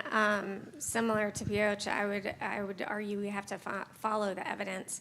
And I can speak to a little bit of data that we have on the on product. So we conducted a different study that included all varieties. So it was 7 flavors, or original and 6 flavors, and then I guess 5 different nicotine strengths. And so in the study, it was an actual use study over 6 weeks. We included adults who smoke as well as those who use dip, or moist smokeless tobacco. We saw that participants came in and used about 3 to 4 products and then kind of narrowed it down to 2 products that they preferred by week 6. It ranged the entire portfolio of products. There were individuals who used 2 milligrams. There were individuals who used 8 milligram products. And across the different varieties of flavors. So I think to one of the figures that was shared by Piotr is when you look at it, you almost have to do a little bit of like a turf analysis to capture the greatest number of switchers. What are the products that you need to have available? The other angle that I would offer that's going to be focused on by regulators is the abuse liability of the product. So we need to evaluate that against cigarettes or whatever their incoming product use is. Can I just jump in there and add a little bit of a risk assessment perspective too? So it's something I've been thinking about a lot because of the recent memoranda released by FDA and how they would like to look at cancer risk and normalize it to nicotine uptake, and just knowing that smokers tend to self-titrate when they switch to an ENDS. And when we look at risk and relative risk, we're basically normalizing to the amount of nicotine that would be in like a pack of cigarettes. And so if we have a really low nicotine product, the levels of an ingredient might look really, really high, and the acceptable intake might not look great on a risk assessment. And so there needs to be, I think, some more discussion in the toxicological community and the risk assessment community to make sure that we're not overestimating risks for those folks that like to use the lower nicotine content but maybe aren't consuming so much a day. So yeah, there needs to be like discussion across the clinical and the non-clinical for that. Yeah, hi, this is Mohammadi from Altria. Great presentation and very timely topic given the debate that's going on in flavors. Chris, I would push back on your comment about RCTs simply because with FDA, the good thing about in the US, FDA's thinking evolves as more evidence starts coming in. So recently, FDA has been willing to consider not only just RCTs, but also longitudinal studies. So I think that the RCT does not give you the full picture of the availability of choice. And I hear your point about finding the middle ground, and that's always beneficial, right? But that middle ground, if it does not reflect a real world situation, and you made a pretty compelling case in your introduction, some of the challenges of RCTs. So I would caution about relying on RCT just to make the case that flavors are important. There is a lot of real world evidence. Elizabeth showed some really nice, compelling data from our adult tobacco consumer tracking study, which clearly demonstrates, as well as the PAT study demonstrates, that flavors are really important. Yeah, and if it wasn't crystal clear, let me try and be crystal clear now. I give more weight to the data that come from longitudinal observational studies of ENDS products than I do to RCT data, because I don't think RCTs conceal more than they reveal about how people use ENDS products. My reason for raising this is the RCT is what regulators globally, that's the standard or the strength of evidence they're seeking.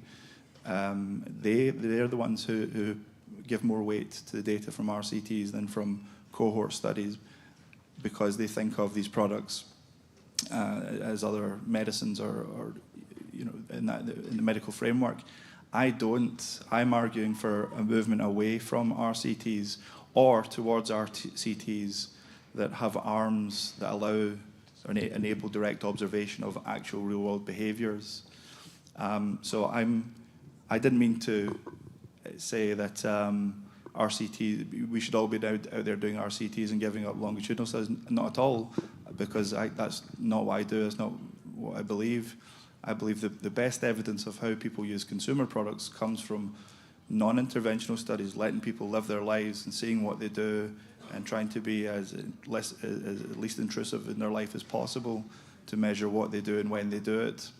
But I'm all about trying to give the regulator what they're asking for, and if we can find a way of making RCTs more resemble how people use products in the real world, some sort of integration of a design that retains randomization but also then enables that observation in at least one of the arms, I think might be a nice middle ground. I just have one comment.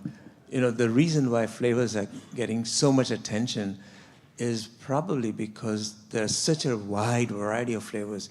Do we really need, flavors that are representing kids' cereals, Captain Crunch in the US, or, Bloody Unicorn, or whatever those names people are using, and maybe just limiting the number of flavors that adults are using and not necessarily attracting kids would be one way to overcome this issue. Yeah, I absolutely agree with that. Proponents of flavors, just to be devil's advocate, I would say, well, how many flavors are needed to adequately solve the problem? At what point do we have a diminishing level of return? So is it 10 flavors, 20 flavors, 100? Surely we don't need 1,000. Okay, so which are the 900 to go? How do we determine that? And I think, again, FDA or other regulators would look at this and say, what do we lose when we get rid of flavor X, flavor Y? We're only going to lose 0.1%, 0.2%. Okay, they can go. And it's up to industry and others to demonstrate that, whether it's watermelon, blueberry, or cherry, or so on, that there's some flavors that make meaningful contributions to switching and cigarette abstinence. And those, are being defended with data. But I think it's reasonable to conclude that there are probably hundreds, if not thousands, of data in there, flavors out there that don't have data and likely won't have data to defend their continued marketing. Just have one more question and then we'll wrap up. Okay, I'm going to make this quick. My name is Mark Tyndall. One observation with your randomization is that there's some default that people would want tobacco, menthol, or flavors, and we know that 85 or 90% of people are buying flavors, so it seems like it's an odd default that you'd randomize people to tobacco when we know that most people don't even want tobacco.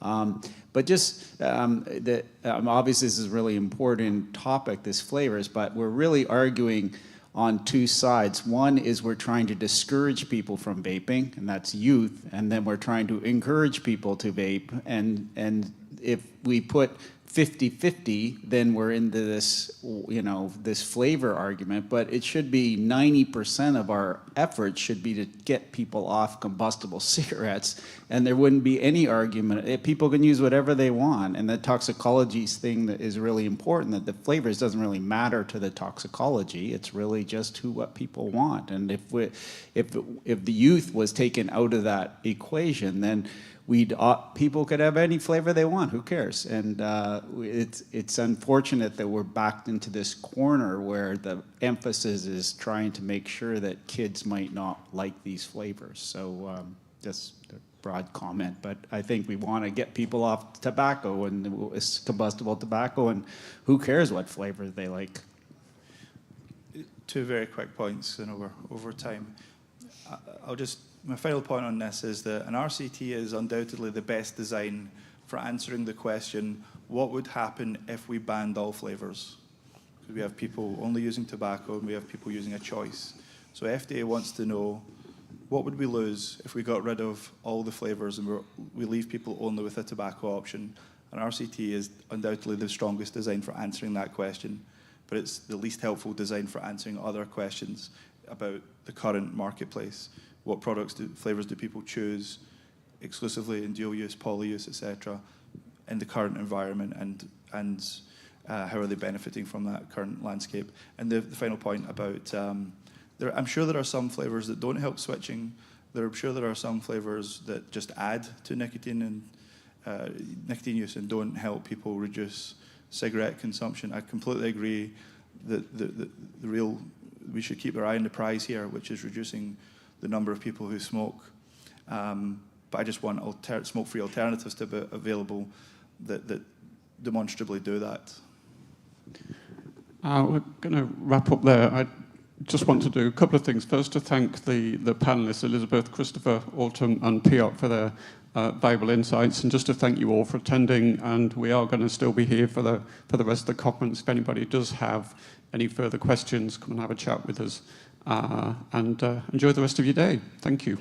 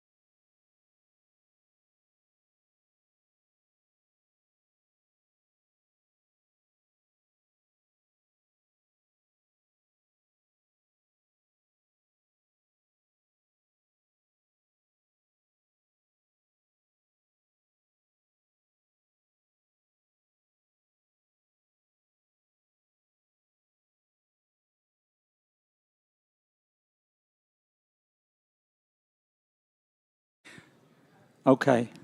Are you ready? Yeah? Okay. Well, thank you for coming. Bringing your lunch with you as well, why not? It's me again, folks, yes. You've seen me before. But I'm really, really pleased to be able to interview Dr. Mark Tyndall, who I hope you all heard yesterday giving the inaugural keynote. But he's written this book, and it's called Vaping, Behind the Smoke and Fears. Available on Amazon. And the man has brought a few copies with him, so don't all rush at the end, and I'm sure he'll sign it for you. So let's just kind of, I mean, some of this I think you sort of covered a bit, you know, when you were talking about your background. But just for people who, because it was a long time ago, and there was a party last night, so people might have forgotten by now. Just a little bit of background on you and how you came to think, I need to write a book about this. How did it all begin? Okay, well, I had a long story of harm reduction, but mostly focused on HIV prevention. And it came, I mean, I talk about it in the book. When I first heard about vaping, I was working with a large cohort of people who used drugs. Many had HIV, and the role of the study was just to look at outcomes and natural history of HIV among people who are injecting drugs. And I realized when we were looking at outcomes that most people were getting sick or actually dying of smoking-related diseases.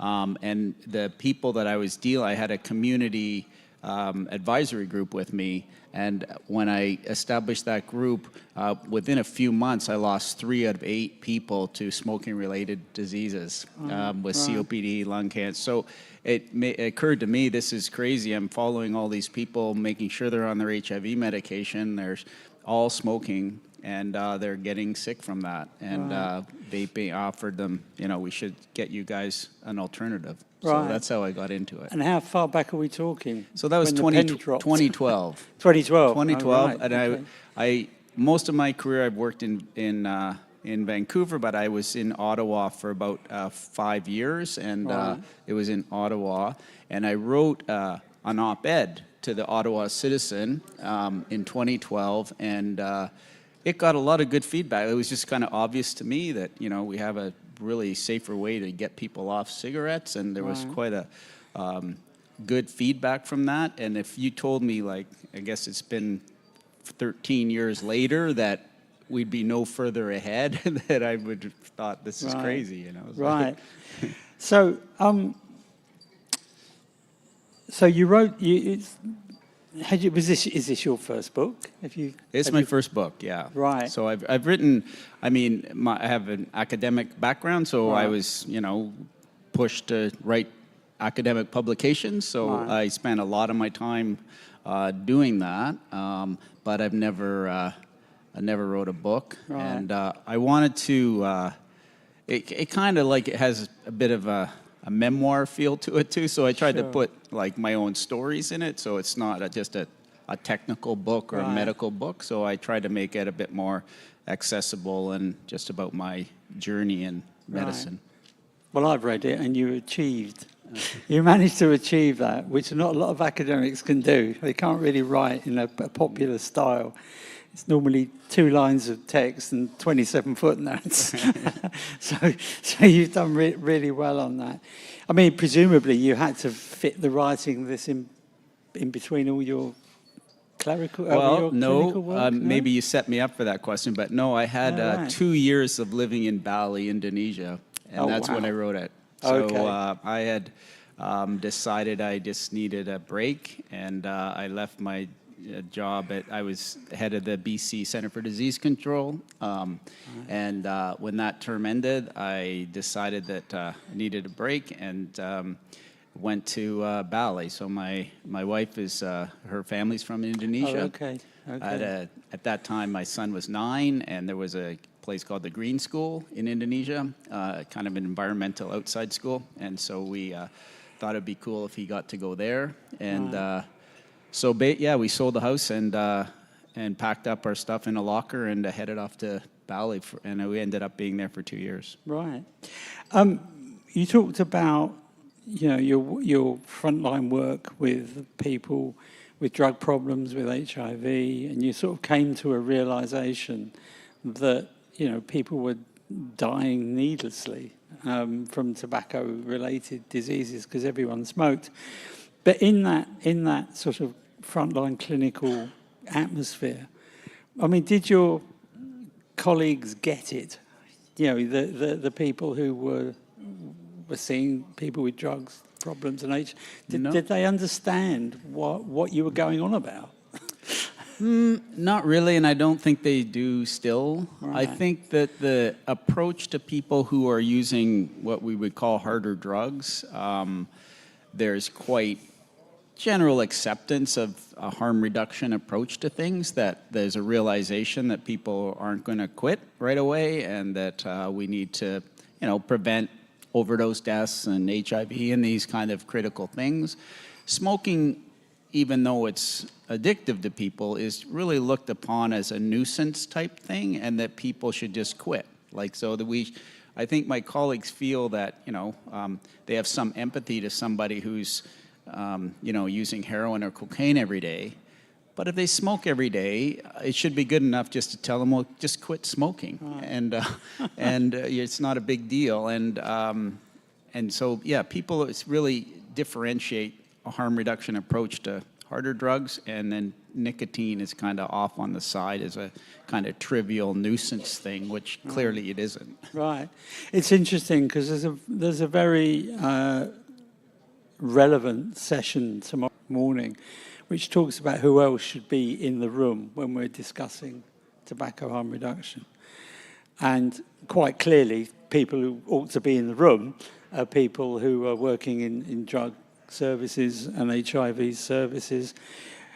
Why do you think, so you think the reason they're not there, and we know that we found it very difficult to engage with those people and those organisations.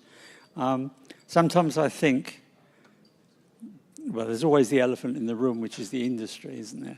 You know, in kind of, well, you know, you're trying to promote products that come from, you know, I don't know if that's part of the scenario, but what you're saying is something I hadn't thought of, is that you've got people who are steeped in clinical addiction work, not actually seeing cigarettes as particularly, you know, what's the word?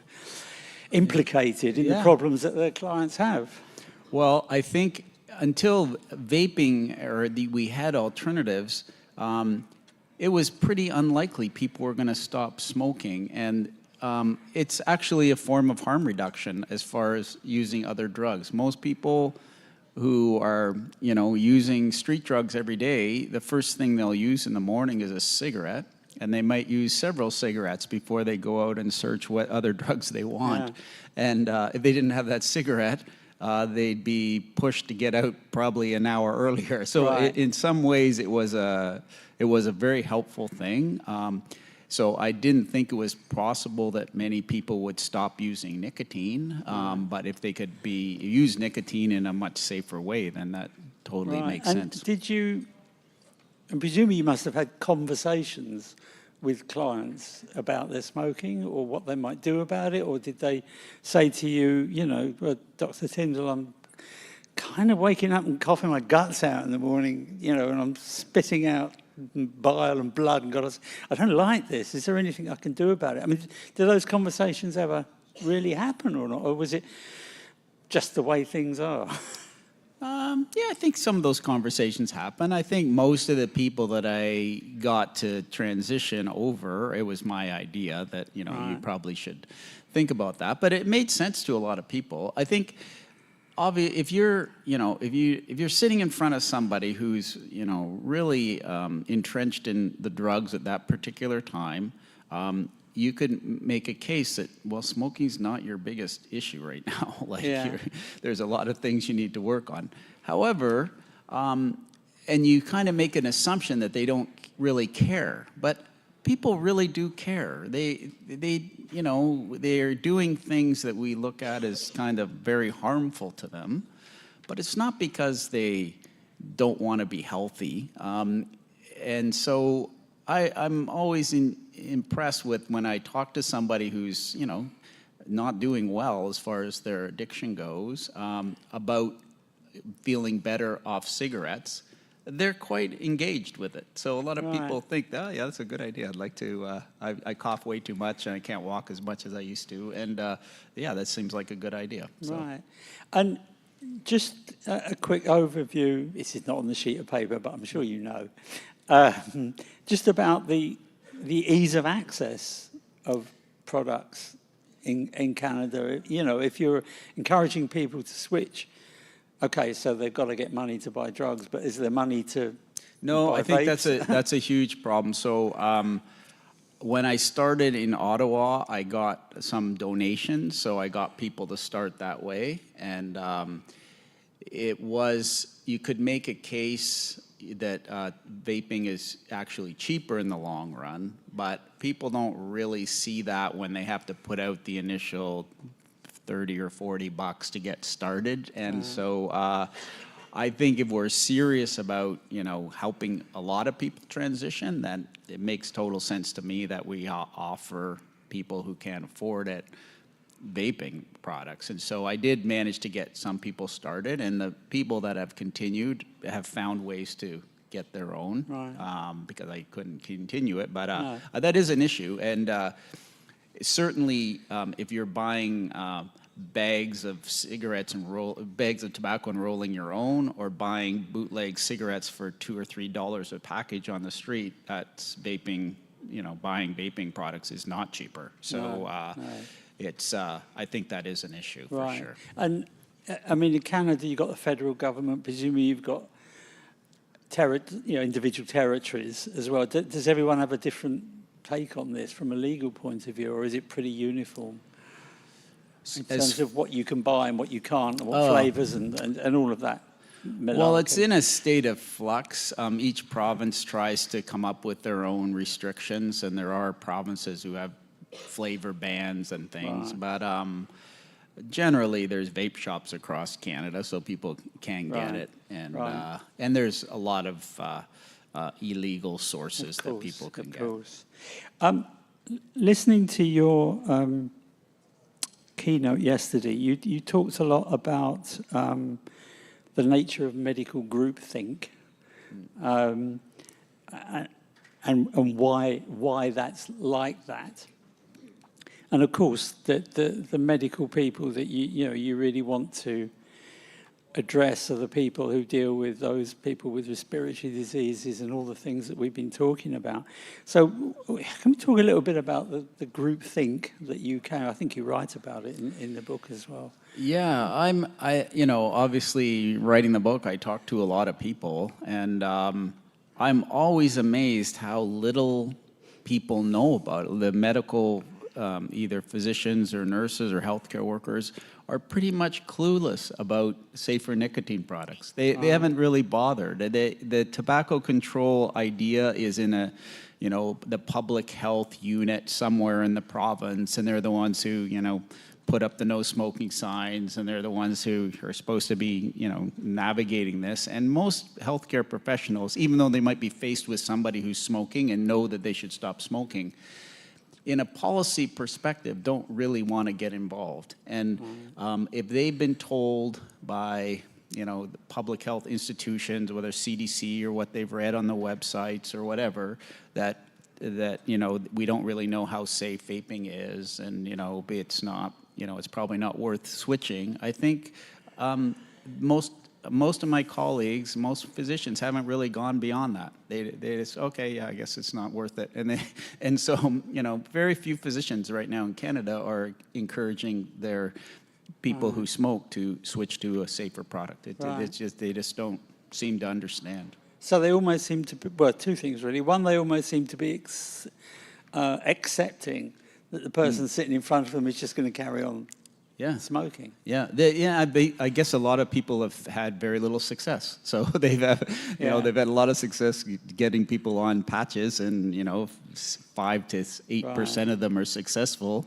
Then I guess you just figure it's not going to happen. Right. I mean, I use in the book, if we really look at vaping as a treatment for cigarette smoking, we would treat it entirely different. So if you came to me with very high blood pressure, and I said to you, I'm going to give you something that I want you to take, and you come back a month later and you say that, and I check your blood pressure exactly the same, and I said, I know the pill that I just gave you is only effective in 5% of the cases anyway, so I didn't really expect that it would work for you very well. Right. Like that, you would never do that, right? No. Or if you told people, you knew they were going to have a stroke from their high blood pressure, and you just watched them, and then you never offered them anything, and they had a stroke. I mean, that would be malpractice. Yeah.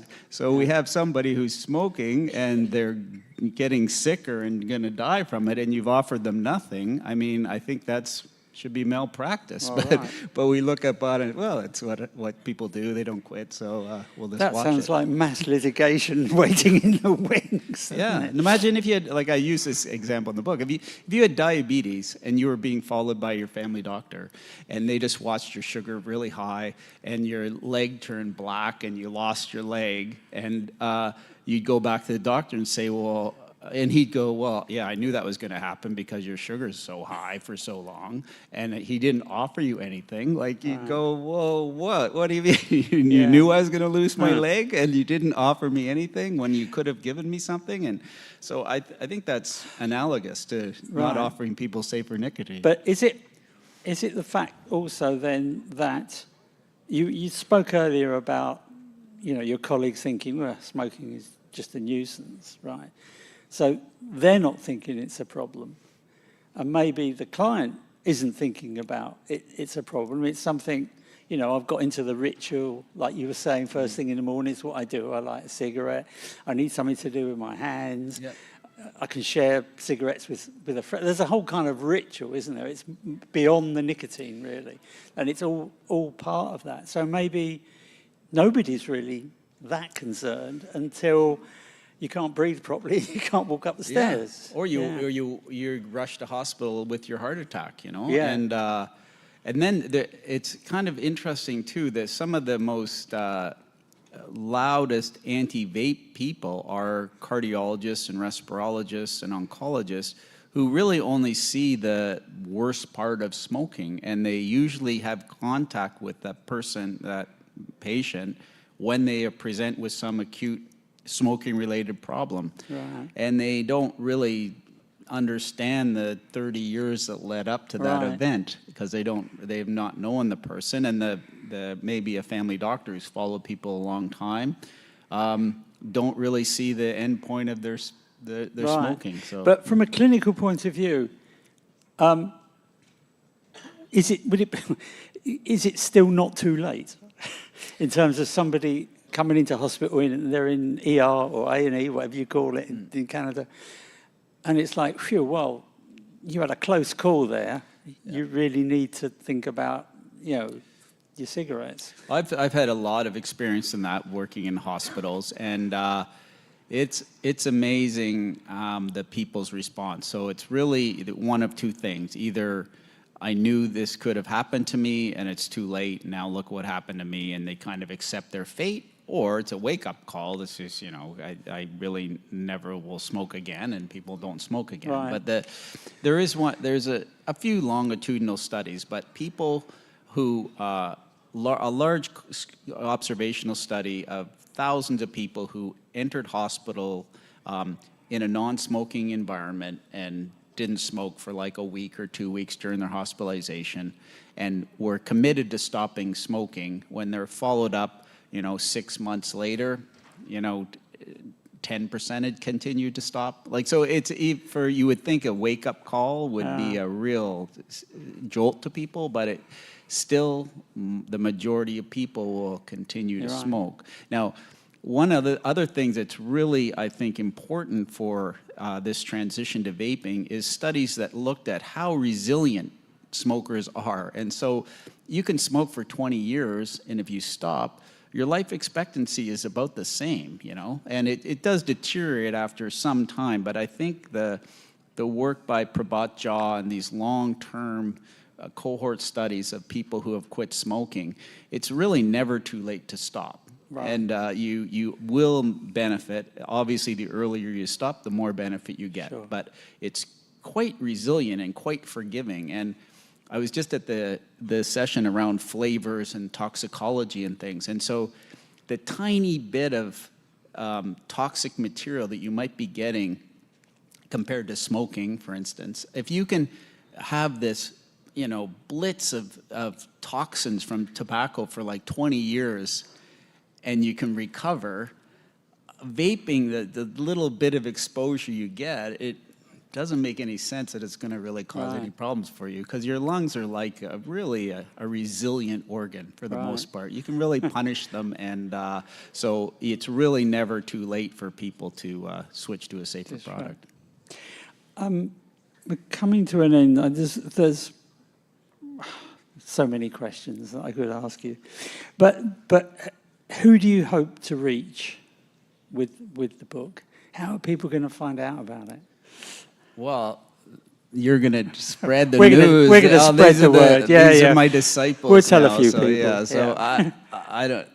This first time I've written a book, I mean, I self-published it. Yeah. So I don't have anybody out there. So it's on Amazon. I'm doing a few podcasts and things. So I hope that it spreads. I mean, I think hopefully it's got a relatively wide audience. I mean, I hope it's a wake-up call for my public health colleagues and physicians to kind of dig into the information. Yeah.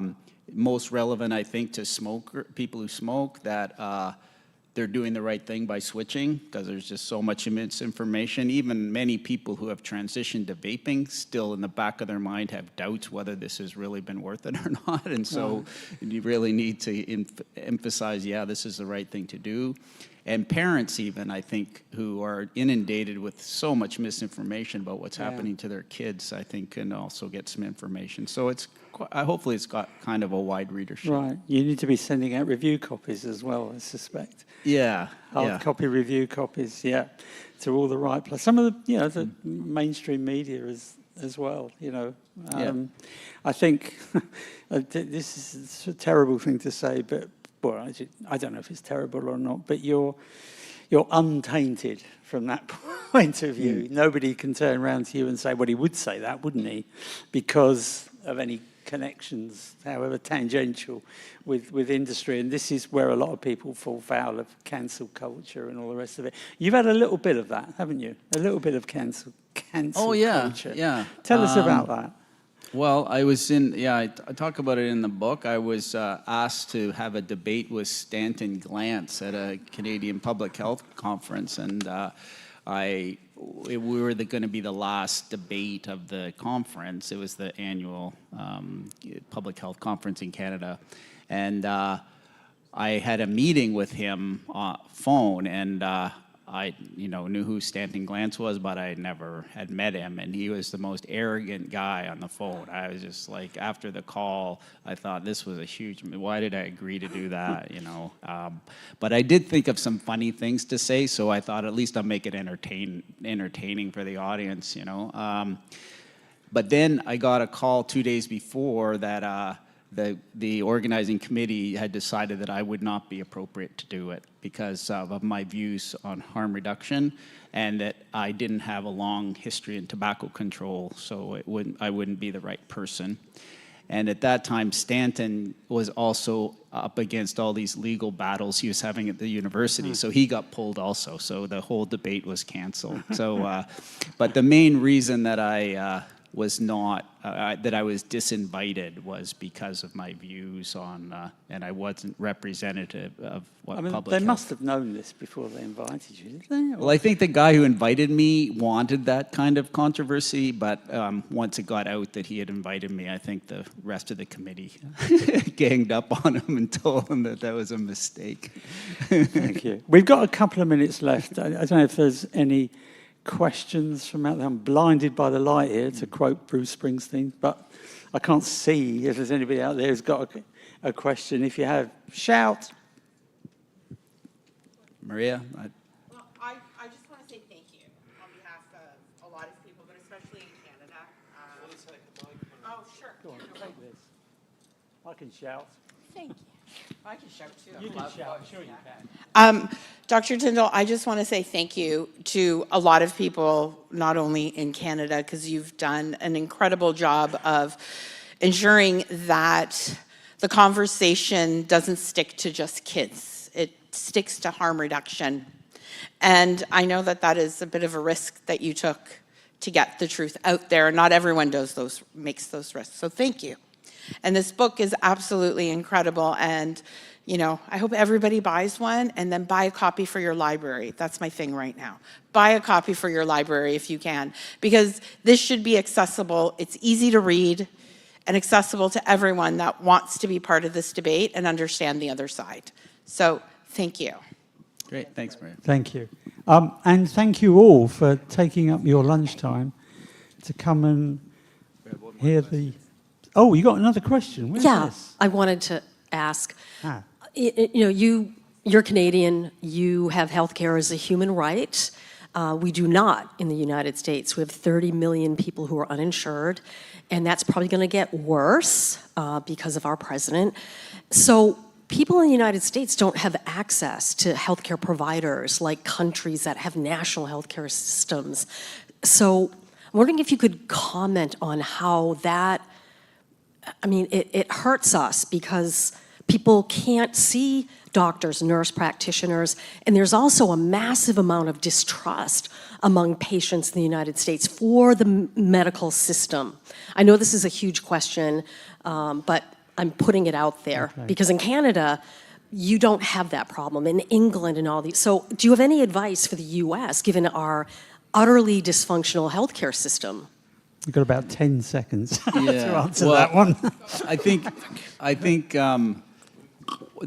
any success we've had with alternative nicotine products have really been from groups like Maria, and so it really hasn't been driven by healthcare providers at all, and it's really kind of grassroots and people in vaping shops and things that have really pushed this along. It's hopeful that healthcare workers will get on board at some point in time, but I don't think that's a real disadvantage to Americans because we're not in a situation where it's medically suggested that people transition. They should quit. So, Okay. Thank you very much. Okay, thank you. For your questions. So and I do have some books. Yeah, so I have some books. Form an orderly queue. I just brought about 6 or 8 books. If anybody's interested in getting them, I just bought them off Amazon myself. So if you can come up with $20, that would be useful, and I'd be happy to sign it. Okay, thank you, Mark. Round of applause for our author, please.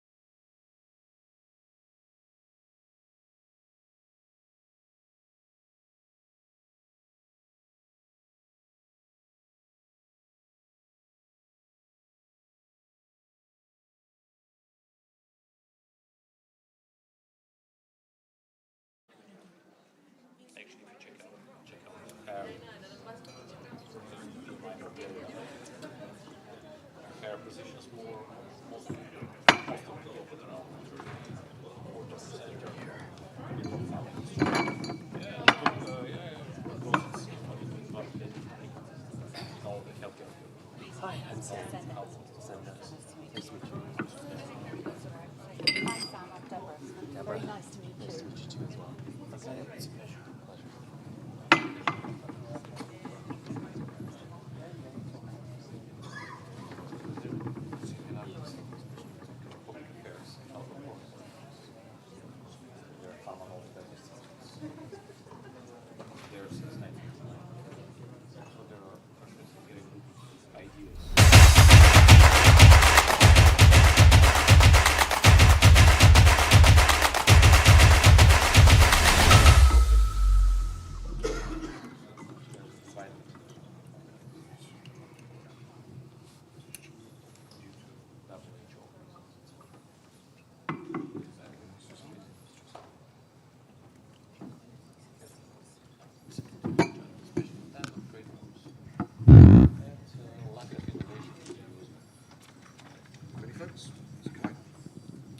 So, good afternoon, everybody. Welcome to this afternoon's panel discussion on innovation and regulation, shaping the landscape for safer nicotine products.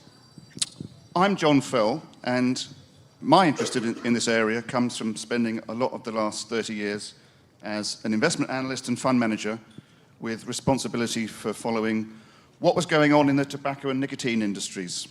When I started in the mid-90s, that nicotine part didn't really exist. Pretty much all the action was in combustible cigarettes.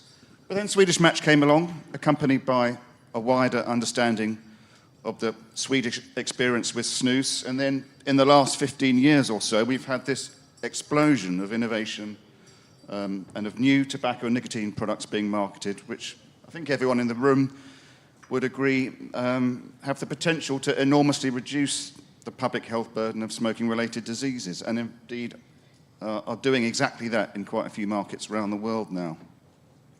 But arguably the regulatory framework for tobacco and nicotine hasn't really caught up with these developments yet, or in some places it might have caught up, but in the wrong sort of way that is choking off innovation and actually denies consumers access to these potentially life-changing and life-saving products. So in this session I'd like to explore why that is, why it matters, what sensible regulatory approaches look like, and how we might get there. And I'm privileged to have a really excellent panel to help us explore these issues. So we have Sam Tam next to me, who's president of the Canadian Vaping Association, and also, by the way, director of a Canadian vaping business himself. We have Asanda from South Africa, who's CEO of the Vapor Products Association there. We have Arkady Sharkov from Bulgaria, a macroeconomist and an assistant professor at Sofia University. And we have Deborah Brinks-Moore, who is Chief Corporate Affairs Officer at Imperial Brands.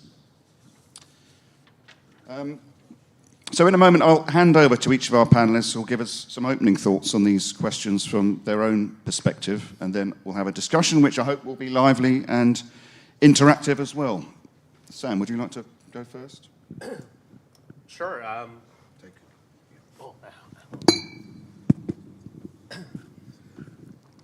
So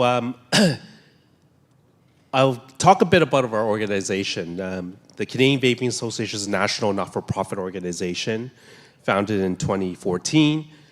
We started to engage government in 2016 before the Tobacco Vaping Products Act was introduced in Canada, which happened in May of 2018.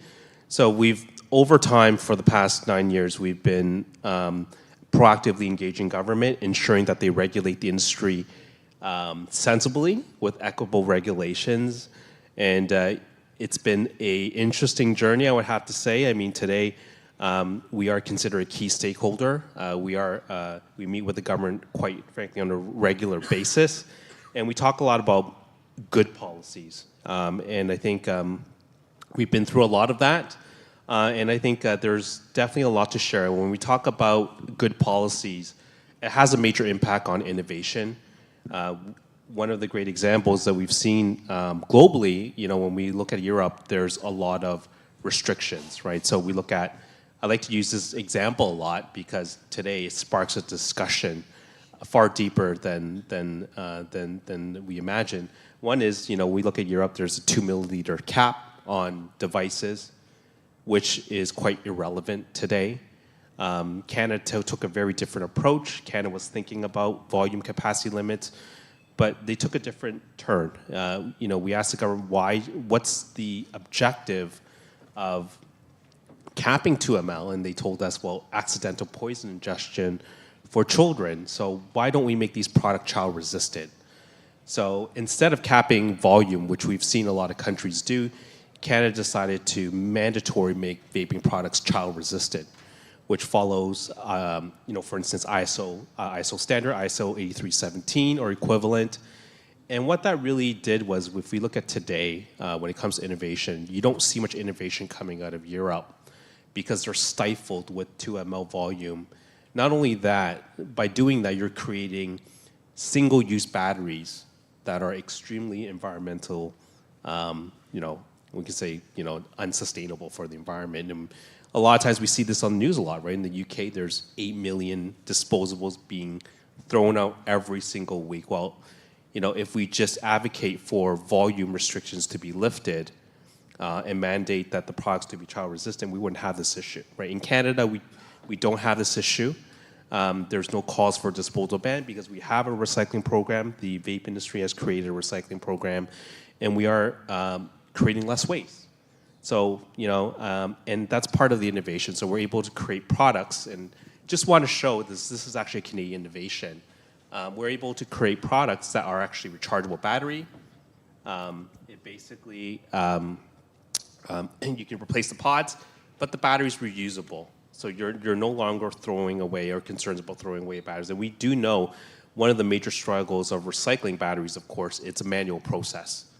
It cannot be done, with disposables. It has to be done on a very manual process. So these are some of the things that good policies can play a big role in creating innovation. And I think, we were able to do that in Canada. Thank you very much. Good afternoon, everyone. The name is Asanda Goi. I represent, as John said, the Vapor Products Association of South Africa. Similar to Sam's organization, we are an industry body that represents the interests of retailers, manufacturers, as well as distributors. But what's quite unique about South Africa is that we're currently in a legislative vacuum. So there is absolutely no law that is governing safer nicotine products. The current draft bill that is sitting with Parliament seeks to extend the regulations of tobacco into this industry. And quite interestingly, it's a bill that was first introduced in 2018. So we are in 2025 and we are still talking about the bill and what it should contain and what it should not contain. And I think part of the resistance from our organization specifically, because we are driving this narrative of you need to take into account the different risk profiles of these different products. You need to consider consumer needs. And most importantly, from a South African context, you need to consider that it is a very unique environment where we have amongst the highest numbers of illicit tobacco being sold in the country. So the environment is quite complex, that any regulation that does end up being adopted needs to be fit for purpose. It needs to take into account all of these different things.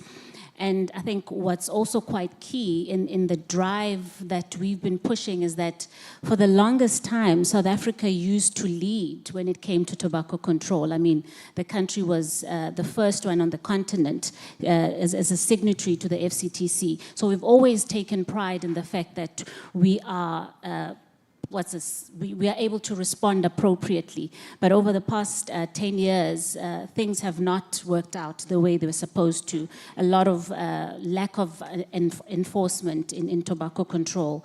We've got these high illicit figures. And the focus right now, even before we get to what does innovation mean and what kind of regulation is required, is that We have over 12.7 million tobacco users in the country. That should be the focus. So whatever it is that we do, we need to keep them in the center of the discussions.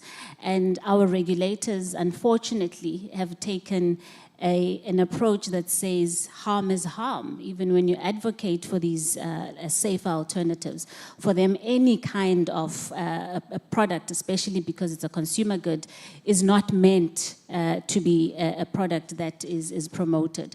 So you're dealing with all of these different complexities, and the rest of the world is moving forward, you know, and for us, I guess the beauty in a way of the bill delaying is that we've got the added advantage of learning from what other countries have done. So we're able to sort of mitigate and preempt some of those unintended consequences when it comes to the proposals that we put to the fore. So yeah, that's broadly what is happening in the South African context. Thank you very much. Good day to all. It's a pleasure. So let's speak about what we do in EQIP, which is the organization that I represent here. It's Expert Club for Economics and Politics.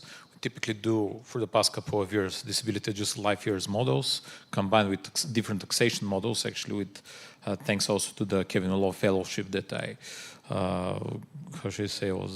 won a couple of years ago. We are also doing a model for South and Eastern Europe and the effect of transitioning from conventional tobacco to heated tobacco products with differentiation in the taxation models. So, starting from there, coming to the point. Yesterday in Bulgaria, they accepted an ordinance, a law, banning disposable vapes. This makes Bulgaria the second country in the EU to ban disposable vapes. And it all started from a different reason. The past couple of months, there were a couple of cases of young adults and, of course, people under 18 years of age using vapes with illicit substances. So these artificial THC substances that are becoming very popular within the younglings. So it started from there. There were a couple of cases of death.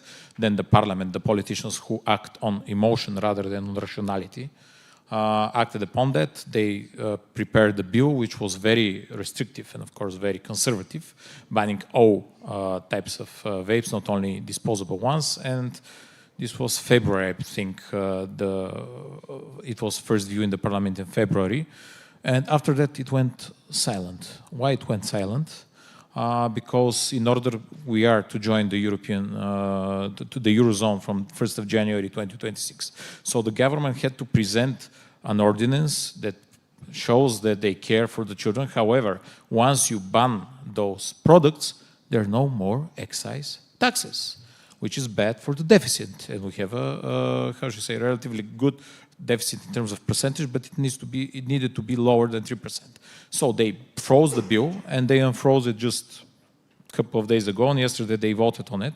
So now all disposable vapes are banned, but as I said, the reason was totally different. It was vapes with illicit substances. It's nothing to do with disposable vapes. And coming from the topics that we discussed beforehand, when we speak about vapes and we speak about batteries, especially now with their trade wars going all around, and there is high tariffs on rare earth minerals, including cobalt, including lithium.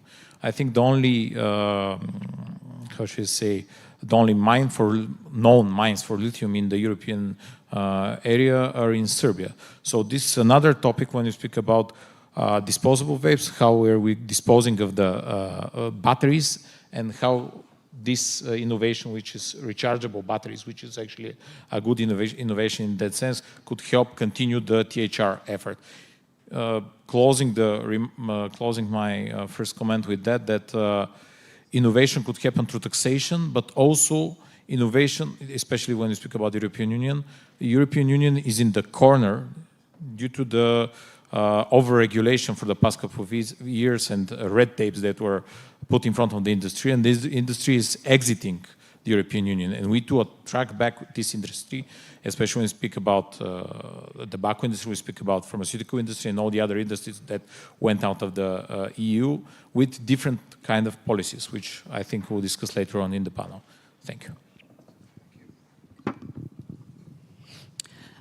Good afternoon, everybody. And this is my first GFN conference, so I am both delighted and pleased and privileged to be here on behalf of Imperial Brands.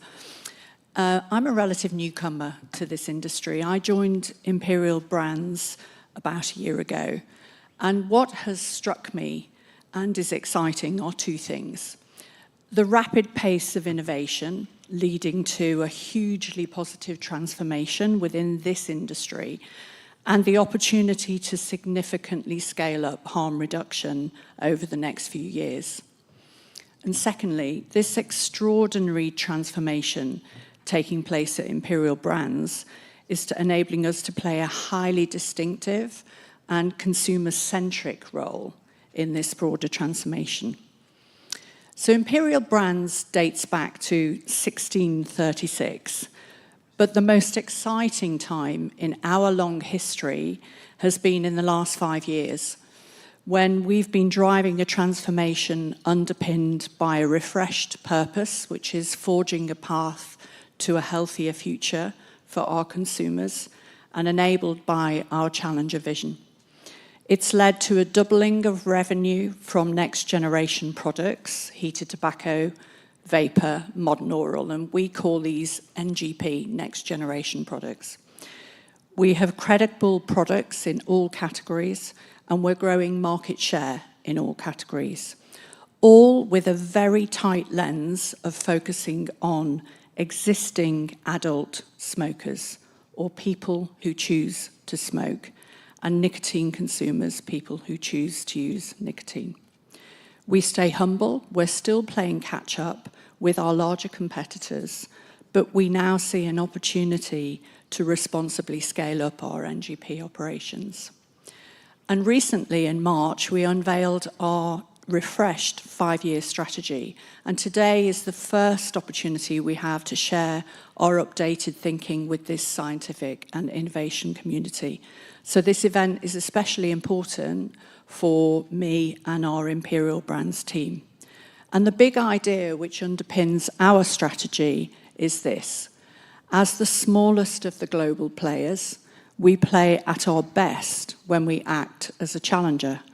And that means staying highly focused, getting closest to our consumers, and being the most agile.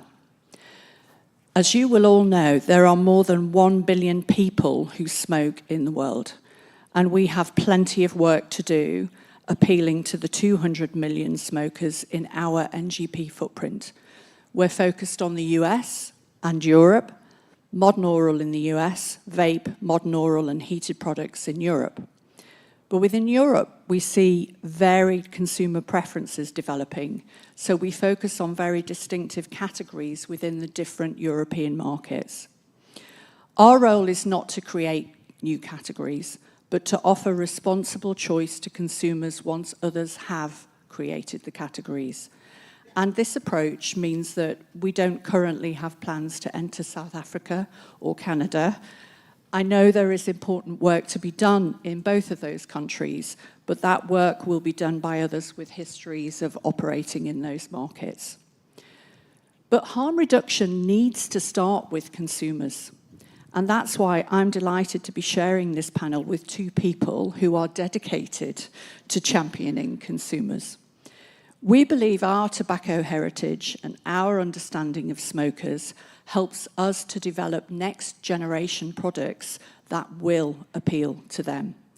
We hold around 220,000 interviews a year with consumers. People who smoke do not see themselves as patients. Instead, they see themselves as responsible citizens and discerning consumers. We focus on the groups of adult consumers where we can have the biggest impact.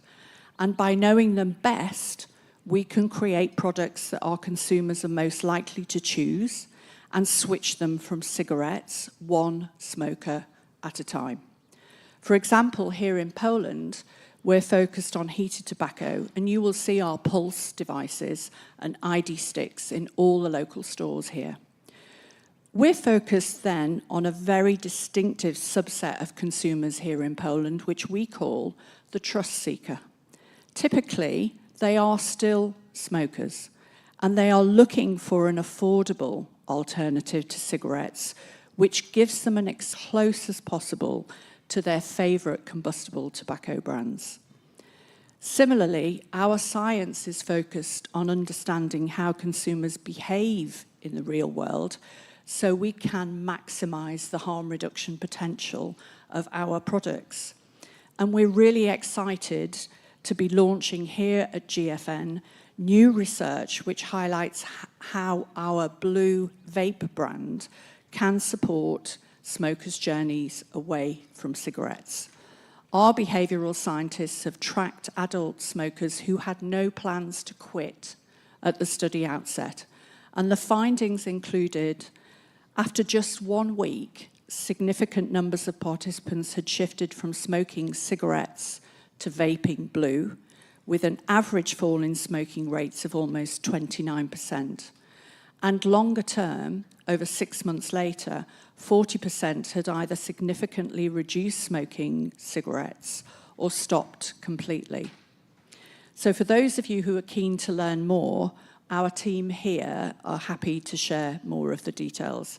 And please don't ask me any technical questions about how this study was done. But as a smaller challenger, we pursue agility by being open and collaborative, so partnerships are an integral part of our business model. We seek partnerships with third parties to drive responsible innovation, and our innovation team are here and keen to meet with anybody who shares our consumer-driven agenda. We seek partnerships with scientists. We are committed to peer-reviewed publishing and collaborating with us engaged in understanding the opportunities of harm reduction. And Dr. Thomas Nader, who leads scientific engagement, is here today and keen to share our thoughts on harm reduction and gain insights from all of you. And we have a partnership approach with regulators. We believe in strong regulation. We believe that through our insights into consumers, we can make a constructive contribution and a distinctive contribution to policy debates. And Tobias Baud, who leads our regulatory engagement on next generation products, is here and happy to discuss with you our approach and our thinking. So we're all incredibly pleased to be here, and I'm really looking forward to our discussion. Thank you very much, everyone. Right, so I'm going to open things up with a question about the real basics. Why do we regulate? So, preparing for this panel, I came across a really interesting paper by Carl Erik Lund and a colleague, which it made this distinction between consonant users, so those are people who know about the risks of smoking and are happy to continue doing so, and then dissonant users who want to give up. And they found in Norway that maybe just a third of the people who smoked were in that dissonant category, whereas quite often that proportion is put much higher. People think it might be nearer 70. But a point I've heard Dr. Lund make is that if only around a third of people who smoke want to give up, surely when it comes to vapors or people who use pouches, the proportion of users who want to quit is very much smaller indeed. So do we actually need regulation for reduced harm tobacco products, or are regulators and governments better off just getting out of the way and letting consumers do what they want to do? Who wants to have a go at that? Arkady? Shall I put some gasoline in the fire? Yes. So, by heart, I'm a libertarian, a classical liberal. Of course, I believe that the person has the intelligence and, of course, the opportunity to choose for himself what to do. However, when we speak about especially products containing nicotine or products containing tobacco, governments, as I spoke in the previous slide, like revenue. So if they can tax you, they will. If you know how the excise tax actually was imposed in England to fund the wars with France. So everything has a different idea behind it, and at the end it becomes constant, especially when we speak about taxes. So regulation, more or less, it's seeing it from the perspective, nowadays perspective. 2019, I could have given another explanation, but seeing what happens in the world nowadays, the problem is that more and more the governments who are central in their views are becoming more let's put it, I wouldn't say autocratic, but more centralized in the decision-making, especially when you speak about regulation. When you speak about tobacco products, now there is a strain on the healthcare budgets in Europe. I can speak about that because there is aging population and there is also a very slow growth rate or a negative growth rate in some senses as well. So they have to choose either to regulate, to decrease the use of such products that might lead to some negative health effects, especially from non-communicable diseases, or to, how should I say, or to increase the taxation for healthcare budgets when we speak about healthcare insurance taxes, which is also a problem due to taxes in some countries in the European Union being above 50% in cumulative terms. So this is a problem and it continues to grow. So I believe in Europe they still rely on regulation more rather than on the freedom of the individual. I think when you consider the rationale behind why you need these kind of products in the first place, it's responding to a public health need, you know, where the public health system could be overburdened. I mean, speaking from a South African context. So the parameters that would define the industry are quite important when it comes to why we need to regulate.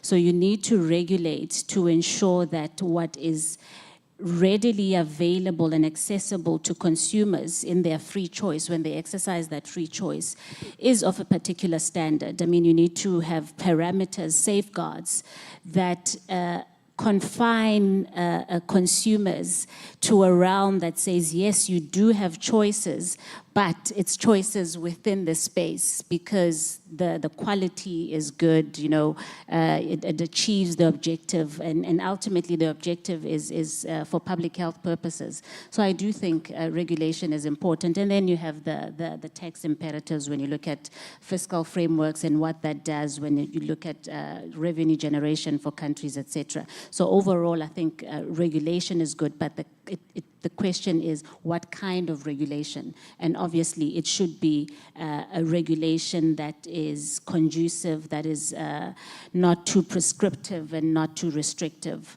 that still affords consumers that freedom and liberty to choose for themselves within what is available.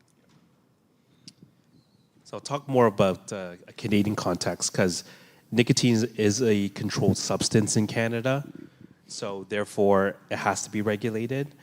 But I think what's really important is our government has given us two pathways. One is vaping products can be regulated as a consumer product, or it can be regulated as a therapeutic product. Now, if you go down the therapeutic route, you will have the option to promote the product. You would be able to talk about its relative risk. You don't have those restrictions. But regulations are needed because there needs to be standards, whether when it comes to product compliance.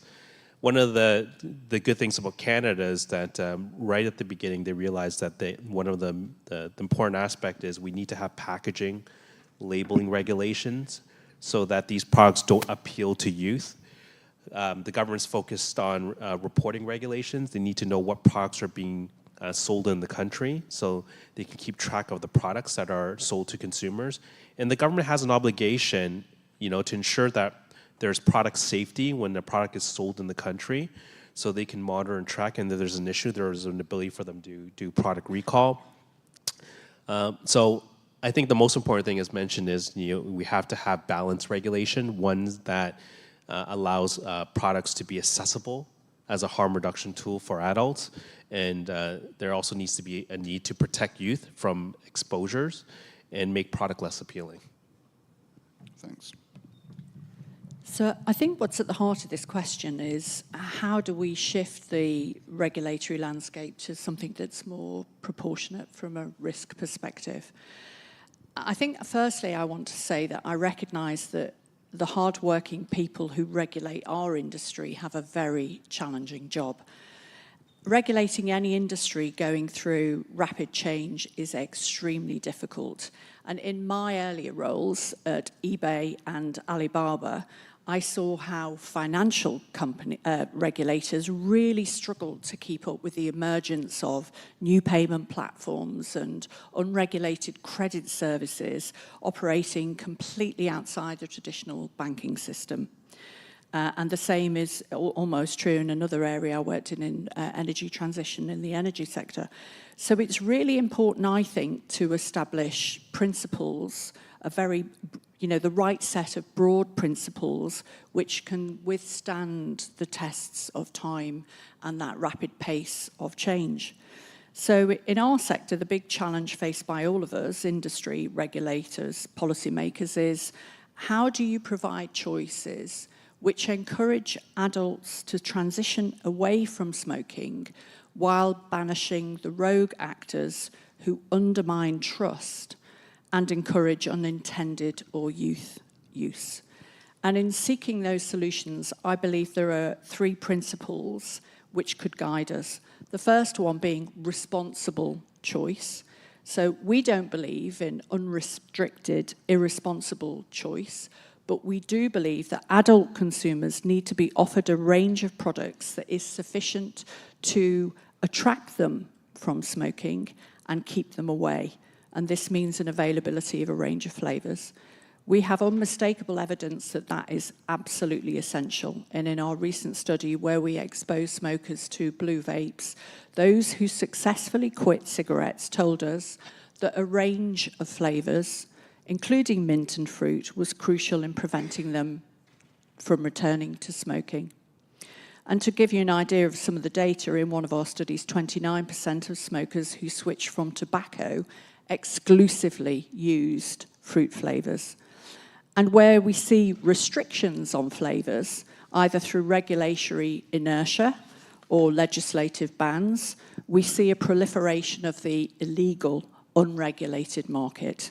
And once the market moves from into the hands of criminals, there is a greater risk of unintended or youth use and availability and consumption of harmful products.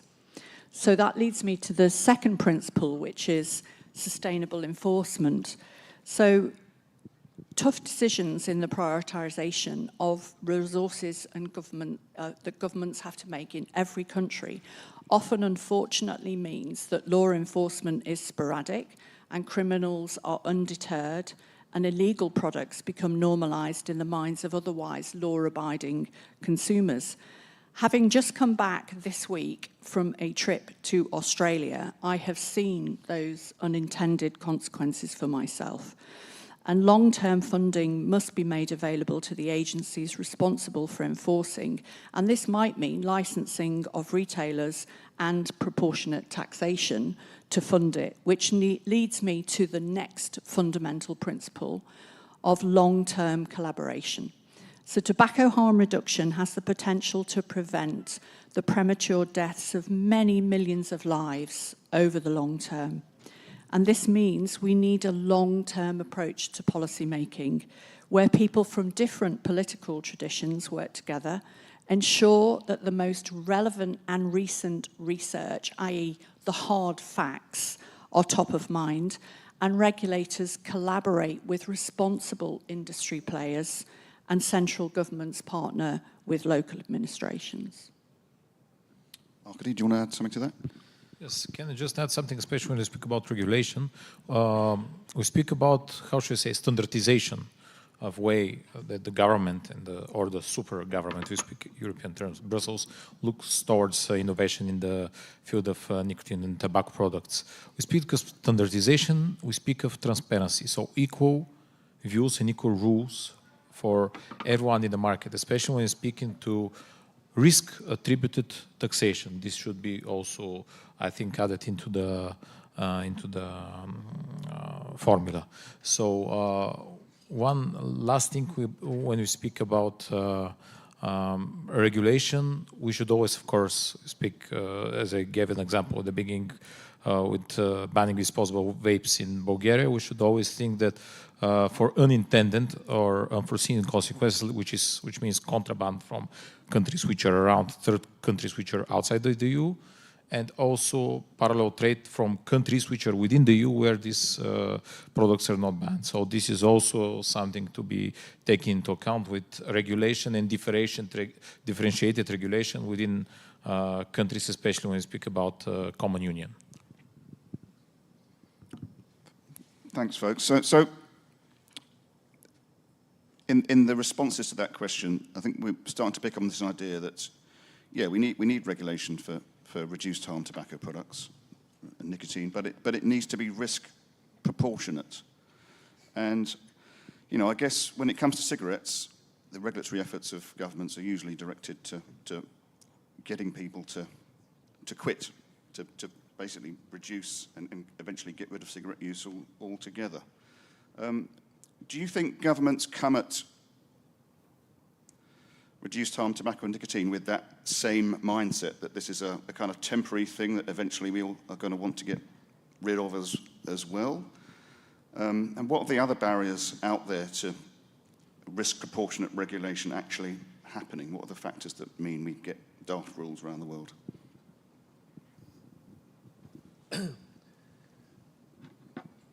Yeah, it's interesting. I think we always talk about there needs to be balance, and when it comes to regulations with reduced harm products, I think we experience this a lot in Canada.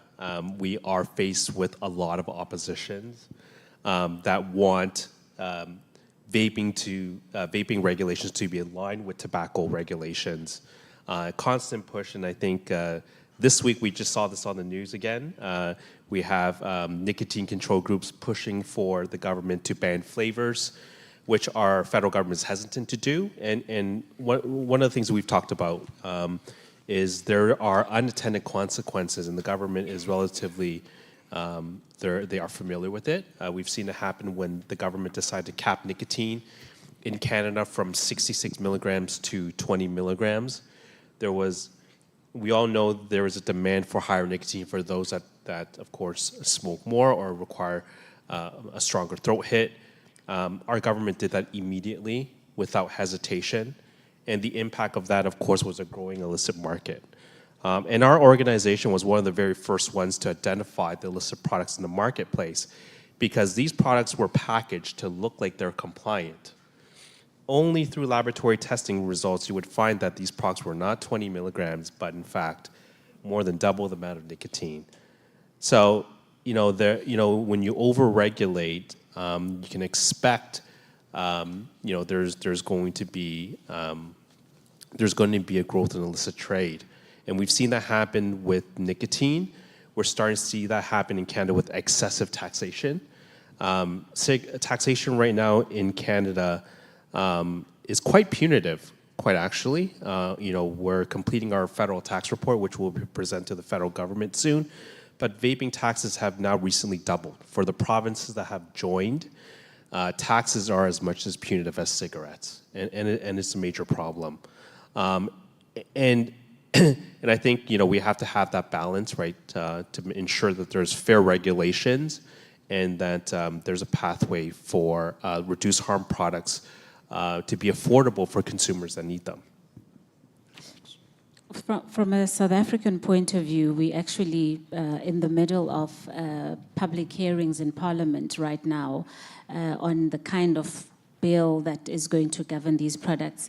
And when you speak about tobacco products and whether with these other products they should follow a similar pathway, the South African government is of the view that they should.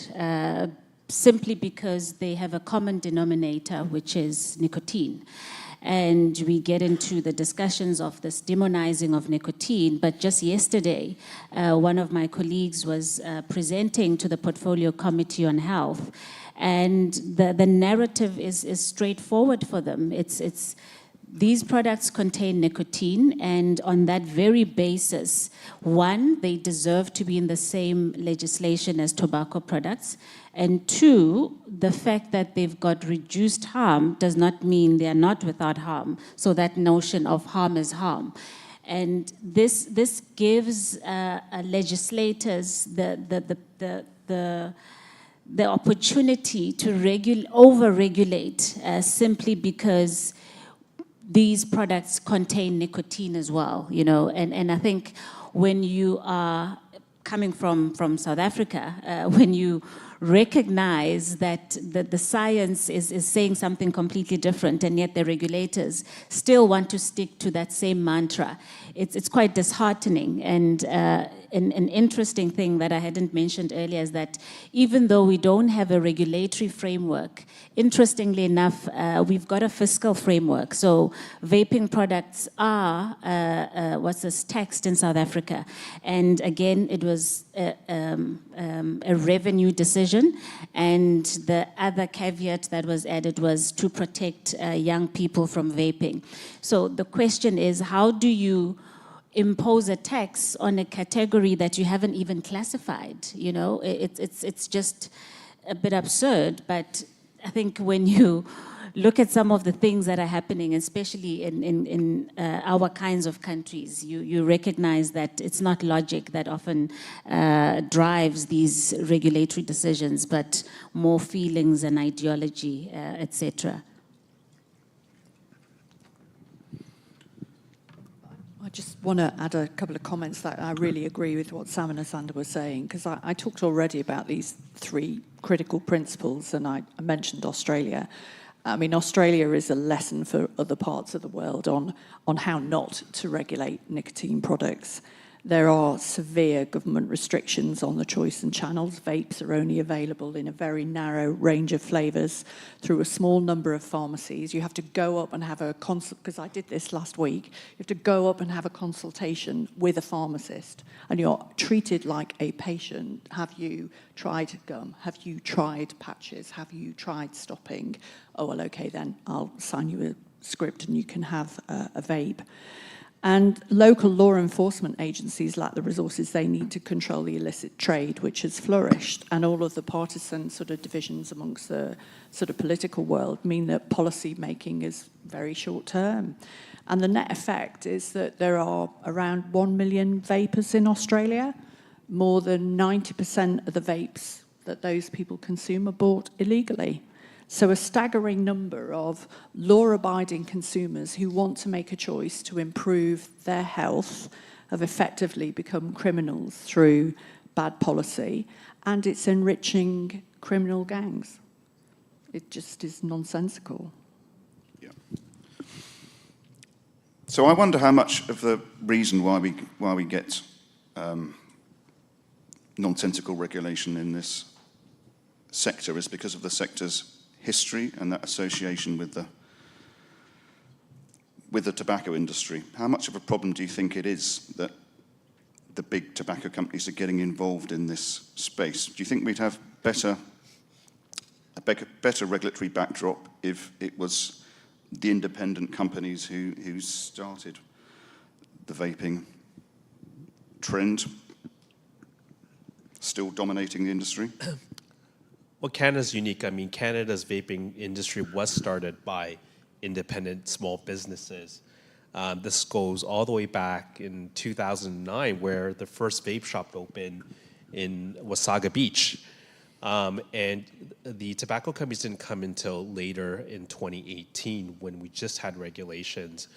But even if we look at the Canadian market today, 75% of the excise tax paid to government is from independent small businesses.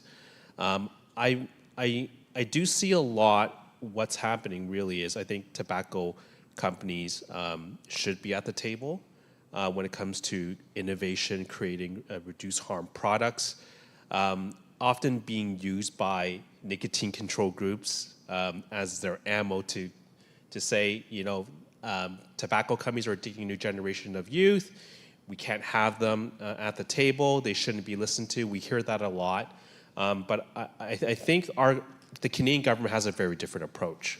And it's not talked a lot about.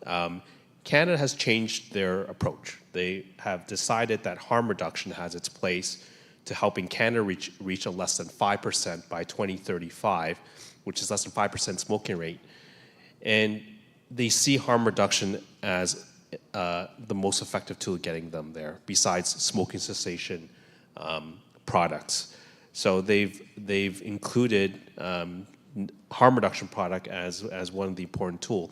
And one of the important things that they've highlighted is the government of Canada wants to change their behavior to save lives, which includes supporting reduced harm products.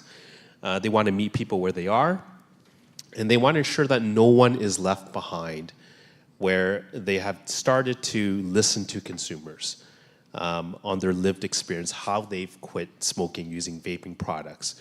So they've changed approach, and we've seen Sweden as being very close to one of the first countries to be smoke-free, and we're starting to see New Zealand make progress to be potentially the second country to reach that as well. And Canada wants to be the third country in the world to reach that, and that's why they've changed our approach. So I feel that all stakeholders need to be at the table. We've always mentioned, and government understands this quite well now, is there needs to be a public-private partnership to tackle some of the challenges that we face with policy, and we are moving towards that direction. Thanks. From my own experience, a couple of things that I've picked up, not just in South Africa, but just also broad conversation. This concept of tobacco harm reduction. In South Africa, I've heard it from different peers from around the world, that regulators would often say it's a term from the tobacco industry. It's a gimmick by big tobacco to get new customers, into this new space. So that closes off a lot of conversations when you speak about tobacco harm reduction. And you point to science, and they say, oh, science that is sponsored by the industry as well. So there is a lot of pushback in that sense, that there is that misconception that vaping came from the tobacco industry, and therefore it should not be a credible alternative. But another interesting thing that I came across was the first time I ever met with the Portfolio Committee on Health in our parliament. The first question I was asked was, I'm sure the tobacco industry hates you guys. So I didn't understand, what do you mean? And the lady said, because you are direct competition, you're going to put them out of business. And when I explained that they actually support this concept of harm reduction, I realized that in that moment, had I said, yes, big tobacco opposes the vaping industry, subsequent conversations could have gone a different way. Because I didn't say the tobacco industry opposes this industry, it almost felt as if it was they. We've said it, tobacco industry is behind the vaping industry. So there's always that attachment to the tobacco industry that really doesn't help in conversations, because we are always seen as the cousins of big tobacco, and therefore we must also be looked at, with suspicious eyes. But again, I share same sentiment. For me, the solution lies in every stakeholder being a part of the conversation. Just recently, we had negotiations in South Africa where the Department of Health was also involved, looking at this current bill. And big tobacco was at the table, vaping industry was at the table, civil society was at the table, we had labor, so I think it's recognizing that everyone has a voice, and everyone's opinion should matter on how these regulations ought to pan out. Just to give an example of what happens every year in Bulgaria when the budget is to be voted. So every year the Ministry of Finance wants to equalize the taxation for combustible cigarettes, for heated tobacco products, and for vapes. And every year there are big discussions. And why are those discussions? Part of the industry, which has a, wouldn't use names, but one of the biggest tobacco producers has the biggest share in heated tobacco products in Bulgaria. The other ones don't have it. They have a very small percentage or very small proportion. So in order for them to, let's put it in these terms, to joke with the competition, they push for equalization of taxation for their combustible tobacco products to be sold as well, because after all, they are continuing to be sold. Bulgaria has the highest smoking prevalence compared to the other European countries, but Bulgaria also traditionally was a producer of tobacco. We had our own factory, we had our own brands. So in the mentality of the country, in the mentality of the politicians, tobacco is not a bad thing. I would say it's not slammed. Of course, for the health authorities, it's a bad thing, but traditionally the people do not see tobacco or tobacco companies as enemies. Only certain regulatory representatives sees that. So it also comes to the traditional views and values, and of course, combining it with the competition, which not always helps when we speak about a differentiation of taxation, when you speak about in market terms. It also could harm the long-term effects when you speak about less harm towards human health. So this is a small example, but it is an example. But we don't see this in the alcohol industry. The productions, because Bulgaria is a big producer of our own liquor. It's called rakia. It's like palinka or like schnapps or like brandy. We can put it in many names. But there are people producing rakia don't slam people producing beer nor people producing wine. And there with differentiated taxation, of course, less harmful wine and beer. So it's a matter, I believe, of traditional values and also a market share when you speak about competition in between companies. So let me try and offer a slightly different perspective, but it is an unavoidable fact that 90% of our revenue is still going to come from combustible products in the short term. But we are proud of the way we are building a credible and responsible next generation products business. And under our new strategy, we want to scale that. But I think our tobacco heritage does give us a distinctive role to play in the transition towards harm reduction. First, we know people who smoke. We know our consumers. We speak to hundreds of thousands of them every year. And that gives us insights into how to develop new products in the NGP space, which will appeal to them, that can offer a satisfying and potentially less harmful alternative to combustible products. Secondly, we have a relationship with the retail trade, which gives us the opportunity to turn millions of tobacconists and shop assistants into advocates for harm reduction. So here in Europe, for example, our products are sold in around 280,000 different retail outlets. Annually, we make around 2.5 million visits to stores. So our reps are increasingly spending time on those visits, educating retailers who may have traditionally focused on tobacco products, but they can educate them and inform them around next generation products so that they in turn can be engaged in those conversations with their customers, with their consumers, because they're educating them when they visit their stores. Thanks. So that seat at the table issue is really important, I think, because a core principle of good regulatory practice in lots of countries and also promoted by organisations like the OECD is that stakeholders should be consulted, industry, but also consumers, nothing about us without us. The WHO and its Article 5.3 of the Framework Convention on Tobacco Control is often used as an excuse by tobacco control groups not to let the industry have a seat at the table, or indeed consumers. I want to ask Asanda first, because I think you mentioned to me in South Africa, you do see the WHO and the Campaign for Tobacco-Free Kids having an impact on the way regulation's shaped. I think it's actually an area that is a real frustration for us right now. as I'd mentioned, our bill was first put out for public consultation in 2018. And from that time to 2022, we had only met with the Department of Health once. And this is a department that's regulating an industry, a new industry in South Africa, and we'd only been afforded an hour to present to them. And during that time, it's simply, we call different companies are called to present. You're given an hour slot. You tell them what you want to tell them. You cite scientific evidence you're relying on, etc. They say thank you very much, and that's it.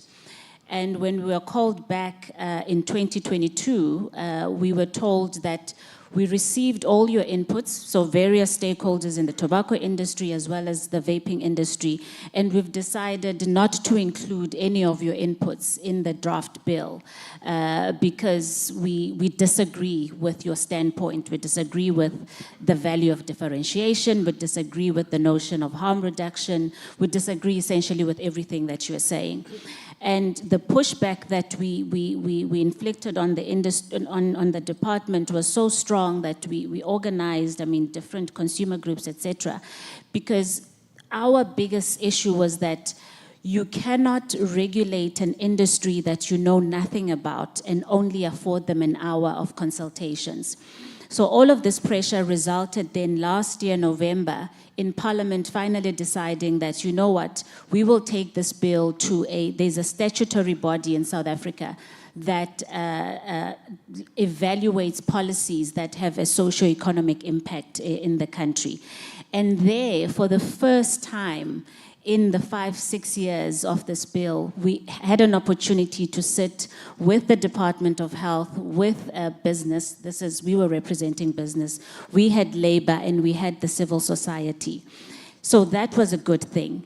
But when we first got to that meeting, the South African Department of Health had individuals from Control for Tobacco-Free Kids as part of their delegation. They had individuals from other NGOs that we know of that are anti-vaping and anti-smoking. So this is a big problem because when you are talking about a policy that is going to affect South Africans and you are not taking South Africans' input into consideration, but rather you're given scripts. It was actually quite sad to see where you have South African Department of Health officials getting direction from the likes of Control for Tobacco-Free Kids in an open forum where we would make proposals and they would say, no, those proposals cannot be taken into account. On this issue of the vested interest and commercial interests of business, one of the things that I had raised during that session was that if we are going to document the fact that business always has vested interest when it comes to tobacco control, then we should do the same for the government delegation, because you've got civil society within a government delegation that also has vested interest. Suffice to say, they decided not to do away with this issue of vested interest for those conversations. But it is a big concern for us, because at the end of the day, we need assurance as South Africans that whatever policies are devised are for South Africans, by South Africans, and not something that is simply transplanted from the WHO. Yep. Thank you. Anyone else want to add to that? WHO not very active in Bulgaria, Arkady? They're very much active, and according, I again put an accent towards the alcohol industry, according to the what they say about what is alcoholism, around 70 or 80% of Bulgarians are alcoholics. So it's very radical when they put what means smoker, what does it mean to smoke, and what's the harm for society, what does it mean to drink, and what's the harm for society. But let's put it from the other perspective. US got out of WHO. Who is now the biggest supporter of WHO? China. China is the biggest supporter of WHO. China produces disposable vapes, it produces rechargeable vapes, it produces tobacco. So it will be probably, for the next couple of years, depending what happens in the US electorally, the person to go to when you speak about policies, especially in the field of tobacco, especially in the field of alcohol use. So it's a new global perspective that we have to face when we speak about regulation of tobacco products, and of course over-regulation of tobacco products, and of course the use of substances that can harm people's health. But yes, as you spoke about, WHO is WHO. They have to be, how should I say, on the other side of the aisle always, because they defend this kind of policies and ideas. However, as we spoke in the beginning, the government agrees in words with their ideas. However, in practice, they need the revenue from the excise taxation, especially in times of an upcoming crisis. And speak about Bulgaria, that the revenue, what the government expected for May is 300 million less from what they expected. So you can imagine what happens in other countries as well. So they will seek in the next couple of years new sources of revenue. And when you speak about revenue, of course, VAT is the biggest source of revenue when you speak about Bulgaria. But around let's put it in euro, 1.8 billion euro comes from tobacco. This is almost 50 to 55% from the revenue from excise taxation. The other part is the other big part is from gasoline, and the other part, of course, is a very small amount from alcohol. So speaking from this perspective, the ideas of international organizations which are very much radical towards harm reduction, I speak about decreased taxation, are understood only on a conference level rather than on a political level and policy-driven level. Thank you. I'm going to go to a question that's come in on the internet. I'm going to put it to Sam because it's about Canada. And the question is, why is it in Canada that vapes, especially for those who use open tanks or eco-friendly versions, are taxed at a rate that is higher than the tax percentages added to cigarettes? If Canada wants to help Canadians by offering them choices to quit smoking, why are vapes taxed so high? Shouldn't we tax them at a lower rate? And I just add on to that. In Canada, has putting tax on vapes, do you think it's helped establish vaping as a more credible business in the eyes of government and regulators because they somehow start to get something from it? And how, when that tax was introduced, did they listen to the industry in terms of the way it was put on products and actually how to go about taxing it?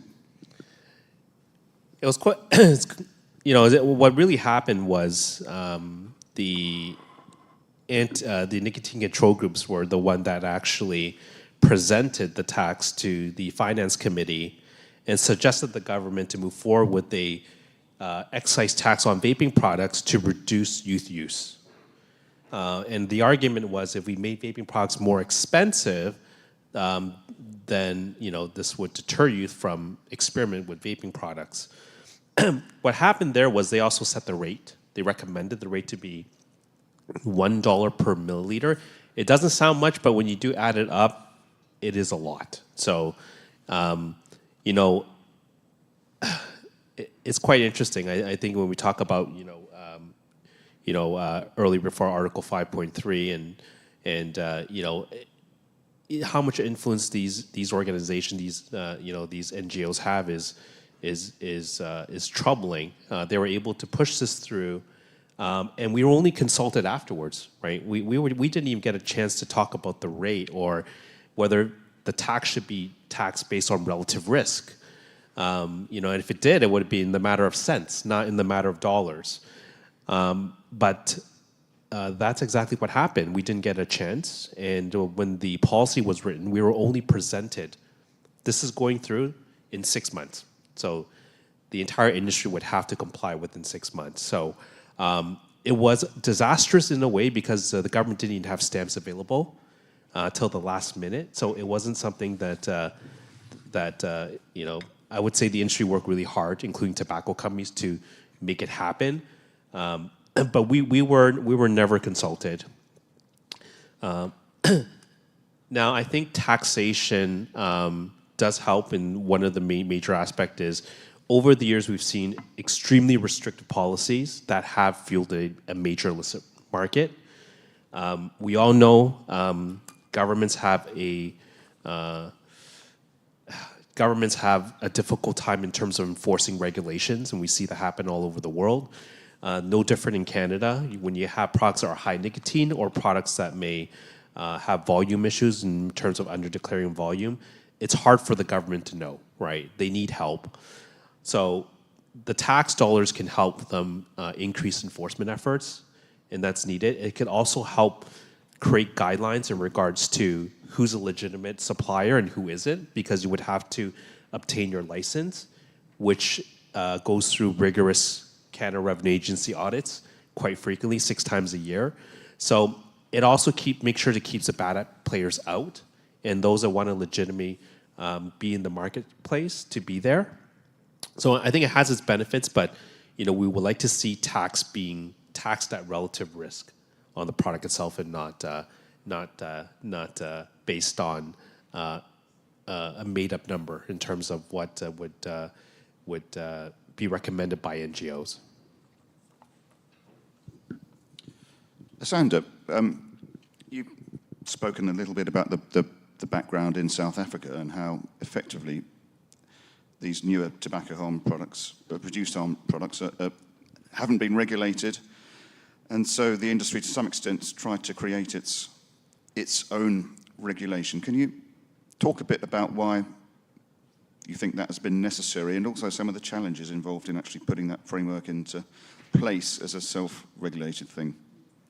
I think we recognized quite early on. I've got the chairman of my board here, who was among the founding members of the association, that in order for the industry to grow or even be given a chance, you needed to have a body that would speak on behalf of the industry, which is why the Vapor Products Association was formed in the first place.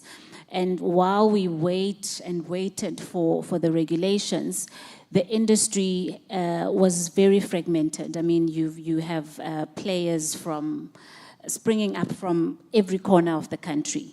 But the good thing is, in as much as there is no regulation, I often hear people saying then the quality of the products that come into the country must be so bad, or you don't know what's in these products, that we have a national compulsory body that looks at electrotechnical stuff. So every product that does come into the country anyway, whether there's a legal framework or not, needs to comply to a particular standards. And before any vaping products come to the country, they would need to apply for what is known as a letter of authority. So that is linked up with your IECs, the ISOs, etc. So they're clear global standards that these products need to comply with anyways.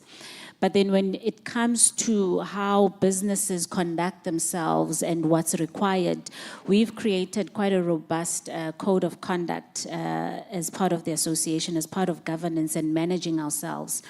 And as you would expect, not everyone in the country is keen on this because it's quite strict. It gives guidelines on marketing, it gives guidelines on packaging, it gives guidelines on the kinds of labeling, etc. So we've taken the UK model and sort of tried to adapt it for ourselves, so we've got this code of conduct that all our members need to abide by, and if you don't, obviously there are consequences. We've got a very robust youth access prevention initiative that we started as far back as 2021, and there we create guidelines on, from the moment a person comes into the shop, the signage that's required, age gates, age verification, staff training, and all of that stuff. And we have also media campaigns around the importance of not selling to young people. But then we recognized quite early on as well that when a when a company is not part of the association, we have no jurisdiction over them, so there's not much we can do. So we then partnered with organizations that do have jurisdiction in the rest of the country. So for example, when it comes to the issue of youth access prevention, South Africa has what you call the Advertising Regulatory Board, which is responsible for how advertising is done in all consumer products in the country. We worked together with them and we created what is called the South African Vaping Advertising Code. So that code, whether you're a member of the association or not, if you go against the prescripts of that code, then you can be fined. And that looks at protecting the kinds of advertising that you put out, making sure that your advertising does not appeal to young people and you don't make false health claims. So that has been successful in the sense that even though we don't have jurisdiction over you when you're doing something as self-regulatory body, the ARB can do something about it. And we also have an interesting program when it comes to waste management. It's called the Extended Producer Responsibility Program. We've partnered with one of the leading waste management companies in the country as well. So we've sort of taken the initiative. It's not perfect. We could have just sat back and did nothing, but we figured if we are to give this industry an opportunity, we need to be proactive.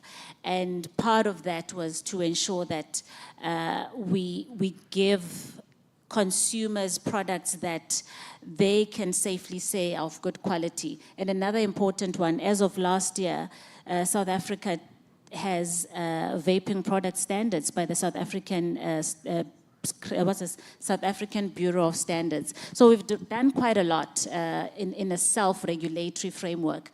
And the idea is that the regulators don't need to start from scratch. There's a lot of stuff that they can pick up from what we've done, and we can keep the bus moving. Thank you. Ladies and gentlemen, I'm going to be coming to you for questions in a second, and something I'm going to put to all the panelists at the end is, what is your top 1 or 2 wishes for regulation in this sector? So if you could think about that, I'm going to bring some microphones to you in a moment. But before that, one more question to the panel from me. So there was a spokesman from a big Canadian company, tobacco business, who went on the record the other week. Sam pointed this out to me, saying, we agree there are too many vaping flavours on the market and support the proposed federal vaping regulation to restrict flavours to tobacco, mint and menthol. We believe those flavours are sufficient for adults looking to quit smoking. Now, I don't think that's the position of the company globally. I should point out it's definitely not Imperial Tobacco's, or Imperial Brands' position, and Deborah, you mentioned why flavours are so important to adult smokers wanting to quit. Why do you think that company made that statement? I'll put that to Sam first, but then more generally to the panel.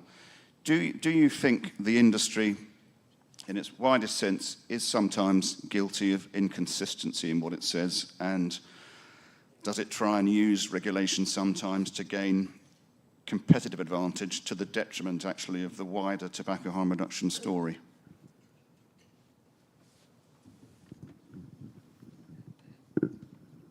I have to say I was quite disappointed when I saw that press conference. We know how effective flavors are. The Public Health Agency of Canada actually in January published that flavors are extremely important, helping someone that has, in terms of helping a smoker transition to a less harmful alternative. And I think the study was relevant. It was done by University of Waterloo. And it highlighted that if the government did go through with the flavor ban, 68% of those users would be using flavors that would be banned. So it highlights the importance of flavors. And the studies there, the science is there, the evidence is there. Why they support the nicotine control groups call for a flavor ban, and I have to be honest, it's probably more motivated on competitive advantage. The Canadian landscape is quite different. it is made up of thousands of small businesses, and there are tens of thousands of convenience stores that sell vaping products as well. There are restrictions in Canada where youth have access. Only tobacco, mint, and menthol are available, depending on province. So I'll use Ontario as an example. If you're an age-restricted retailer, you can sell any flavors that you want. That means that if you're a minor, you can't walk into a vape shop. The stores have to be frosted with windows. You can't see through inside. So there's a pathway for adults to access flavors without youth being exposed. But I think, you know, it's a bit going backwards. You know, if the government does impose a flavor ban, we know what will happen. The government will know what will happen. The entire market would go 100% illicit, which we have seen that happen in those provinces that have flavor bans. There are 4 provinces in Canada plus 2 territories that have a flavor ban. You know, they were influenced by nicotine control groups to go down that pathway. They did not follow the federal government's position to not ban flavors. And we've seen those markets, you know, in some cases go 100% illicit. And now the government is now stuck with enforcing those provinces that have flavor bans, which, of course, impacting government revenues, right? Illicit dealers don't pay taxes. We have, in a number of cases, seen these illicit dealers sell to kids at school. We have visual photos of that happening. We've sent that to the government. And, you know, I really believe that we need to have good regulations. And going back to what you've mentioned, you know, what are the top, you know, 1 or 2 wishes is no more prohibition because it doesn't work, not effective. And it creates a major problem for government, which is it fuels illicit trade, and it impacts harm reduction, right? And of course, for our government, if they have a goal to reach less than 5% smoking rate by 2035, they're not going to be able to get there without vaping. They've highlighted that. Canada has 1.9 million adult vapers. And that's a sizable population that's vaping today. There will be a huge impact on those that have chosen vaping as a less harmful alternative. On the question of the vaping businesses, so I think I've noticed something. I mean, when I look back, this is vaping specialist stores in particular. When I look back to when these started in South Africa, a couple, let's say 8-10 years ago, the individuals who started these businesses were a lot more driven by this concept of harm reduction. They were started by people who were themselves smokers, so they really did believe, they still do. But over the years, you've seen a different profile of business person coming into the space that are not necessarily driven by the advocacy side of harm reduction, but more from a business point of view. And that changes the landscape completely, because this is where conflicting interests start making their way into the fore, where even, I mean, for us in South Africa now, you have groups that are calling for the ban of disposables, you know, you have groups that are supporting limitation of flavors, you know, and those reasons are based purely from a business point of view for themselves. So we are seeing that change in the industry, and sometimes industry does have different messages that they're putting out there. And the onus is on us. That's why it's so important what our organization does, that we then become this voice that speaks for broadly consumers as well as business. Yeah, thank you. On the question of the 2 innovations that you asked the audience, I would like to add that every year for the past 6 or 7 years, we're making a report which is called Excise for Health. So if we calculate, if we earmark the revenue which comes from different excise taxes, and we speak about tobacco. If we earmark only 10% of this budget, then we can fund policies for prevention or for treatment of non-communicable diseases which are attributed to using such products. So earmarking this excise taxation could, let's put it in this sense, could lower resistance in terms of resistance from authorities like WHO and other authorities which are combating totally and want to exclude tobacco from the daily life, although they cannot. Because you're showing them that there is reinvestment in healthcare, and those people that are using can fund programs for other people that need to stop smoking or need to be treated from such diseases. This is one. And second is attributing risk. When you speak about risk contribution, there is the so-called health technology assessment. When you speak about pharmaceuticals and we speak about medical devices in the healthcare field, this could be retransferred as risk technology assessment when attributing risk from different types of tobacco and nicotine products towards the health of the people. And by standardizing this could be also helpful for people to use less harmful products. So I think I'll try and make it short in the interest of time. I come back to where I started, which is the 3 principles. It's about responsible choice. So any harm reduction strategy needs to start with a really deep understanding of the very diverse behaviours and preferences of consumers. That is the place to start. And we know that if regulation is done to people who smoke rather than for people who smoke, it tends to fail and lead to unintended consequences. So then we come back to that responsible choice underpinned by enforcement and collaboration. And indeed, I think as an industry, my observation coming here from different experiences in energy and e-commerce, you see a lot more collaboration in that regulatory influencing space, and I think that would bring me to my wish, to do that, but based in fact, data, and science. It's related to what is going to shift the behaviour of consumers and give them responsible choice. Thank you. Do we have any questions from the floor? Derek, you've got your hand up.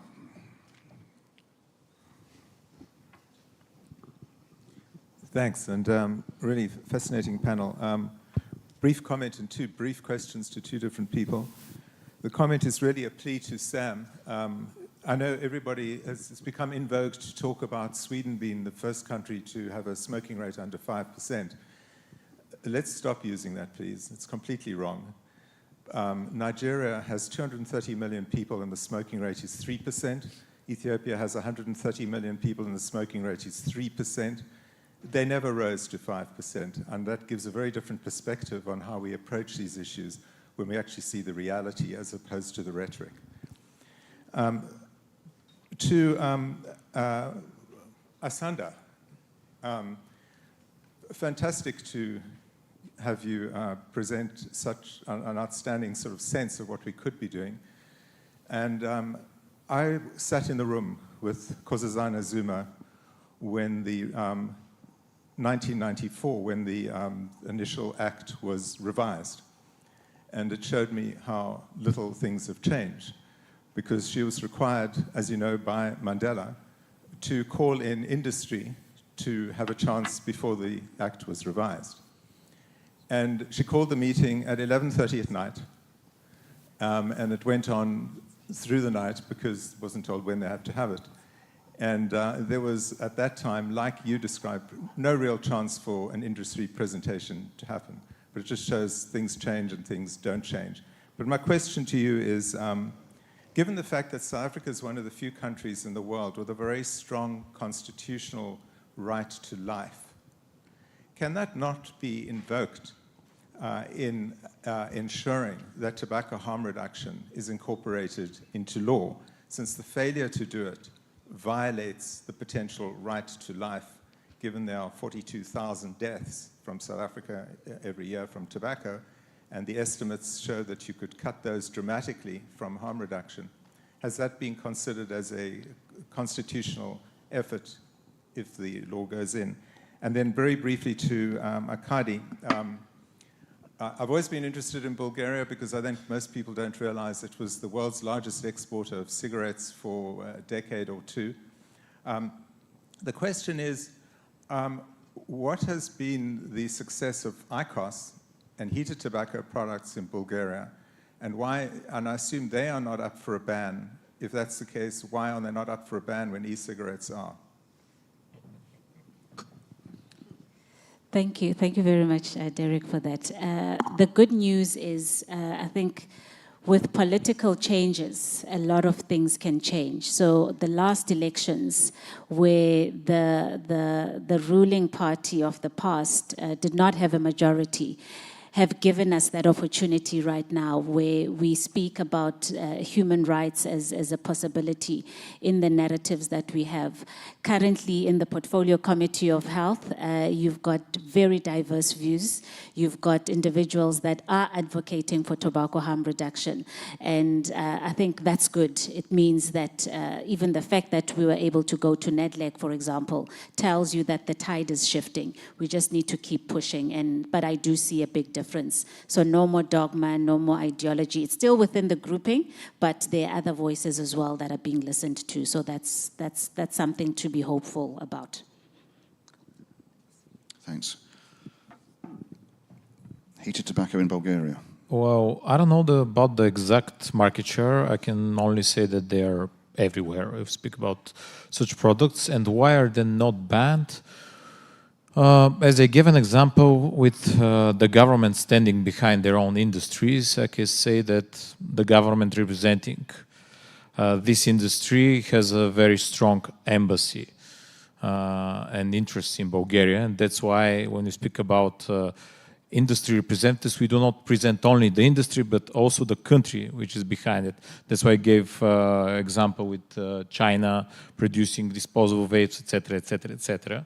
But if it consolidates in a bigger, how should I say, bigger represented group, as the big industry tobacco companies are, we speak about PMI, we speak about BAT, we speak about Japan Tobacco, we speak about Imperial Tobacco, about Karelia, etc. They're well represented because they're a very big revenue source for the government, and the government doesn't like to lose this source. And in comparative terms, the disposable vapes weren't that big of a source, and also they were an easy target. You can give as I started with this example that a couple of kids died from smoking the vapes with illicit substances. The politicians intentionally do not make difference between the products. I'm pretty sure they know that there is a difference, but you put the vape and everything is vape, no matter disposable, rechargeable, whatever. And at the end of the day, it comes to lobbying, so it is what it is. Thank you. Jeannie, I think you had a question. Can you make it a quick one, because we are out of time, I think. Thank you. My question's about the UK, so it's to Deborah. I wanted to just say the UK has always been traditionally one of the leadership countries in terms of tobacco harm reduction, but as we know, there's a tobacco and vapes bill going through the Parliament now, and it's just had the disposable ban. It's going to bring in a tax from October next year. And I guess my question to you is, how do you see the UK after these things have come into place? And do you think that there is possibility or room for the UK to continue its sort of leadership role by sort of more engagement with some of the leading scientific and the Royal College of Physicians, etc., who've always had very strong views advocating for the UK and the harm reduction route? And how do you see that changing in the future in terms of what's going on now, where it could get back to? I think that a new approach to the regulation of vaping has long been overdue in the UK, and we've been saying that for a number of years. I think the government is committed to preventing youth access and building trust in the category, and it believes in the principle of THR, and that's what's underpinning that. We think it's right that there is extra rigour to the regulation of vaping products, but in a way that doesn't detract their appeal to adult smokers. So we would advocate for that to still be responsible choice around flavours, etc. And we offer a range of reduced risk products through our Blue brand, and we've navigated the disposable ban quite well with our pod-based device. And we would advocate for a responsible, proportionate excise on pods, and so that is happening from October 2026. What we really want to happen is stronger enforcement against illicit players, and a more predictable and proportionate response around excise and equalisation of SCT and FMC and so on and so forth. But I remain optimistic that the NHS and Royal College of Physicians will remain strong proponents and supporters of tobacco harm reduction, and it's certainly a key part of our advocacy and engagement plan in the UK. Thank you very much. I said I'd ask each panellist for their wish on regulation. What would you change if you could in the way that regulation's approached in this sector? Deborah, you said, I think I said I would want greater industry collaboration, yes, first and foremost, so that we really can all align around that, the principles of responsible choice and the consumer being at the heart of the tobacco harm reduction journey. Yep. Arkady, do you have a wish? Transparency and evidence-based double-blind longitudinal studies, which will give a very big light on what is happening, what is harmful, less harmful, etc. Similar to Deborah, I think collaboration is key. You need to bring all the stakeholders around the table. Sam? Yeah, I think I agree with everyone. I think that it talked about the private-public partnership between government and stakeholders. That's really important in order to create, government creating evidence-based policies. Those are key, and of course, fair taxation. Right, tax based on relative risk is important as well. We will stop there. Thank you very much indeed to each of our panellists. I thought that was a really interesting discussion, and thank you for all the time and effort you put into thinking about that.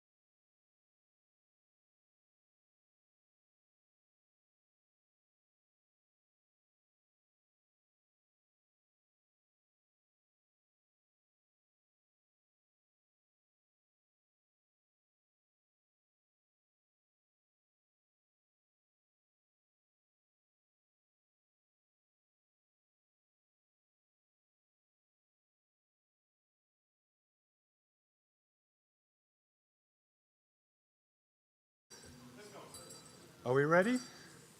Yep, good to go, because there is a panel session here in about 10 minutes, so we need to get this done. I need a piece of paper out of my pocket that isn't. It is here. Good. We had 5 films entered, well, we had 8 films in total entered for the film festival, and we showed 5 of them. We increased the time limit. In fact, there was no time limit on the films this year. Last year it was a 15-minute time limit. We showed about 12 films last year. This year we've shown 5. When I was talking last year here, then I hoped for, the quality was great last year, but I hoped for even better films this year. That's hugely happened. My worry is now how we go on from this. And maybe what we're hoping for is films of a similar quality next year, because they were so good. Okay, we had 5 films entered. The first one was Love Kevin from Jeffrey Zamora in Costa Rica, who's a tobacco harm reduction scholarship scholar, or was. Second one was Del Humo al Vapor, directed by Alejandro Pozo in Mexico. The third one was The Mission to Tobacco Harm Reduction from Sunira Chandra in India. The third was 906 Vapor from director Marilena Marchetti in the USA. And the fifth and final one was How Sweden Quit Smoking from Tomasz Jenki from Poland. Okay, and we have 3 awards to give. And the first award is the Audience Choice Award. So the audience that attended both sessions have voted on their favourite film of the 5. And the Audience Choice Award this year goes to How Sweden Quit Smoking from Tomasz Jenki.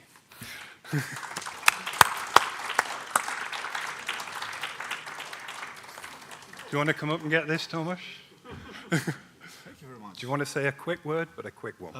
The Audience Choice Award is always the most important award because, you know, we're producing those movies for our audiences, not for the juries. So, thank you very much.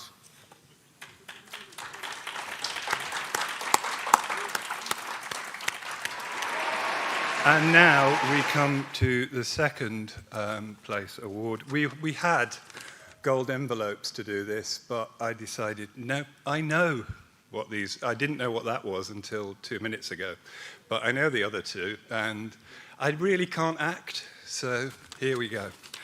In second place, it was hard in many ways to distinguish between the second and first place films, but in second place, we have, from Costa Rica, Jeffrey Zamora and Love Kevin.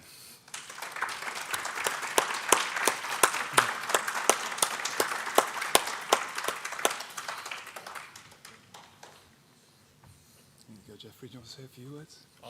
Well, first of all, thanks the scholarship program for giving me the opportunity, to Anne for doing such an outstanding work, and I'll dedicate the film to my father. Thank you. Thank you, Jeffrey. And the winner, the final award. I'm promised a drum roll. Can we have a drum roll?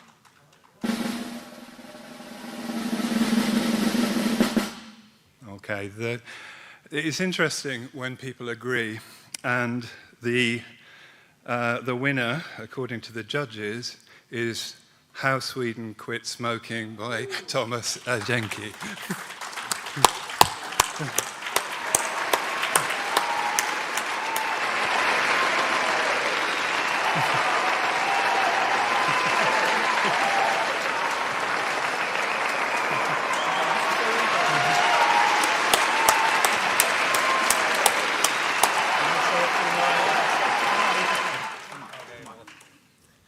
Well, thank you very much. Thank you for GFN to host our movie, and we're this was our love letter to Sweden it's a magnificent example, and I mean, this is the work of the wonderful people that we interviewed, and Tomasz, who put all that together in an amazing way. So thank you very much, John, and thank you very much, GFN, and thank you very much, everyone here. Thank you. Okay, you want to have... Please, yeah, come on. I just wanted to say that there is only one award that is more important than the Audience Choice Award. And thank you very much. I hope, just go and spread this movie because it's already on YouTube, and it really helps.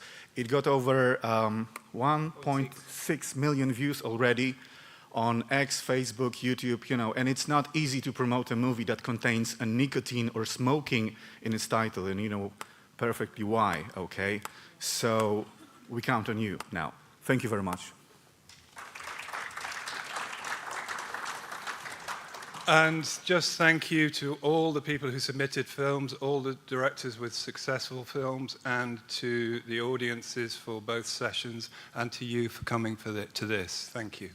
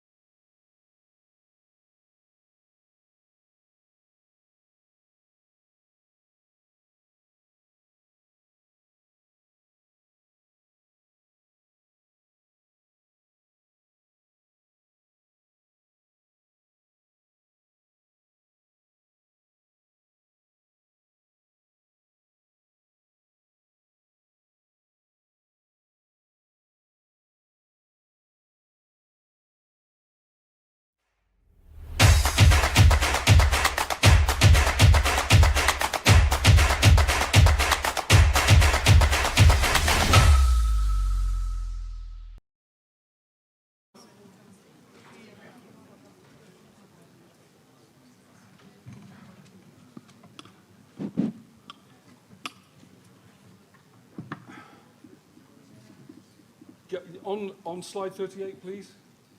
The final one. As agreed. Okay.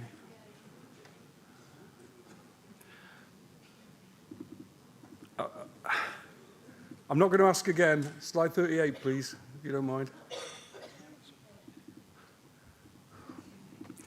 All right, folks, we're about to get cracking on this session. It's going to be a kind of investigation of WHO science, and we're going to use this format. We're going to try and challenge the idea that WHO is a straight broker on science. And we're going to break it into 3 sections. First of all, we're going to have opening remarks from the panel. Then we're going to go into what is the problem with the science here, and indeed is the problem. And we're going to have a little bit of fun with that. People reacting to statements that WHO has made, and whether those are true and fair statements, and they may be, and they may not be. They may be true but unfair. So we're going to try and get a sense of what the problem is. Then, as a group, we're going to try and investigate the question of why is this happening. If we find that the science isn't reliable or is misleading in some way, the question is why? Why would they do that? And I want to kind of crowdsource the answer to that question from this audience as much as from the panel. And then finally, how could this be rectified? How could this be reformed? How could it be changed? And again, I'm looking for crowdsourcing ideas. Is it a matter of governance? Is it a matter of, a different form of scientific engagement, or what? Okay. We're going to spend most of our time on the what part of this exercise, looking at what the problem is. I'm going to come back to that in a minute. But for now, I want to just introduce the panel. Thomas Nade from Imperial Tobacco, Ricardo Pelosi, I think you all know, from University of Catania, Summer Hanna from British American Tobacco, or BAT, I think we now call it, and Roberto Sussman from University of Mexico, who's a physicist and, as you all know, a very effective advocate. So this is going to be our scientific panel, but it needs to have a high audience involvement in this, because we found in the past that we get the best results when we bring the audience in. So first thing we're going to do is we're going to take some opening remarks on the subject that we are dealing with. We're evaluating WHO tobacco harm reduction science. And we're going to call first for Thomas to give us his sort of opening thoughts. You'll need to pick up a mic, and then we'll go through the panel, and then we'll get on to the what is really going on section of this session. Let's go. Thank you, Clive. So first of all, welcome on a Friday afternoon. So I'm pretty happy to see so many faces here.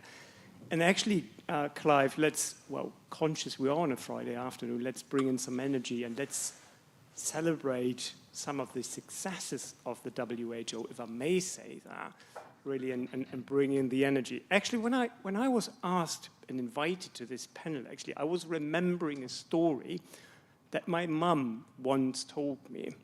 And actually, she said, when I was a kid of about 8 years, I got absolutely obsessed about those circular scars literally everyone in the family had on their upper arm. Literally everyone had them except me. Even my older brother, he had it, so it couldn't be a generation thing, I thought, as a kid. So I said, I was begging my parents to, how can I get that scar? I really want to get that, right? Have it. You have it, exactly. So everyone had it. So actually, my mom said, love, don't worry about that. I'm having 2 of them, so I'm wearing one for you because you won't probably get one. And she was right. So that was okay for me then. What I want to say with that is I didn't get one because, as we all know, 1980, the WHO declared the war on the smallpox epidemic to be won, and actually to have the end game on the war of smallpox epidemic and having the smallpox eradicated, right? So actually now, 45 years later, we're still talking tobacco control, and I'm emphasizing the control there rather than an eradication. And they are applying the same narrative of a war on nicotine use and a tobacco epidemic.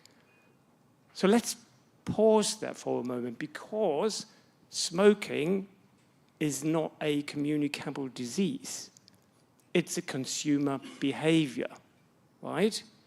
So with that, that narrative of a war on a behavior is pretty misapplied, I believe. And I'm very conscious that it's actually like part of the urgency, right? And I understand that.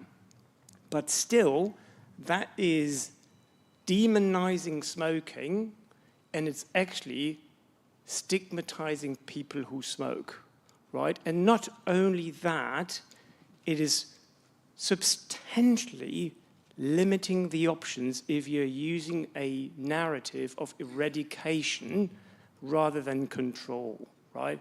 So I believe we need way more consumer centricity, and we need to really understand the behavior of those people who smoke and really dig deep into that. And I'll leave it there for a moment, because I was very conscious that Clive wanted us to have very short statements for the beginning. So over to you. The guardian of the audience here. Short statements, please.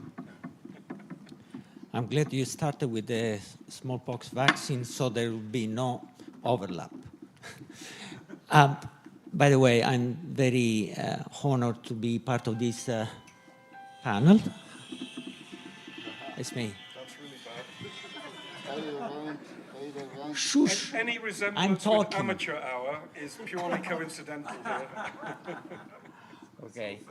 No, I'm very happy to be part of this panel, also because it was just about time that we scrutinized why WHO in relation to a specific topic of tobacco harm reduction, because it's not true that WHO is doing everything wrong. There are things that are doing wrong and things that are doing in the correct way.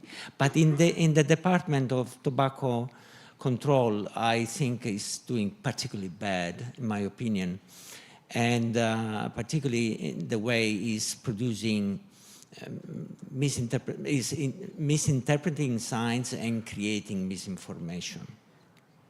And let's be clear, unfortunately, most of the time, WHO is doing this on purpose. It's misleading actively. And how? It's very simple.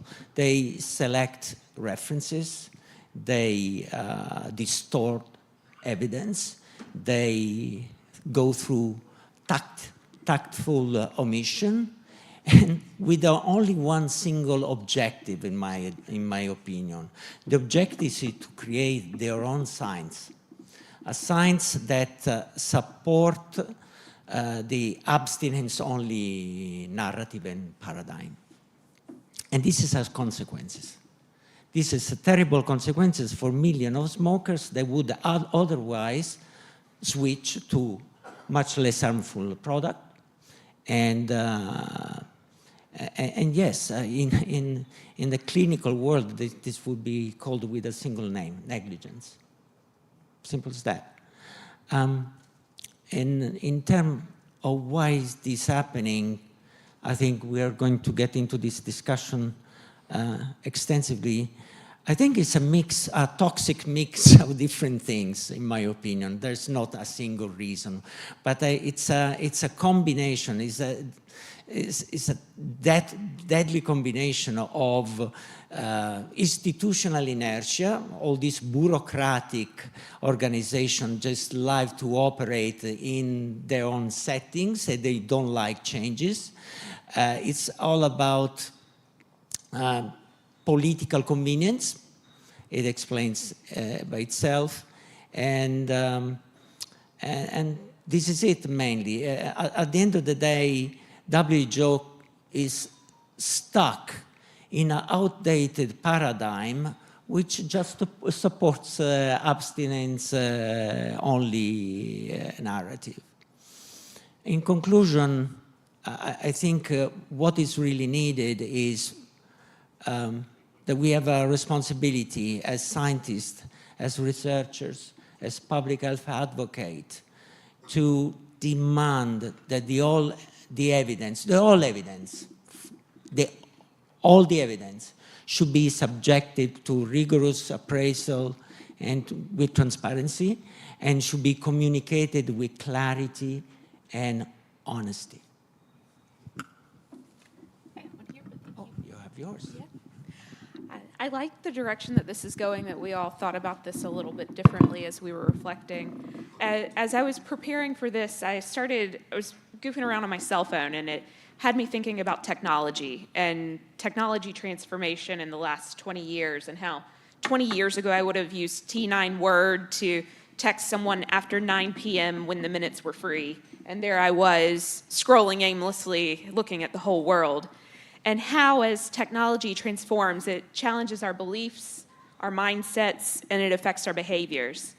And I believe that the WHO recognized that progress and technology transformation would eventually evolve to really change and transform smokers' lives. And that within that, harm reduction strategies would be the third leg of their approach, and that's why it's reflected in the FCTC. And that transformation and that openness to possibility, what it is it's the scientific mindset. And it's seeking new data, it's keeping an open mind to new information and a variety of possibilities that challenge your beliefs, and it's actively participating in open exchange on those ideas. And it's not having all the answers, but it's the curiosity and the openness to retest your hypothesis in light of new information.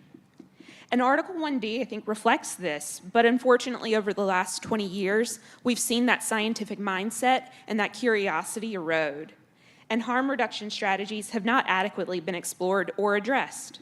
So what's happened now is that we have leading jurisdictions of tobacco control, countries like the UK or New Zealand, with progressive regulatory frameworks and remarkable declines in the rate of cigarette smoking.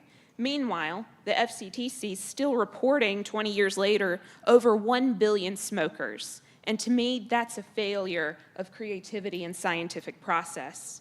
And so while it's clear that there might be many views on the best approach to tackling smoking, it is in fact in everyone's interest to be a part of the solution. And that's only possible through open dialogue, a robust scientific exchange that includes all viewpoints, and collaboration to truly end cigarette smoking. Excellent, thank you. Roberto? Thank you, Summer. Roberto? Hello? Yeah.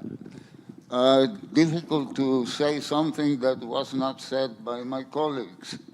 But I would like to reflect on history, how the emergence of the FTCT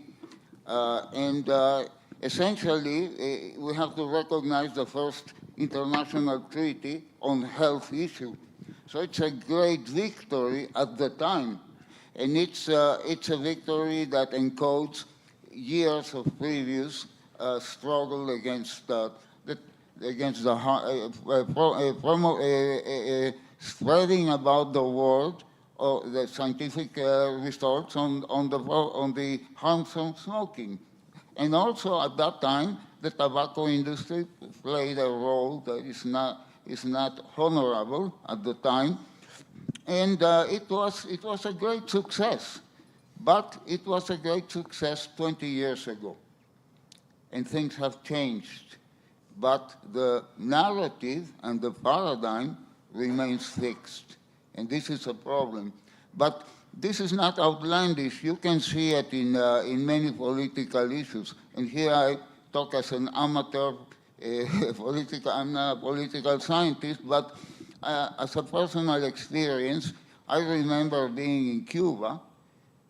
For us Latin Americans, the Cuban Revolution was also something epopeic. It was a small country defeating American imperialism, etc. I know that on time we have this narrative is also criticized. But at the time, I remember even as a student really believing about the Cuban Revolution. and I'm talking about the 1980s.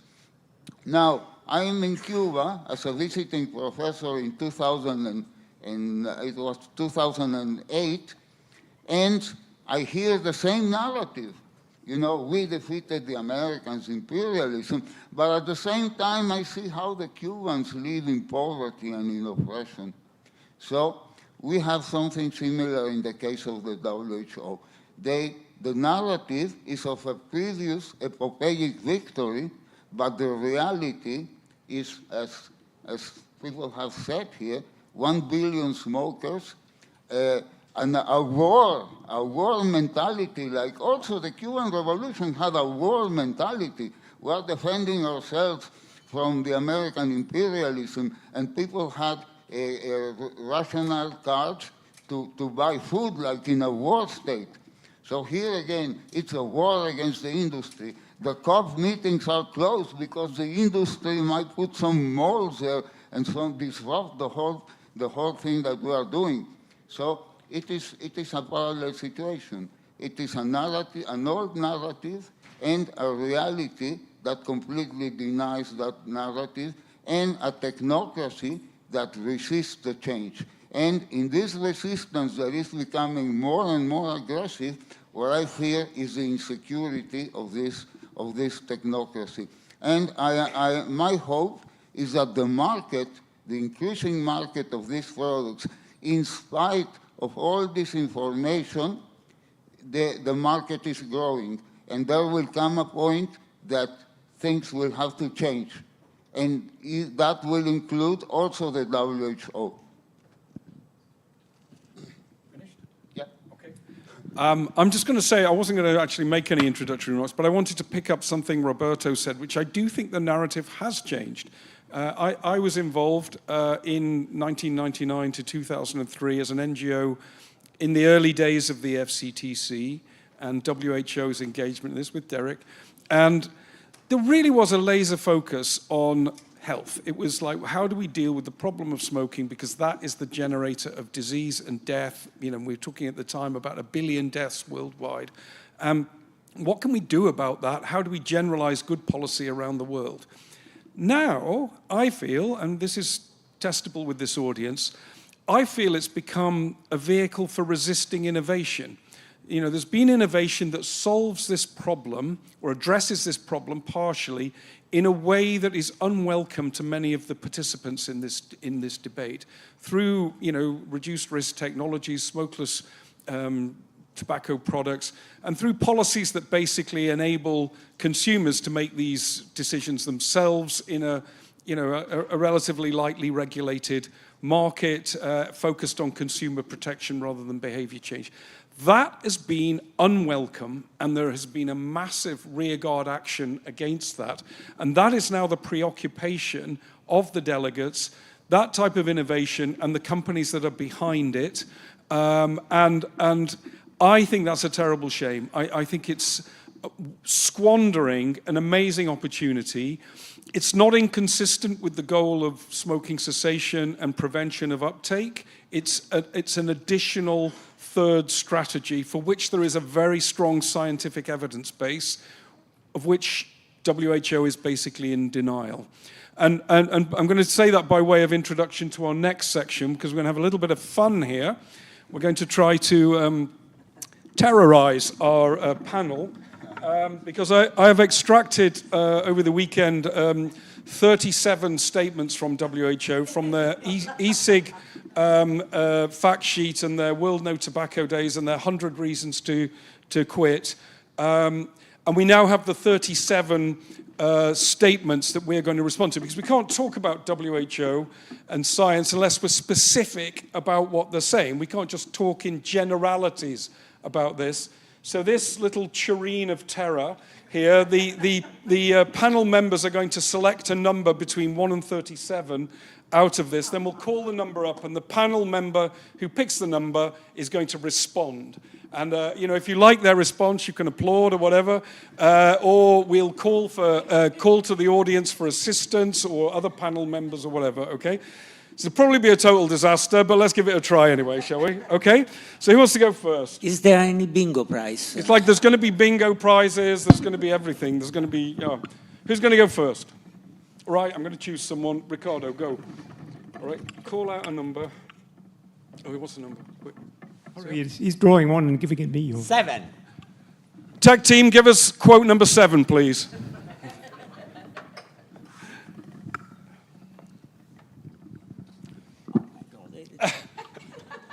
This is too difficult to address.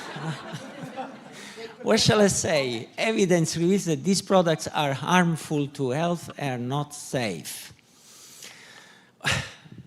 Where shall I start? It's going to take 1 hour. No, you've got to be really fast here. Very fast. Remember the evidence reveals exactly the opposite. And most of the evidence that is confusing simply because the population that is being subjected to studies are also previous smokers or previous smokers, so there are confounders effects involved. So many of the harmful health, the negative health effects that have been measured are basically measured because there was a previous history of smoking tobacco combustibles.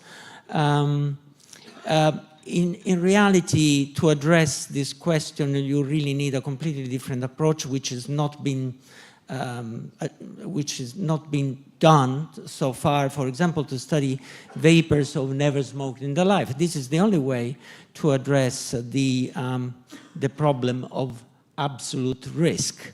Okay, because of course, in that department, WHO is correct. We don't know very much about absolute risk and what's going to happen in 20, 30 years. Of course, all the toxicology is indicative that,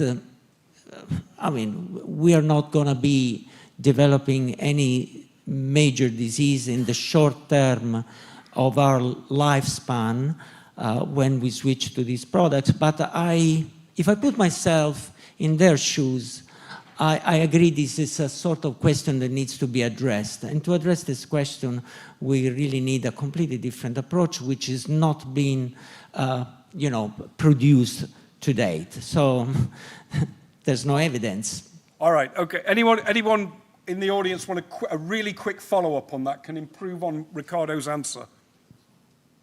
Yeah, someone there. We need to be really quick with this because we've got like a million things to do.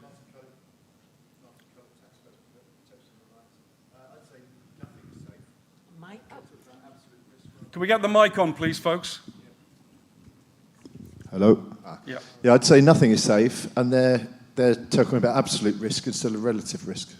Yeah, I think this is one of those cases where this statement is maybe technically correct but misleading, because what matters is how harmful and how safe or unsafe compared to the other risks that people bear, either as smokers or in society in general. We don't have a zero risk appetite. And the evidence suggests that these products are much less harmful than smoking and not particularly harmful in absolute terms. And that is a more accurate and fair way of expressing relative risk. Let's go to the next one. Okay, come on. Speed it up, guys. This is the raffle no one wants to win, to be clear. 27. Tech team, give us 27, please.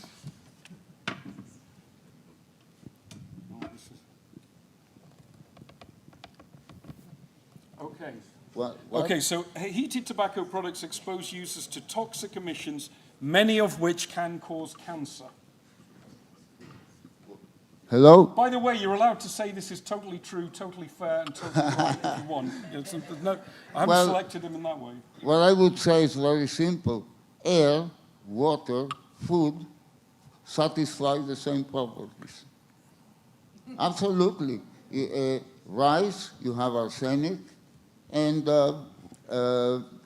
many air, for example, all carcinogens like metal. Metals don't come from another galaxy. They are natural elements, and the way this statement is produced without any reference to a standard, to a comparison, as was said by Ricardo and also by Clive, It's nonsense. It contains, it exposes, well, everything. Air, water, does the same thing. So this sentence is essentially nonsensical. I don't think I can say anything more that would involve more technical evaluation. But the way what is written here is nonsensical and non-informative. That's spot on. A chemical that can cause cancer is present doesn't mean it's present in sufficient dose and exposure to cause cancer when using this product. You're inhaling now. Yeah, we're inhaling stuff all the time. I'm inhaling something that might cause cancer. Particularly with this audience. So I think any such statement needs to be compounded by a quantitative risk assessment. Yeah, exactly. Let's go to the next one. Somebody, Summer, your turn. When you pick up a number, pull it out in order to avoid repetition. Okay? Absolutely. 16. Tech team, give us 16, please. Oh.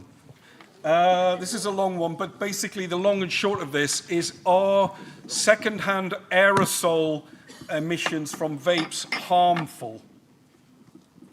Okay, and there's a bit of an extension to this, but if you just respond to the first sentence. The question in itself is a book. Second-hand emissions for ends. So with second-hand emissions for ends, I think what we're really talking about is exactly what we were saying here. It's quantitative levels and an overall exposure. We know that the amount of toxicants within ends emissions is significantly less than cigarettes. Their duration in the environment is significantly less than cigarettes. And by way of that, the user or the second-hand exposure to those is significantly isn't even an appropriate word, because I don't have a better word to demonstrate how much less they are than cigarettes. And so for me, this is what it boils down to. Roberta, do you want to say, because you're one of the experts on this? That's great. Okay. Yes, quick one. No, just to say that comparing environmental emissions from these products with tobacco smoke is overkill.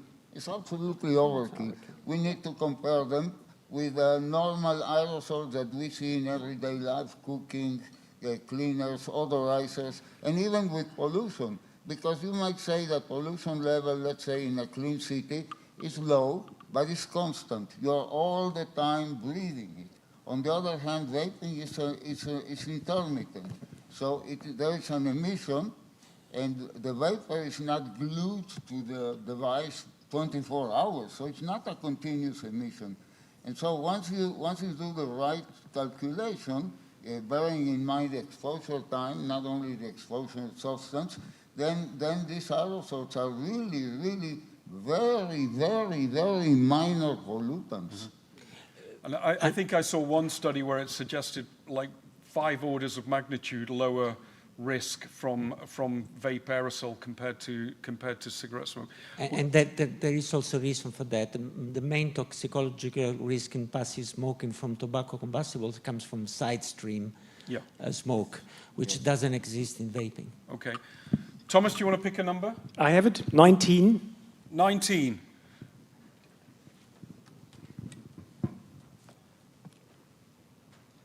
Do you want to read it out? Okay, so the question here, this is essentially WHO recommending the ban on the sale of e-cigarettes and strengthen the ban, continue monitoring, surveillance, support. It's not a scientific statement, it's a policy statement. So how do you feel about WHO recommending bans on the sale of e-cigarettes? Yeah, it's pretty interesting that the WHO is making a recommendation here on the ban of the sale of e-cigarettes. And again, I think it comes back to their narrative on actually eradicating nicotine use and actually the war on smoking and tobacco use. And I think we see it here very clearly. Then they are talking about surveillance to support public health. They are not even considering e-cigarettes as a part of a tobacco control measure there. So I think that something seems to be missing here. I'm going to open this up for the sentence is quite weird. It's as if something is missing. Okay, so the statement was basically really about WHO endorsing bans on e-cigarettes. And their advice is to strengthen the implementation of the ban, monitoring surveillance, and support strong enforcement. Any views on what's wrong with that, or why that might be an incomplete way of discussing that policy with a member state government? Yeah, I think also Deborah touched on that already. So what we see in Australia, for example, is that there is a big shift then towards illicit, and that may pose an even bigger risk then. So it's kind of making assumptions about what the effect of a regulated ban would actually be, and that it would somehow stop prevent the sale. Any other question? Any other thoughts on what's either what's missing here in this advice, or what's wrong about this advice? Anyone from the audience? Hang on, somebody down there. Yeah. Just say your name, where you're from. Yeah. Alexander Nussbaum, Philip Morris, Germany. Of course, this doesn't. As with all these statements, the context is missing. WHO is asking for bans in countries where cigarettes are sold. So on Mars, where you have no nicotine use, I think this would make sense, but maybe not on Earth. Yeah. So there's no call here for bans on the more dangerous products. There's no mention of those, and there's no mention of the interaction between the sale of the safer products and the sale of the more dangerous products. There's missing context. There's missing context regarding unintended consequences. Do you want to comment on this? Okay, down in the far corner over there. And then I'm going to move on because we've got a lot to get through. Thank you. Alexandre Lucian from Brazil. I often, when I debate with anti-vaping organizations, I tend to use the following argument. Even if we dismiss all the science, when I started vaping, 2015, we didn't have the demographic numbers of countries that regulate vaping, and we seeing smokers declining and vapers on the rise. And I think we're going to wait a little bit longer, about 20, 30, 40 years, to know the impact on the health, on less cancer, less diseases. But right now, even if I don't use science, I have all the data showing that e-cigarettes works when they are regulated. We had the diminishing of youth vape on the United States after regulation. So even if we don't count science, the numbers on the society, the real numbers of people stop smoking, it's a gateway out of smoking and not in. So banning the sales of cigarettes, you are increasing the sales of cigarettes, and of course, you are increasing the black market. Yeah, and again, that's not mentioned here. I mean, we know, Roberto, from Mexico, that we see, there's a constitutional level ban here, okay? But it hasn't stopped the e-cigarette trade at all. People still want these products, so we see the cartels getting involved. Do you want to say a few words about that? Yes, the prohibition, if you want to know details about that, is in my Substack, but it is enshrined in the Constitution. However, if you land in Mexico, you wouldn't notice that because vapes are everywhere. The gray market has been weakened. The former market that existed, that was sort of self-regulated, is weakened, but it's still existing. And there is an enormous distribution, a huge distribution by the cartels. But when you say cartels, it's not a monolith. There are many cartels of different sizes, and the type of market is different. Like the cartels mostly sell to lower class, middle lower class, and typically young people, and they are cheap disposables. And the market exists. If you land in Mexico, you wouldn't know that it is in the Constitution. And this is a complete proof of the failure of a prohibition. And that was what I was reflecting on within this, is the piece around strong enforcement. I saw a piece of research this week that indicated that it was a piece from Euromonitor that they believed that approximately 80% of the global vapor market was illicit. Wow. Yeah, Okay. and I was floored that it was roughly 35% in Europe, but worldwide approximately 80%. And what that says to me is that the assumption that enforcement is going to be, like, it's inconsistent regulation and a lack of enforcement that's driven a lot of the problems and a lot of the bad examples in the list of 37 in this wheel of death that we're on right now. But that for me is the real failure in this. It's the inconsistency in the approach that's rapidly closing the door on a sensible and scientific conversation. I think that's a really important point about this statement. So I know we're dwelling on this longer than I'd intended, but when they say strong enforcement, that's a rhetorical gambit, because they've not taken into account evidence on how enforcement works. And we've got plenty of that from the illicit drug market. You know, I mean, people are trying to solve problems with a strategy that doesn't work. Doesn't work in Australia, doesn't work in the United States, doesn't work for cannabis. If you take cannabis use in the United States, it's been around 20% at 12th grade for about the past 25 years. And there's a lot of effort goes into enforcement on cannabis. So here is something that sort of has an internal logic to it, but when tested externally against reality, it falls to pieces. So that's another piece of wrongness in this statement. Okay, we're going to go to the next one now. Ricardo, something really scary coming up for you, I think. It's a 9. 9. Okay. Right, this is about the long-term. We don't know the long-term effects of, you know, vaping, heated tobacco products, pouches, and then there's chemicals that are known to cause. Okay, yeah, if you take enough of them, it's a little bit like the earlier one that we had. But Ricardo, your response to this? Yeah, it's similar to the previous one, and basically there is an assumption here that some of these substances are causing cancer, when we know, again, if we refer to quantitative risk assessment, there's no real reason to fear for cancer in that case. However, I still believe that there are unknown unknowns that needs to be addressed. But this is part of a different approach, which is long-term, to vapors never smoked. So again, we are talking about relative risk and absolute risk. The reason why I'm all in for absolute risk is because I believe that in 20 years there will be no more cigarettes and no more smokers, more or less, in westernized countries at least.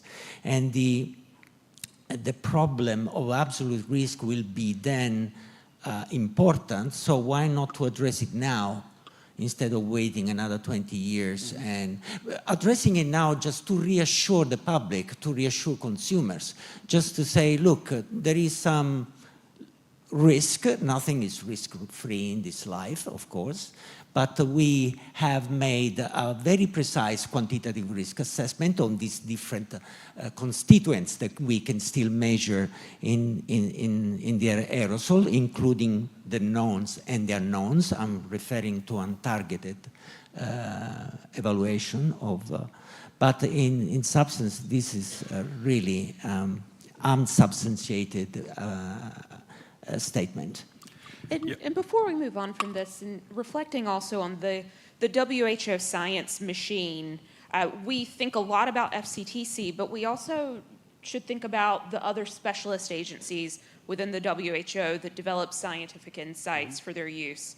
And in this one, I think about IARC. So right now, INS are listed as a priority for evaluation with the IARC. And so this is a tiny little specialist agency sitting in France that most people don't know much about, but they see the impact of their work quite regularly in the media.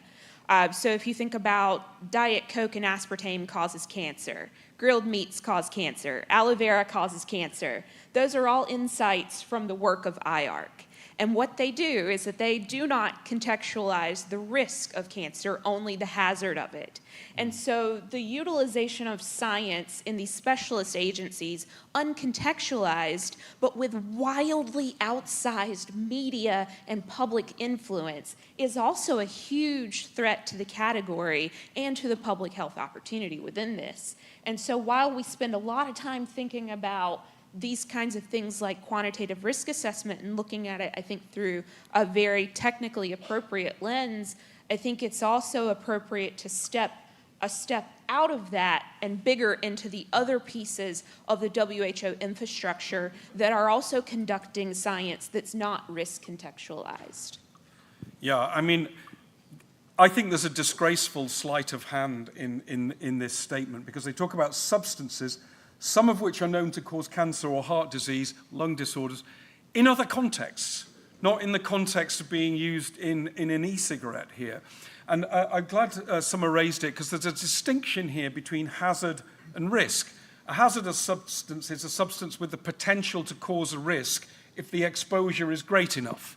Okay, and they've lost that nuance here, quite deliberately, I'm sure, to try to link the second clause in the sentence, the cause cancer and heart disease and lung disorders, to the doubt expressed in the first part of the statement here, because we don't know long-term effects. In fact, we know an awful lot about these products right now from biomarker studies and from understanding the toxicology of the emissions, and that's what gives most of us, who pay attention to the science, confidence that these products pose at best a small fraction of the risk of smoking.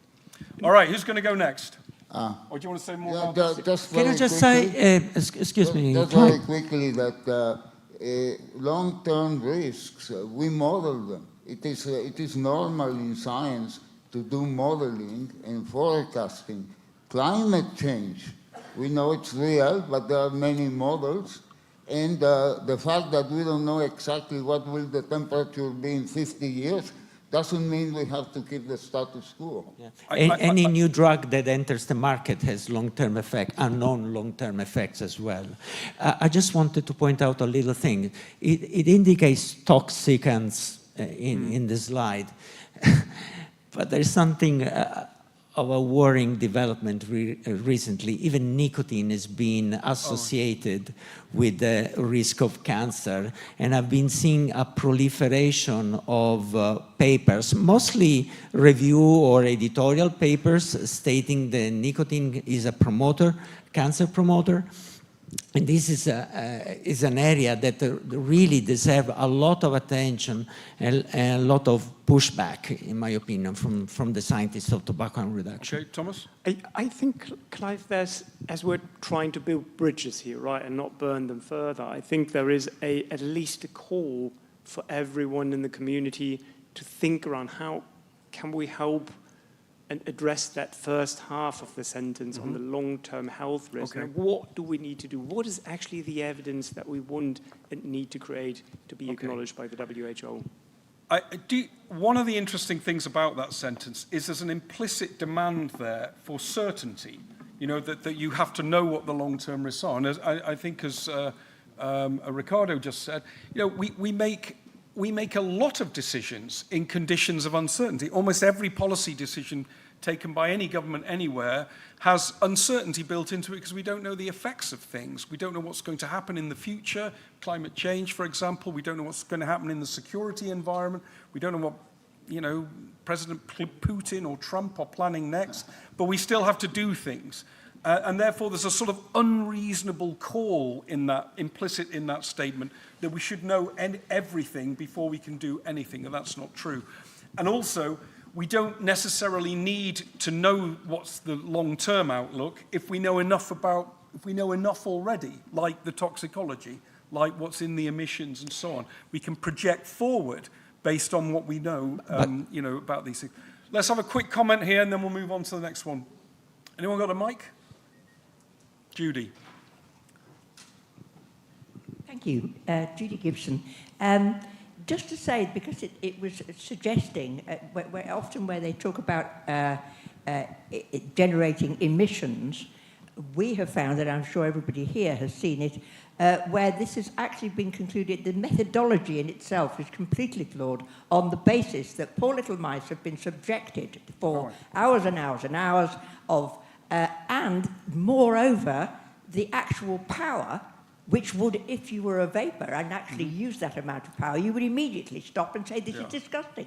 And I just think it's a point that's very often a problem. So that's a good point, that many of the studies that purport to show a risk are based in unrealistic conditions that would never be experienced by human beings.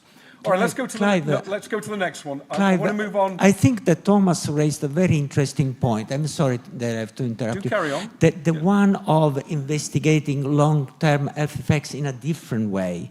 For example, looking for early indicators of changes in our biology, that they are predictive of of diseases, but there can be the predictive of also diseases that we don't even know. Who's saying that an electronic cigarette in 20, 30 years will cause COPD?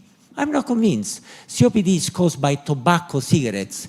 E-cigarettes may at least cause some new type of disease that we don't even fathom in our mind. Next number. No messing, please. Summer, come on. I want to move it along a bit. 13. 13 guys, please. Oh my God. Ivali. Oh. Okay. I mean, where do I even start with this? Okay. I mean, it was quite, I mean, I know where I start, but I mean, it was quite clear that in this instance, it was not nicotine-based vapes that contributed to this. It is, in my view, a convenient fear-mongering analogy for something that was an illicit product and not properly stewarded. Yeah.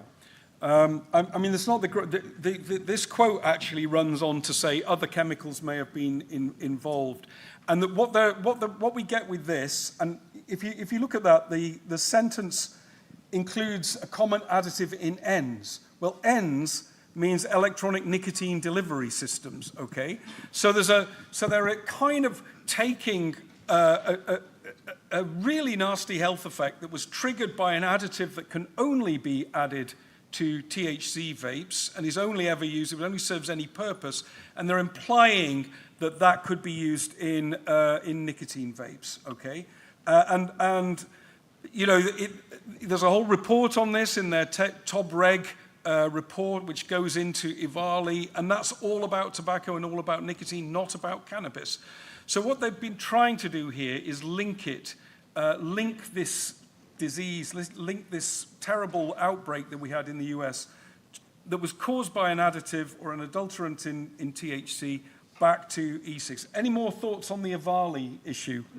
Not on the Ivali issue, but I think on this statement explicitly, I think it's, because you were asking, is it true and fair? I think at least it's fairly balanced. I think they have even worse statements there. I think that there was one before that. I don't know if it was 10 or 12 or 12 or 11. I don't know which of those.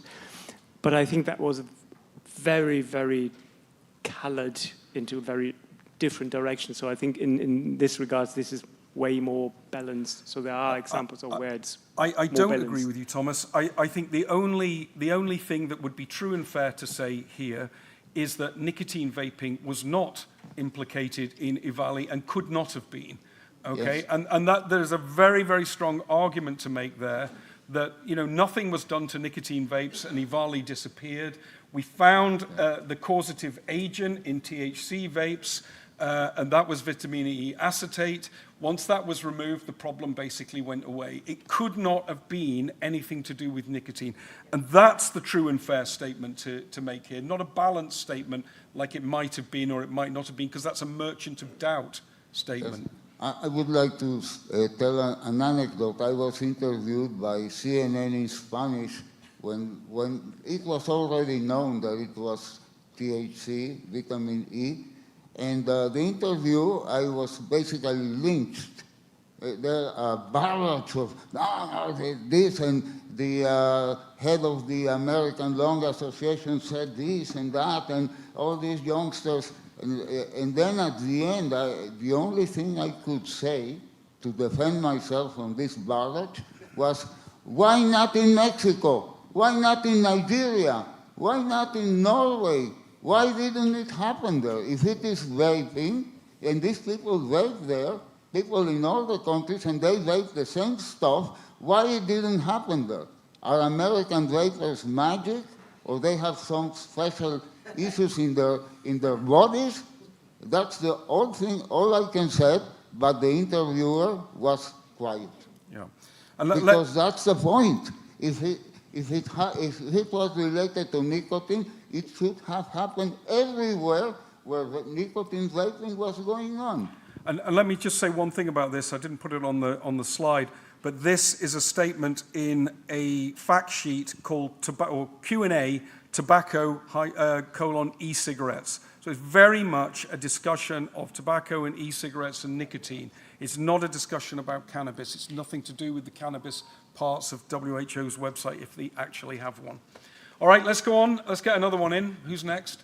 Okay. Your turn. Okay, provenance. 5. 5. Probably something easy. Okay, so consumption of nicotine in children and adolescents has negative impacts on brain development, long-term consequences for brain development, learning and anxiety disorders. Okay, so this is the nicotine affecting children's brains story. Is there some truth in this? Is it misrepresented? Ricardo, you have a go at not Ricardo, Roberto, you have a go at this. Well, just look at major physicists of the 19th century and 20th century, Einstein, Schrödinger, Bohr. All of them smoked, and all of them started smoking at young age. And evidently, we know from epidemiology of the 20th century that smoking is connected in a causal way with a host of diseases. But we don't see a connection with mental disorders. At the level, we have to think of how much smoking was prevalent, and smoking was a delivery of nicotine. But this delivery didn't, we have evidence that it produced a host of diseases. But we don't have any evidence that this evidence should be seen. So to answer this, it is an extraordinary claim, would require extraordinary evidence, and this evidence is zero. Okay. It's based on animals that have been gassed with nicotine mainly. Yeah, I mean, these are largely based on rodent studies. And one of the good responses to this was done by the 15 presidents of the SRNT, former presidents of the SRNT, who wrote a kind of essay about the controversy in this area. And what they pointed out is that we've had generations of young people who grew up as smokers, and we cannot find the signs of that kind of brain malfunction in them. That the evidence relies entirely on rodent studies, and that may not translate, that we shouldn't rule it out, and that we need to be vigilant, but you can't say anything definitive about it, and there's circumstantial evidence that there's nothing to it. Now, is that, therefore, a proportionate way of discussing the evidence in the same way that the 15 former presidents of the SRNT did? I don't think it is. I think that sounds very confident and very sure, and actually the evidential basis for that is extremely thin. Let's have another one.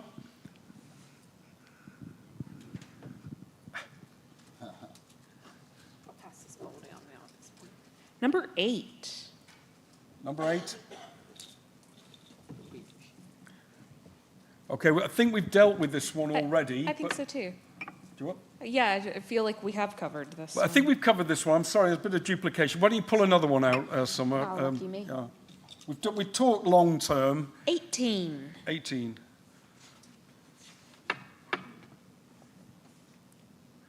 Okay, so it's a Q&A this, so there's a question. What role do ENDS play in smoking cessation? Not proven to be effective at the population level. The alarming evidence of adverse population effects is mounting. We may call for reinforcements on this one. Who wants to have a go at this? I mean, I think this morning, Mariva Glover, she showed some really interesting research on this very thing and the journey over a 4-year period that people make with the role of ENDS in smoking cessation. I personally found her work quite compelling. Conveniently, she's in the audience if she wants to talk more about it. It says to me that this statement might not necessarily be the most accurate. All right, we're going to go to the audience for this. I'm going to start with the exceptionally clever Ariel Celia, who's made a kind of career of studying this question. So we've got one of the world experts in the room here. So let's have your response to this. Sure. Yeah, Ariel Celia, Penny Associates. We consult for Juul. I have spent a lot of time looking at population level trends with my colleagues at Penny. And not only us, but other researchers as well have found that the populations that experience the largest uptake in e-cigarettes have the fastest declines in smoking. And this is over and above what would have happened otherwise with smoking, which was already declining, but it declines faster among the groups, especially younger ages and different, however you slice up the populations. The ones that have higher uptake of ends have lower smoking rates. So this is completely false. Okay. There we go. Completely false, says world expert. Perhaps, any other evidence? Ariel, perhaps it's true in the elderly population, because the same study that you're citing and quoting is the Flo-Foxon study, right? When you show the effect on the age range above 55, basically there's no effect. Yeah. But if you then select the younger population, the decline in smoking prevalence so accelerated and is paralleled by the incline in vaping uptake. Right, and that's the corollary of what I was saying, is that the groups without any substantial e-cigarette uptake have stagnant smoking rates. And of course, we can't conclude causality with this, but if you look at the same pattern across different countries with different regulatory policies and different age groups, it all tells a consistent substitution story. And one of the great ironies here is that e-cigarettes are often cast as a youth issue, but they're probably having the greatest effect on the youngest users because that's where the greatest uptake has been and therefore the greatest displacement of smoking. What about other forms of evidence that inform this question? Not been proven to be effective for cessation. Any other types of evidence? Clive, I was discussing with Konstantinos yesterday actually on that one, and I think Greece is a good example for that, because what you can see that the uptake of e-cigarettes in Greece and a decline in smoking rates. Again, we're not talking about causality but correlation there, but I think that might be another example. Interestingly, that they are combining here with some alarming evidence on other health effects, and I'm wondering how that should be related to the first half of the sentence. Okay. Let's go on to another one. So 15? Next? What was that? 15? 15.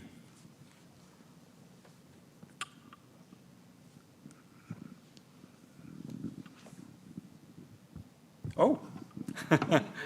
All right. So I would agree with that. Nicotine is addictive, and probably even that it's not risk-free. Okay. Nicotine is highly addictive.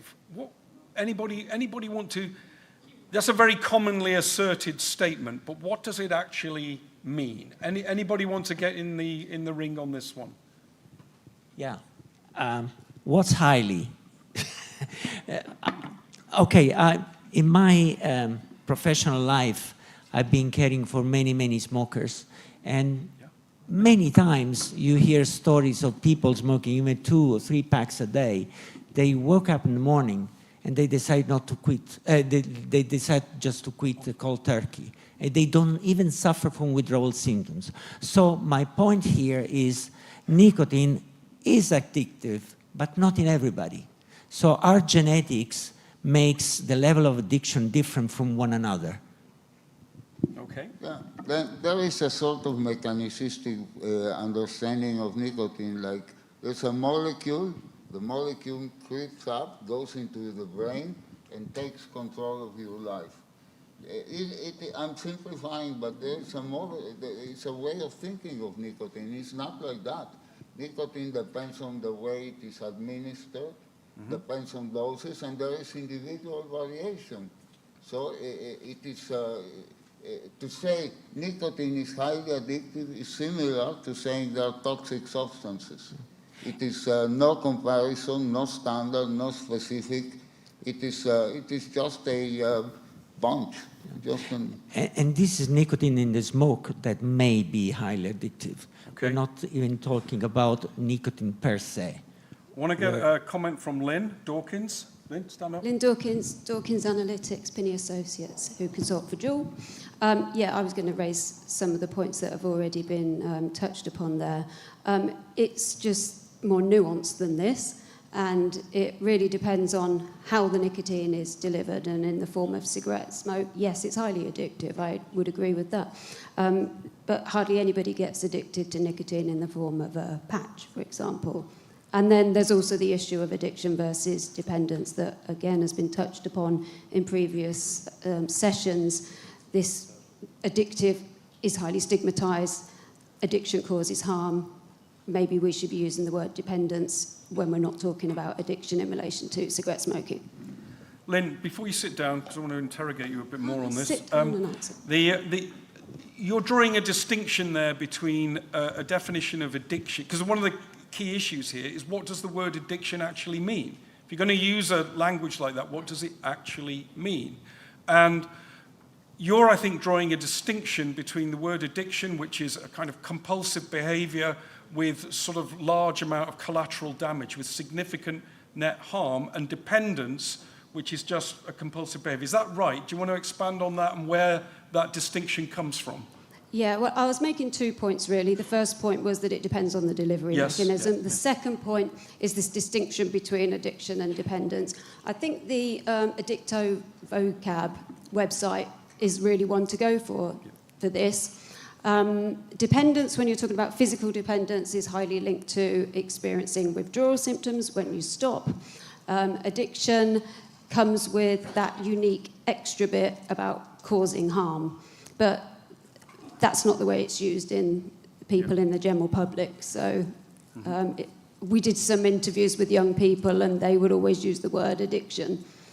But I think it's the harm that's the key thing there that comes with the addiction definition. Okay, so there's a popular definition of it and a professional definition, and people in psychiatry, for example, no longer even use that term because of the loaded stigma and the vagueness of the definition. So we're seeing a health body here that's using language that's kind of the street, rather than being precise about the definition and precise about exactly what they mean by this and what the effect is in different contexts. That'd be a fair way of putting it. Yeah, and anybody in the general population looking at that would think addiction. Yeah. Yeah, good. Exactly. All right, let's move on then to next one. Who wants to pull one out now? Who's not done one for a while? 10.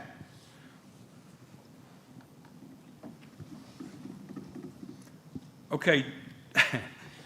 Dual use. Okay. Dual use is at least as dangerous, more dangerous than smoking conventional cigarettes or using e-cigarettes alone. What's wrong with that? Where does it come from? It's that people don't know very much about dual use per se. It's not a dichotomic semantical term. Dual use is a range of exposures. So a dual user can be somebody who's gone from 1 pack a day to 1 cigarette a day, and to me that still represents harm reduction and advantage. However, other form of dual use, when somebody is reducing from 20 to 15 cigarettes a day, of course, because of compensatory smoking, that would be at least as dangerous. So the problem of dual use is that there's very little empirical research showing the difference of the different level dual use. And that allows the WHO and many other scientific society to make very oversimplistic statement about dual use. Does anybody else want to go? Thomas? Yeah, and I think it's quite irrespective of consumer behavior again there. So because consumers may need to adopt to those alternative products, they may need to get used to it, and they're experiencing a journey. And I think this is what we need to respect, is actually that every consumer is different, and that it may take a time for them to actually transition away from smoking. Okay, I'm going to stand up for WHO for a second. You can try and knock me down. So the argument, this argument comes from observations that people who are dual users often have higher levels of toxicants in their, biomarkers in their blood, saliva, and urine. Why might that be? Because of the compensatory smoking in those who are not minimally dual using. Yeah. Does anybody want to have a go in the audience? Oh, here we go, Ariel. Of course, it's useful to have actual experts. Let's go. There's a lot to say about this, so it's quite an interesting question. Yeah, this could be an entire panel on its own about dual use. One of the other issues is that dual users tend to be like smoking more heavily to begin with.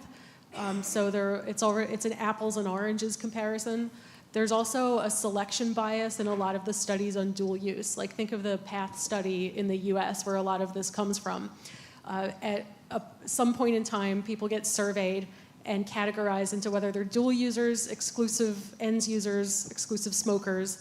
And that, because the survey takes place at an arbitrary point of time with respect to their personal trajectory of when they started ends and where they might be in this process, it drops people that have successfully switched already because they no longer count as dual users or smokers. So it drops them from the analysis and it produces a negative bias, a pessimistic bias.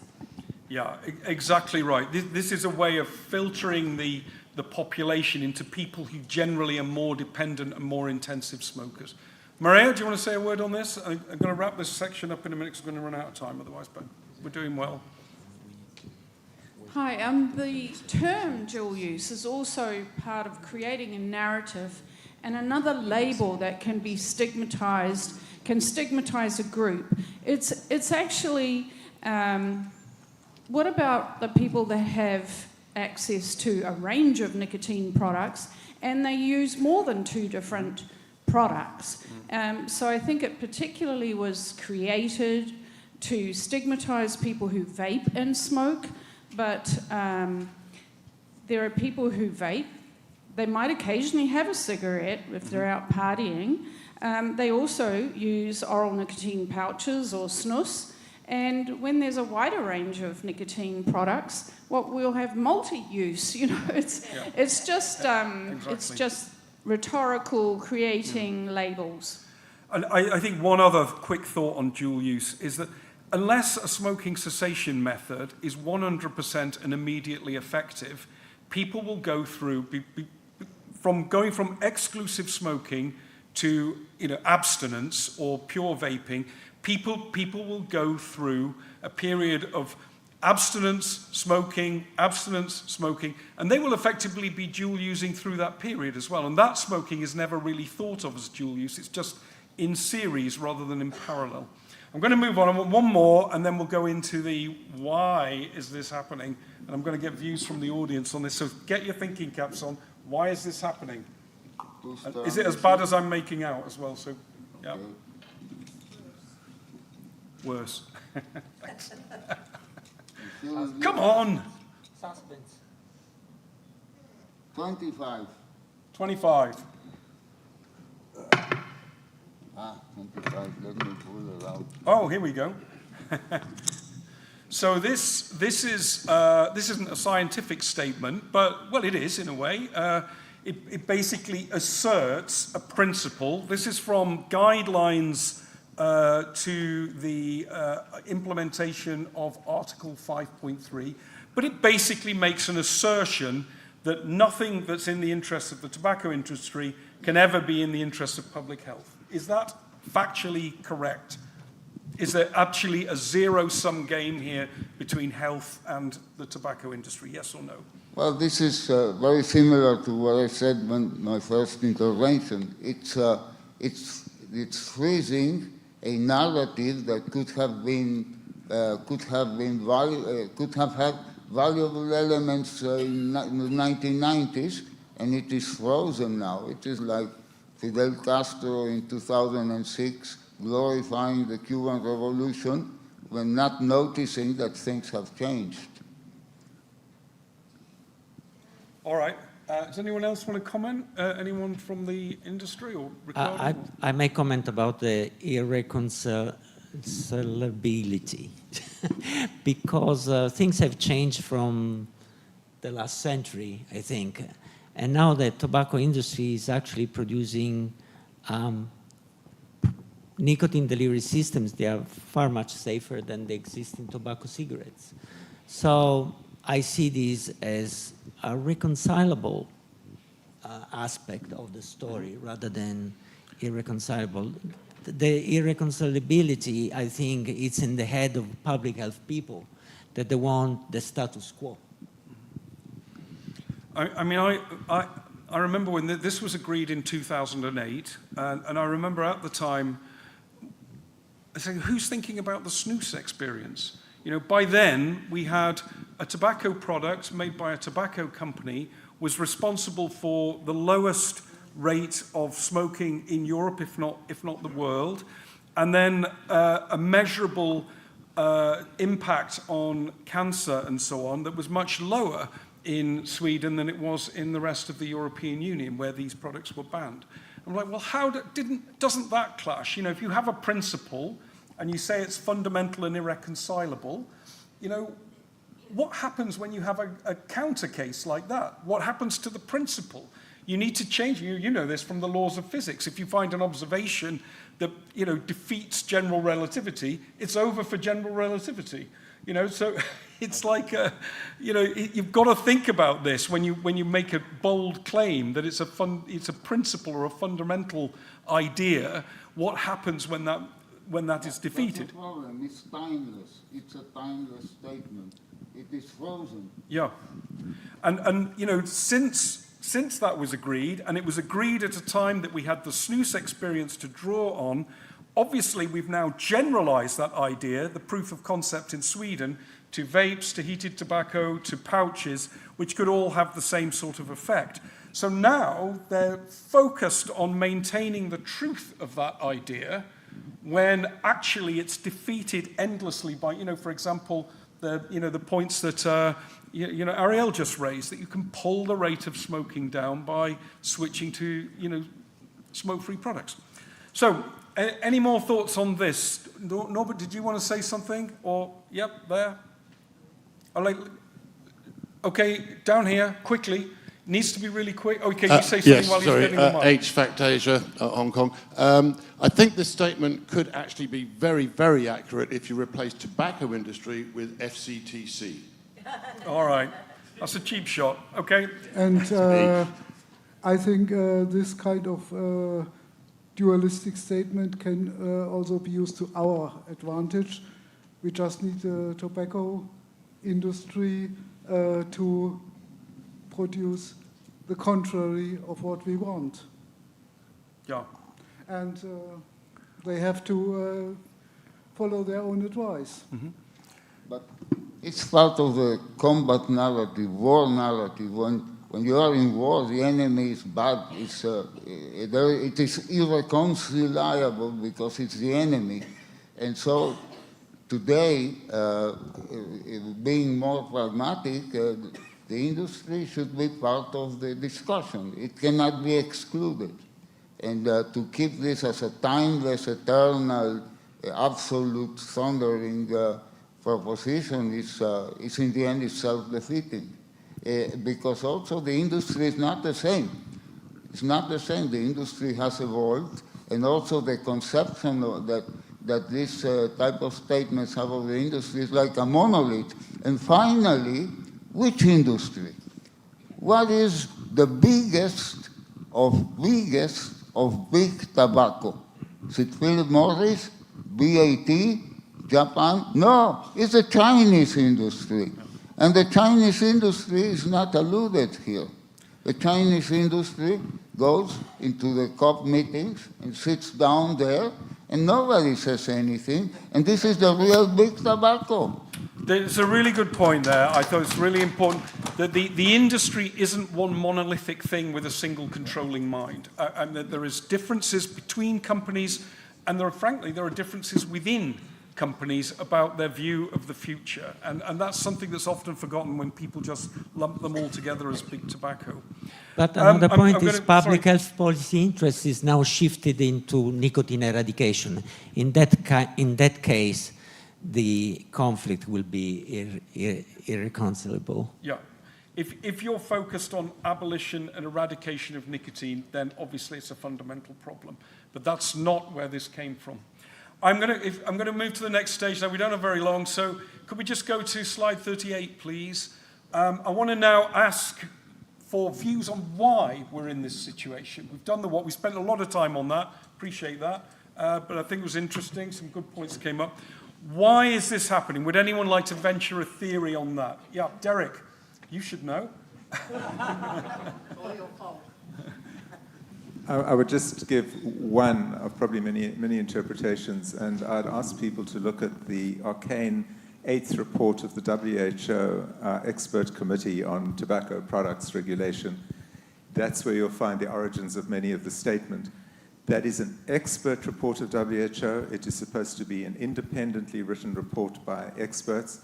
It was funded by Bloomberg Philanthropies and acknowledged as such in the text at exactly the time that the funder had a very clear interest in ensuring that tobacco harm reduction never took off. That is both a conflict of interest under US IRS law, and it also represents a violation of the WHO principles of not allowing the funder to have an influence on the process. It should have been funded by government. And the proof of that was when I was heading the non-communicable disease program, there were efforts to fund the changes to the hypertension guidelines by the pharmaceutical industry. And they thought that if they have 5 pharmaceutical companies, it'll mean that it won't be a conflict of interest. Well, obviously it would, because they would all benefit if the guidelines change. And we stopped the whole process because it was a conflict. This is exactly the same conflict, and it besets the process. Okay, so there's a big point there, which is sort of biased scientific advice, but it's not accidental. They've purposefully seeked out experts that will give them that advice that supports a certain narrative, and that narrative is coming from outside WHO potentially. Is that a reasonable way? Okay. Any other views on where this kind of why would they want to do this? If you agree that these things are bad, why would they wish to do that? Does anybody have a view on that? Because they're worried. If smoking tobacco endgame is going to happen, they will be rendered useless. Okay. So this is the point that if there isn't a lot of harm, if there isn't, death and disease and really bad things happening, there's no real role for a control-based, effort, because there's nothing to control. It's the reason we don't have coffee control. Is that essentially what you're saying with that one? Okay, so there's a sort of institutional bias in favor of finding harm because it's part of that organization's mission. Okay, any others? And I think the point goes really back to the narrative. We're not talking about a narrative of control. We are talking about a narrative of eradication and an end game. Mm-hmm. So there is not much of an option. So the only option is to actually drive consumers into the abstinence. There is no other option there, and I think that is going back to that. Okay, so I think a really important point here is what is the actual goal? Now, it may not be explicit, it may be implicit, but if your goal is implicitly a nicotine-free society, you react to tobacco harm reduction differently than if your goal is to reduce disease and death at the greatest possible rate, and they are not the same goal. Any further thoughts on why, and also from the audience, please? One of the things that I reflect on a lot is I'm not confident how many of the people who are working in this space actually personally know any smokers.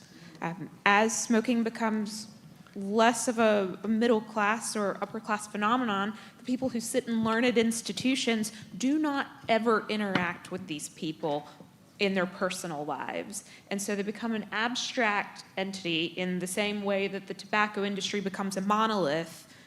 The smoker also becomes a monolith in this. I think this is such an important point. And I think there's a kind of lack of empathy with the people who are at greatest risk here, partly for years of demonizing and stigmatizing, the fact that stigma and denormalization is a tactic in tobacco control, the fact that there are origins of tobacco control in non-smokers' rights movement, like get your smoke out of my face kind of thing, and a sort of visceral disgust about people who smoke in some quarters, and not meeting those people and not conceptualizing them as real human lives of people with tough lives often and big struggles has allowed them to be cast in an abstract and dehumanized way. And I think that's quite an important part of this. Any other thoughts from there? There was one there. Microphone? Yes. In Brazil, often I debate with anti-vaping organizations. And less frequently than I wanted, because sometimes they can't argument with the science. They have to attack me in person, and etc., and paying by big tobacco, etc. But I often think if they are being paying and they know the science, they know they are wrong, and they're being paid to say otherwise. But sometimes I really think they believe. Yeah. They are working this for several years, decades. Often, and then, for example, in Brazil, big shot in anti-vaping organizations said that when you switch from smoking to vaping, you are not stop smoking. It's still smoking, and it seems they believe in that. And maybe 30, 40 years in the work of this field, maybe they believe that. I think this is a really important point, and I think it's important to think. Remember, most people, including in WHO, including in the industry, do not get up, go to work and say, I'm going to tell lies all day. What they mainly do is form a set of beliefs that are reinforced by the influences around them. And one of the reasons why there's so much exclusion of people who are interested in tobacco harm reduction and exclusion of consumers from the FCTC is they don't want these dissonant views in the room, because that kind of breaks the bubble of thinking. But I think most people are trying to be honest and have formed a view that is reinforced by everything around them. So, but it doesn't mean it's not an excuse. As a professional, you have to get out of the bubble and listen to other points of view, otherwise you're going to miss things. But then there's a Spanish saying that all you need is to pierce a little hole in a sardine can to get the whole thing rotten. And in this, maybe some people that are running the WHO really know that all these things we are saying are wrong, but to admit that is the hole in the sardine can. They are afraid, because rigid systems, once they start to be reformed, they become unstable. We see the Soviet Union. And I think that there is a fear that recognizing that they are wrong in science and in many other assumptions could lead to instability of the whole enterprise. This happens in very rigid governments and structures. Right, I'm going to wind this section up now. I've deliberately compressed the last two to the end to give us lots of time to discuss the what. And I want to just get to the how. What should happen? I'm going to ask each of the panel to give me a view on the kind of things that could put this right. What could change? What would change things? Not necessarily things that we could do, but what would change the way WHO and the kind of satellite organizations and the hive around WHO approach these issues. So who wants to go first? Ricardo, why don't you go first? I truly believe that a reform in science is necessary. And this is the only way we can have a balanced discussion. If they start to understand what we understand, maybe things will change. Okay. Thomas. Yeah, I think there's actually a couple of things we might want to consider. First of all, address the consumer in the science, right? And try to really address the consumer behavior. So let's understand what is actually missing, right? If we think of, can we really tap into the real world data and the real world evidence even more? Can we tap into epidemiology even more? Really understanding what is missing there. So is there something that we can actually address? And maybe, because I think this is coming up so much that they are really talking about the absolute risk, maybe we can try and shift our views in that and talking about the epidemiology and trying to really understand and find those biomarkers of early indicators of health impact risk and really trying to identify those and come up with the according evidence. So you think evidence might work? Okay. I'm believing that. I'm a believer in evidence and data. Yeah. That's good. Okay. No. Okay. So let's get a comment from Summer on this. I agree that evidence is critical, but we have to consider all of it, and the sources that it comes from all have to be included. So, as one of the industry representatives up here, I have to say that the inclusion of industry evidence in the scientific assessment is also critical. Okay. Roberto, then I'm going to go to the audience. Get you thinking. Markets. This is what is going to change. Because I see it in Mexico, prohibition, top level, price from the WHO, we see the market increasing. Market increasing is everywhere. And it is a gradual process. Let's think in 10 years, when, for example, take Mexico, now we have between 3 and 4 million consumers. What will happen when we have 20 million consumers? And put this in all the countries, because consumption goes on. We already know why. There is supply, illegal, semi-legal, etc. And also, as the market grows, the same illegal market will diversify. This is my view. There will come a point when the markets will make the switch. We don't know how exactly, but I think this is because I don't think they, once this very rigid structure, they really don't care about the evidence. How much evidence we have shown them, etc. But the markets will, and also, finally, the sleeping giant, China. China manufactures it. At one point, they will see that there is a huge market of more than 1 billion people that can consume these products. And this might change also. So I think the answer is markets. I think that's a really, really important observation. We have to remember that this is happening anyway.